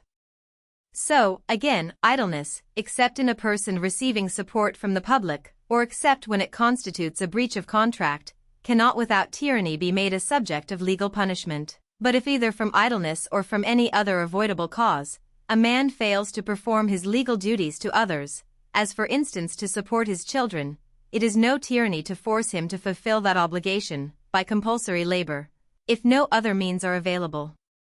Again, there are many acts which, being directly injurious only to the agents themselves, ought not to be legally interdicted, but which, if done publicly, are a violation of good manners and coming thus within the category of offenses against others may rightfully be prohibited. Of this kind are offenses against decency, on which it is unnecessary to dwell, the rather as they are only connected indirectly with our subject, the objection to publicity being equally strong in the case of many actions not in themselves condemnable, nor supposed to be so. There is another question to which an answer must be found, consistent with the principles which have been laid down. In cases of personal conduct supposed to be blamable, but which respect for liberty precludes society from preventing or punishing, because the evil directly resulting falls wholly on the agent, what the agent is free to do, ought other persons to be equally free to counsel or instigate? This question is not free from difficulty. The case of a person who solicits another to do an act is not strictly a case of self-regarding conduct. To give advice or offer inducements to anyone is a social act, and may therefore, like actions in general which affect others, be supposed amenable to social control. But a little reflection corrects the first impression, by showing that if the case is not strictly within the definition of individual liberty, yet the reasons on which the principle of individual liberty is grounded are applicable to it. If people must be allowed, in whatever concerns only themselves, to act as seems best to themselves at their own peril, they must equally be free to consult with one another about what is fit to be so done, to exchange opinions, and give and receive suggestions. Whatever it is permitted to do, it must be permitted to advise to do. The question is doubtful only when the instigator derives a personal benefit from his advice, when he makes it his occupation, for subsistence or pecuniary gain, to promote what society and the state consider to be an evil. Then, indeed, a new element of complication is introduced, namely, the existence of classes of persons with an interest opposed to what is considered as the public weal, and whose mode of living is grounded on the counteraction of it. Ought this to be interfered with, or not? Fornication, for example, must be tolerated, and so must gambling, but should a person be free to be a pimp, or to keep a gambling house? The case is one of those which lie on the exact boundary line between two principles, and it is not at once apparent to which of the two it properly belongs. There are arguments on both sides. On the side of toleration it may be said that the fact of following anything as an occupation, and living or profiting by the practice of it, cannot make that criminal which would otherwise be admissible, that the act should either be consistently permitted or consistently prohibited, that if the principles which we have hitherto defended are true, society has no business, society, to decide anything to be wrong which concerns only the individual, that it cannot go beyond dissuasion, and that one person should be as free to persuade as another to dissuade. In opposition to this it may be contended that although the public or the state are not warranted in authoritatively deciding, for purposes of repression or punishment, that such or such conduct affecting only the interests of the individual is good or bad, they are fully justified in assuming, if they regard it as bad, that its being so or not is at least a disputable question, that, this being supposed, they cannot be acting wrongly in endeavoring to exclude the influence of solicitations which are not disinterested, of instigators who cannot possibly be impartial, who have a direct personal interest on one side, and that side the one which the state believes to be wrong, and who confessedly promote it for personal objects only. There can surely, it may be urged, be nothing lost, no sacrifice of good, by so ordering matters that persons shall make their election either wisely or foolishly, on their own prompting, as free as possible from the arts of persons who stimulate their inclinations for interested purposes of their own. Thus, it may be said, though the statutes respecting unlawful games are utterly indefensible, though all persons should be free to gamble in their own or each other's houses, or in any place of meeting established by their own subscriptions, and open only to the members and their visitors, yet public gambling houses should not be permitted. It is true that the prohibition is never effectual, and that whatever amount of tyrannical power is given to the police, gambling houses can always be maintained under other pretenses, but they may be compelled to conduct their operations with a certain degree of secrecy and mystery, so that nobody knows anything about them but those who seek them, and more than this, society ought not to aim at. There is considerable force in these arguments. I will not venture to decide whether they are sufficient to justify the moral anomaly of punishing the accessory, when the principal is, and must be, allowed to go free, or fining or imprisoning the procurer, but not the fornicator, the gambling house keeper, but not the gambler. Still less ought the common operations of buying and selling to be interfered with on analogous grounds. Almost every article which is bought and sold may be used in excess, and the sellers have a pecuniary interest in encouraging that excess, but no argument can be founded on this, in favor, for instance, of the main law, because the class of dealers in strong drinks, though interested in their abuse, are indispensably required for the sake of their legitimate use.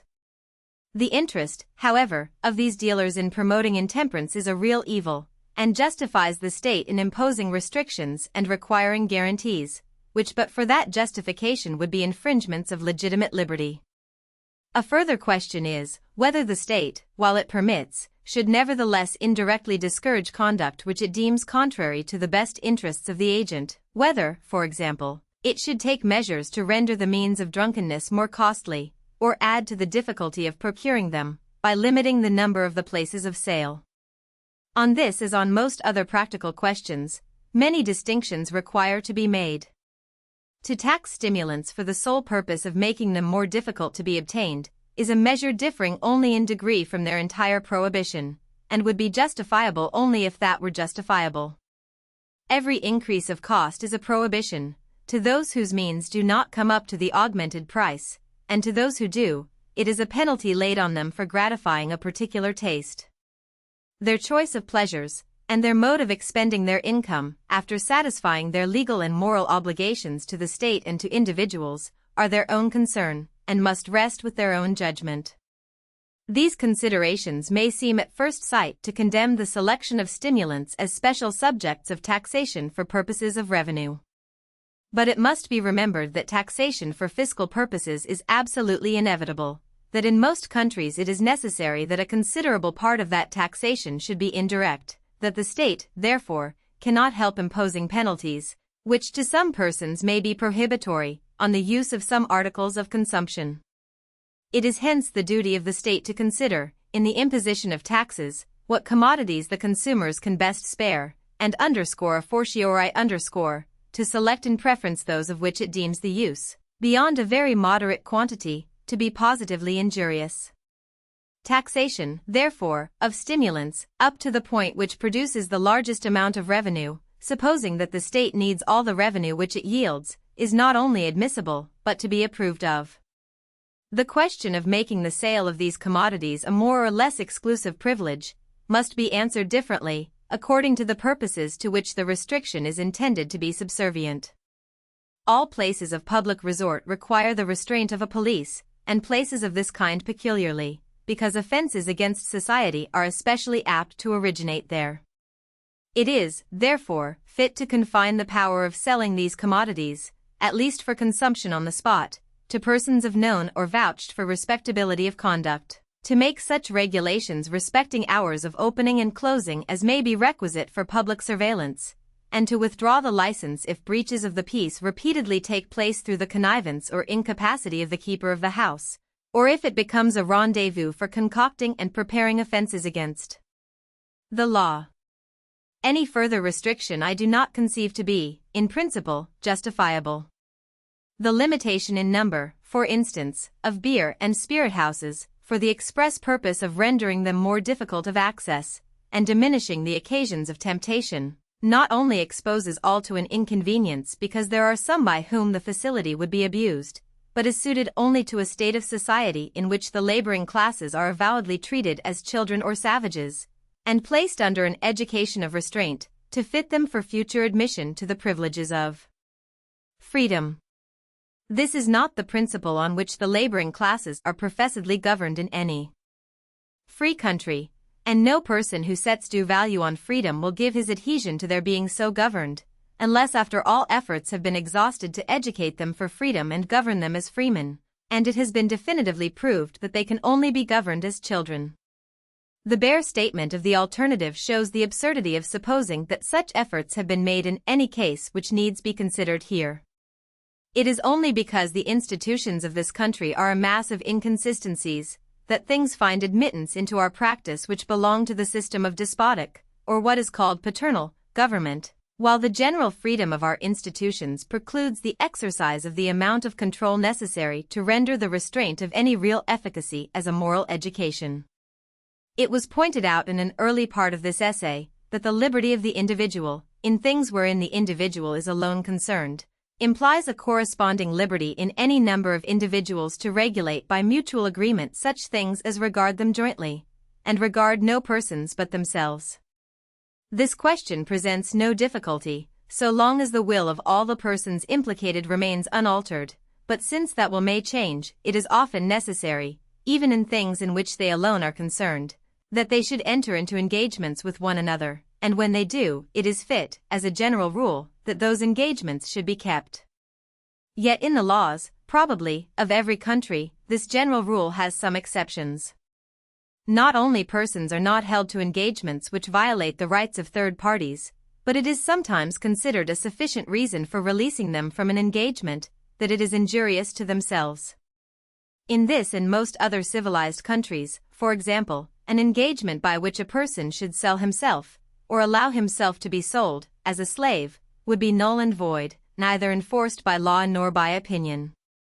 The ground for thus limiting his power of voluntarily disposing of his own lot in life is apparent, and is very clearly seen in this extreme case. The reason for not interfering, unless for the sake of others, with a person's voluntary acts, is consideration for his liberty. His voluntary choice is evidence that what he so chooses is desirable, or at the least endurable, to him, and his good is on the whole best provided for by allowing him to take his own means of pursuing it. But by selling himself for a slave, he abdicates his liberty, he foregoes any future use of it, beyond that single act. He therefore defeats, in his own case, the very purpose which is the justification of allowing him to dispose of himself. He is no longer free, but is thenceforth in a position which has no longer the presumption in its favor that would be afforded by his voluntarily remaining in it. The principle of freedom cannot require that he should be free not to be free. It is not freedom, to be allowed to alienate his freedom. These reasons, the force of which is so conspicuous in this peculiar case, are evidently of far wider application, yet a limit is everywhere set to them by the necessities of life, which continually require, not indeed that we should resign our freedom, but that we should consent to this and the other limitation of it. The principle, however, which demands uncontrolled freedom of action in all that concerns only the agents themselves, requires that those who have become bound to one another, in things which concern no third party, should be able to release one another from the engagement, and even without such voluntary release, there are perhaps no contracts or engagements, except those that relate to money or money's worth, of which one can venture to say that there ought to be no liberty whatever of retractation. Baron Wilhelm von Humboldt, in the excellent essay from which I have already quoted, states it as his conviction that engagements which involve personal relations or services should never be legally binding beyond a limited duration of time. And that the most important of these engagements, marriage, having the peculiarity that its objects are frustrated unless the feelings of both the parties are in harmony with it, should require nothing more than the declared will of either party to dissolve it. This subject is too important, and too complicated, to be discussed in a parenthesis, and I touch on it only so far as is necessary for purposes of illustration. If the conciseness and generality of Baron Humboldt's dissertation had not obliged him in this instance to content himself with enunciating his conclusion without discussing the premises, He would doubtless have recognized that the question cannot be decided on grounds so simple as those to which he confines himself. When a person, either by express promise or by conduct, has encouraged another to rely upon his continuing to act in a certain way to build expectations and calculations, and stake any part of his plan of life upon that supposition, a new series of moral obligations arises on his part towards that person, which may possibly be overruled, but cannot be ignored. And again, if the relation between two contracting parties has been followed by consequences to others, if it has placed third parties in any peculiar position, or, as in the case of marriage, has even called third parties into existence, obligations arise on the part of both the contracting parties towards those third persons, the fulfillment of which, or at all events the mode of fulfillment, must be greatly affected by the continuance or disruption of the relation between the original parties to the contract.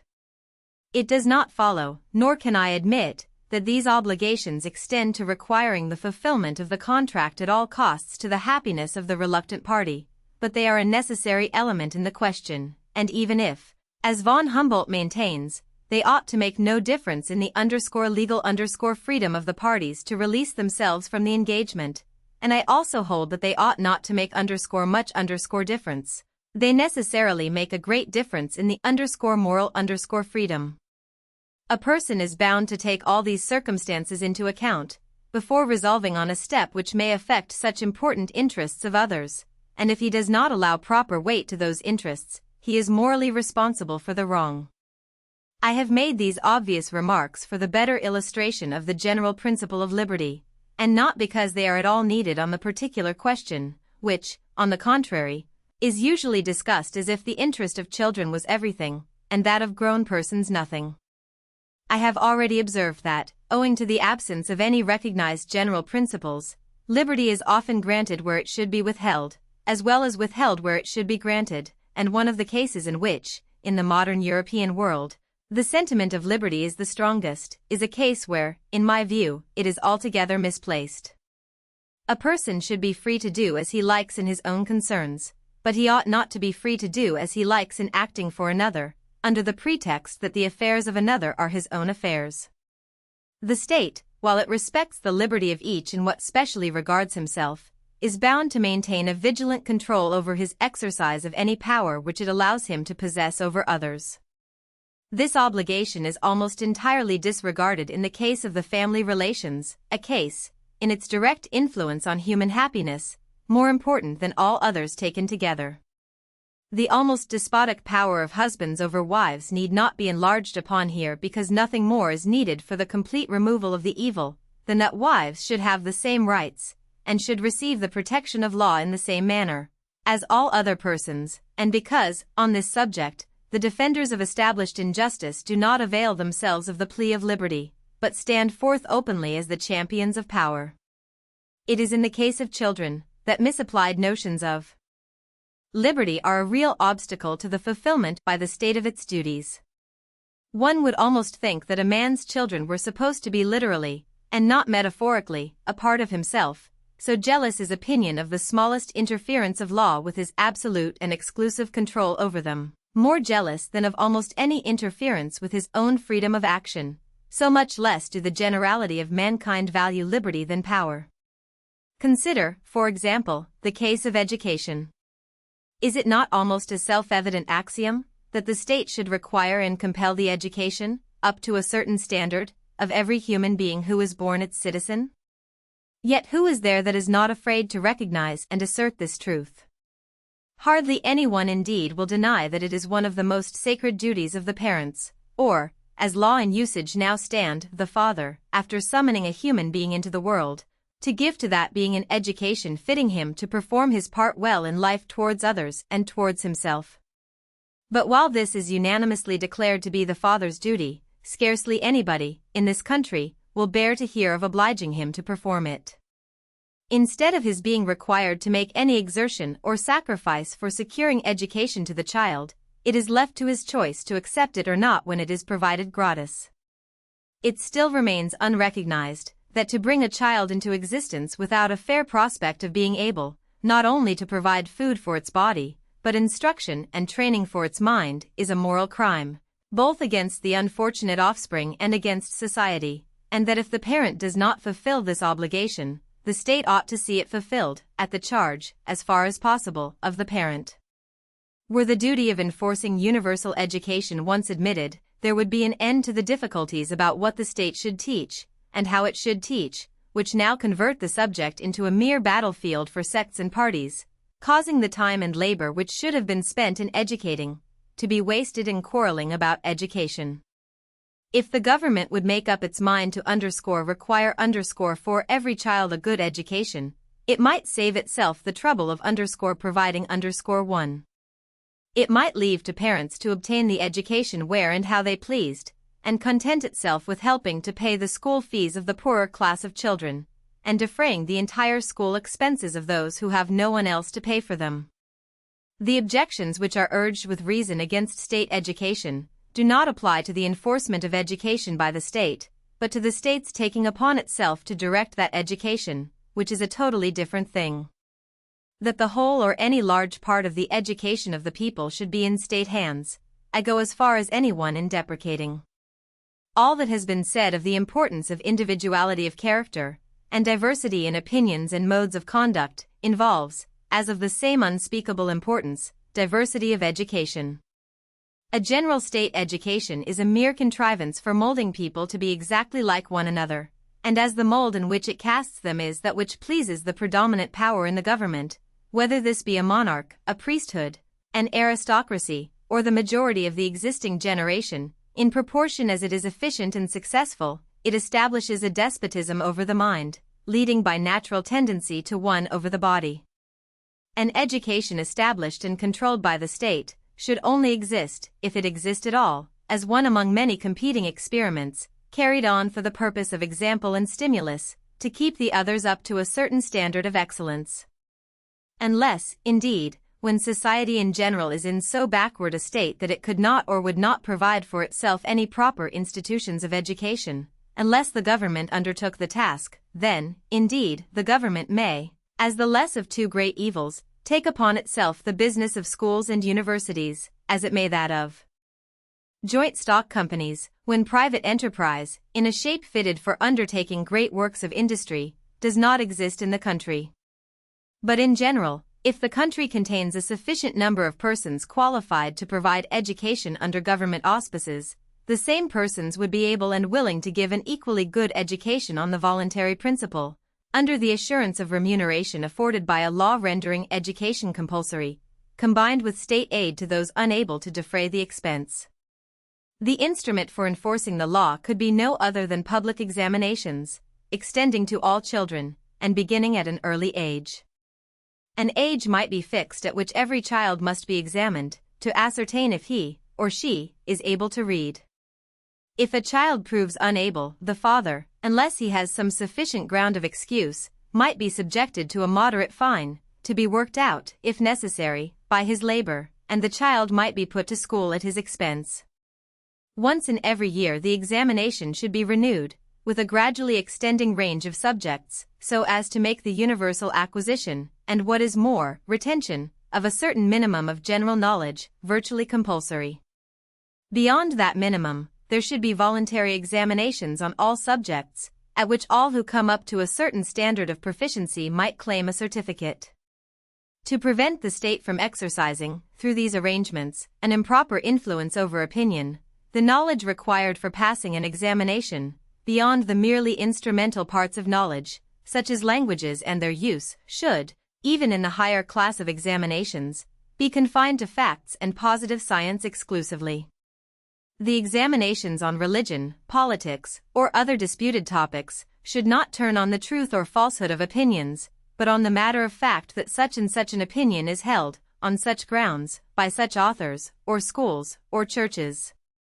Under this system, the rising generation would be no worse off in regard to all disputed truths than they are at present. They would be brought up either churchmen or dissenters as they now are, the state merely taking care that they should be instructed churchmen, or instructed dissenters. There would be nothing to hinder them from being taught religion, if their parents chose, at the same schools where they were taught other things. All attempts by the state to bias the conclusions of its citizens on disputed subjects are evil, but it may very properly offer to ascertain and certify that a person possesses the knowledge requisite to make his conclusions, on any given subject, worth attending to. A student of philosophy would be the better for being able to stand an examination both in Locke and in Kant, whichever of the two he takes up with, or even if with neither. And there is no reasonable objection to examining an atheist in the evidences of Christianity, provided he is not required to profess a belief in them. The examinations, however, in the higher branches of knowledge should, I conceive, be entirely voluntary. It would be giving too dangerous a power to governments, were they allowed to exclude anyone from professions, even from the profession of teacher, for alleged deficiency of qualifications, and I think, with Wilhelm von Humboldt, that degrees, or other public certificates of scientific or professional acquirements, should be given to all who present themselves for examination, and stand the test, but that such certificates should confer no advantage over competitors, other than the weight which may be attached to their testimony by public opinion. It is not in the matter of education only, that misplaced notions of liberty prevent moral obligations on the part of parents from being recognized, and legal obligations from being imposed, where there are the strongest grounds for the former always, and in many cases for the latter also. The fact itself, of causing the existence of a human being, is one of the most responsible actions in the range of human life. To undertake this responsibility to bestow a life which may be either a curse or a blessing unless the being on whom it is to be bestowed will have at least the ordinary chances of a desirable existence, is a crime against that being. And in a country either overpeopled, or threatened with being so, to produce children, beyond a very small number, with the effect of reducing the reward of labor by their competition, is a serious offense against all who live by the remuneration of their labor. The laws which, in many countries on the continent, forbid marriage unless the parties can show that they have the means of supporting a family, do not exceed the legitimate powers of the state, and whether such laws be expedient or not, a question mainly dependent on local circumstances and feelings, they are not objectionable as violations of liberty. Such laws are interferences of the state to prohibit a mischievous act, an act injurious to others, which ought to be a subject of reprobation and social stigma, even when it is not deemed expedient to superadd legal punishment. Yet the current ideas of liberty, which bend so easily to real infringements of the freedom of the individual, in things which concern only himself, would repel the attempt to put any restraint upon his inclinations when the consequence of their indulgence is a life, or lives, of wretchedness and depravity to the offspring, with manifold evils to those sufficiently within reach to be in any way affected by their actions. When we compare the strange respect of mankind for liberty, with their strange want of respect for it, we might imagine that a man had an indispensable right to do harm to others, and no right at all to please himself without giving pain to anyone. I have reserved for the last place a large class of questions respecting the limits of government interference, which, though closely connected with the subject of this essay, do not, in strictness, belong to it. These are cases in which the reasons against interference do not turn upon the principle of liberty. The question is not about restraining the actions of individuals, but about helping them. It is asked whether the government should do, or cause to be done, something for their benefit, instead of leaving it to be done by themselves, individually, or in voluntary combination. The objections to government interference, when it is not such as to involve infringement of liberty, may be of three kinds. The first is, when the thing to be done is likely to be better done by individuals than by the government. Speaking generally, there is no one so fit to conduct any business, or to determine how or by whom it shall be conducted, as those who are personally interested in it. This principle condemns the interferences, once so common, of the legislature, or the officers of government, with the ordinary processes of industry. But this part of the subject has been sufficiently enlarged upon by political economists, and is not particularly related to the principles of this essay. The second objection is more nearly allied to our subject. In many cases, though individuals may not do the particular thing so well, on the average, as the officers of government, it is nevertheless desirable that it should be done by them, rather than by the government, as a means to their own mental education, a mode of strengthening their active faculties, exercising their judgment, and giving them a familiar knowledge of the subjects with which they are thus left to deal. This is a principle, though not the sole, recommendation of jury trial, in cases not political, of free and popular local and municipal institutions, of the conduct of industrial and philanthropic enterprises by voluntary associations. These are not questions of liberty, and are connected with that subject only by remote tendencies, but they are questions of development. It belongs to a different occasion from the present to dwell on these things as parts of national education, as being, in truth, the peculiar training of a citizen, the practical part of the political education of a free people, taking them out of the narrow circle of personal and family selfishness, and accustoming them to the comprehension of joint interests, the management of joint concerns, habituating them to act from public or semi-public motives, and guide their conduct by aims which unite instead of isolating them from one another. Without these habits and powers, a free constitution can neither be worked nor preserved, as is exemplified by the too often transitory nature of political freedom in countries where it does not rest upon a sufficient basis of local liberties. The management of purely local business by the localities, and of the great enterprises of industry by the union of those who voluntarily supply the pecuniary means, is further recommended by all the advantages which have been set forth in this essay as belonging to individuality of development and diversity of modes of action. Government operations tend to be everywhere alike. With individuals and voluntary associations, on the contrary, there are varied experiments and endless diversity of experience. What the state can usefully do is to make itself a central depository and active circulator and diffuser of the experience resulting from many trials. Its business is to enable each experimentalist to benefit by the experiments of others, instead of tolerating no experiments but its own. The third, and most cogent reason for restricting the interference of government, is the great evil of adding unnecessarily to its power. Every function superadded to those already exercised by the government causes its influence over hopes and fears to be more widely diffused, and converts, more and more, the active and ambitious part of the public into hangers-on of the government, or of some party which aims at becoming the government. If the roads, the railways, the banks, the insurance offices, the great joint stock companies, the universities, and the public charities were all of them branches of the government, if, in addition, the municipal corporations and local boards, with all that now devolves on them, became departments of the central administration, if the employees of all these different enterprises were appointed and paid by the government, and looked to the government for every rise in life, not all the freedom of the press and popular constitution of the legislature would make this or any other country free otherwise than in name. And the evil would be greater, the more efficiently and scientifically the administrative machinery was constructed, the more skillful the arrangements for obtaining the best qualified hands and heads with which to work it.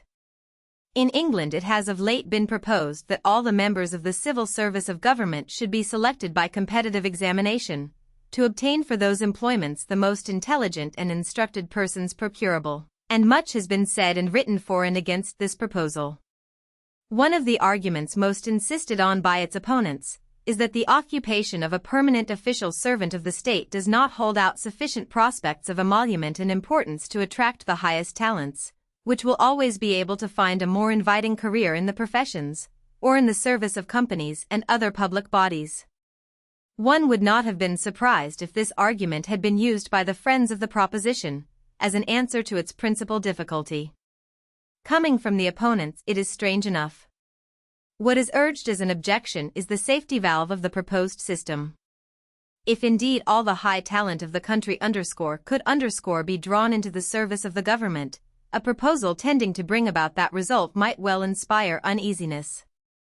If every part of the business of society which required organized concert, or large and comprehensive views, were in the hands of the government, and if government offices were universally filled by the ablest men, all the enlarged culture and practiced intelligence in the country, except the purely speculative, would be concentrated in a numerous bureaucracy, to whom alone the rest of the community would look for all things, the multitude for direction and dictation in all they had to do, the able and aspiring for personal advancement.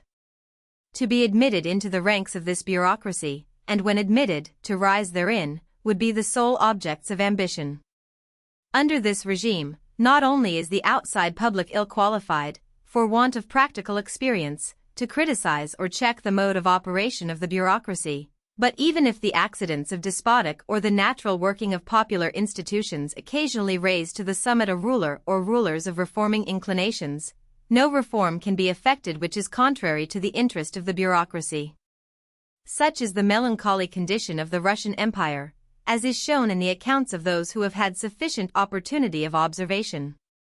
The Tsar himself is powerless against the bureaucratic body. He can send any one of them to Siberia, but he cannot govern without them or against their will. On every decree of his they have a tacit veto, by merely refraining from carrying it into effect. In countries of more advanced civilization and of a more insurrectionary spirit, the public, accustomed to expect everything to be done for them by the state, or at least to do nothing for themselves without asking from the state not only leave to do it, but even how it is to be done, naturally hold the state responsible for all evil which befalls them, and when the evil exceeds their amount of patience, they rise against the government and make what is called a revolution, whereupon somebody else, with or without legitimate authority from the nation, vaults into the seat, issues his orders to the bureaucracy, and everything goes on much as it did before, the bureaucracy being unchanged, and nobody else being capable of taking their place. A very different spectacle is exhibited among a people accustomed to transact their own business. In France, a large part of the people having been engaged in military service, many of whom have held at least the rank of non-commissioned officers, there are in every popular insurrection several persons competent to take the lead and improvise some tolerable plan of action.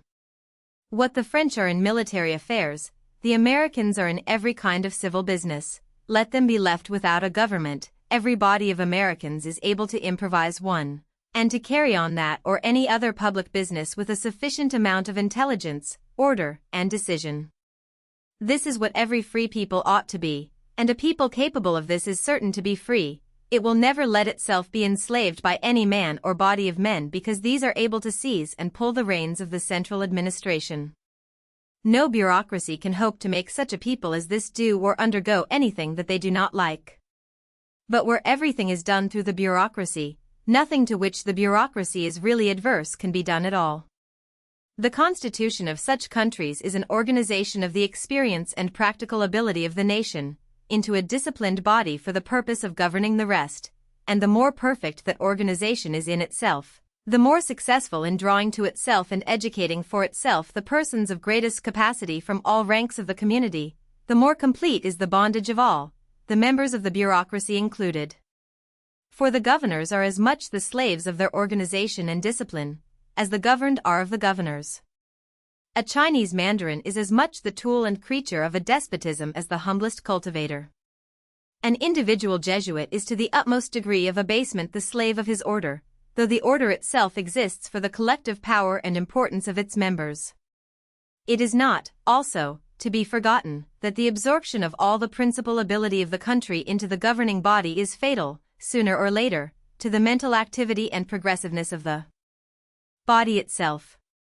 Banded together as they are working a system which, like all systems, necessarily proceeds in a great measure by fixed rules, the official body are under the constant temptation of sinking into indolent routine, or, if they now and then desert that mill-horse round, of rushing into some half-examined crudity which has struck the fancy of some leading member of the corps, and the sole check to these closely allied, though seemingly opposite, tendencies, the only stimulus which can keep the ability of the body itself up to a high standard, is liability to the watchful criticism of equal ability outside the body.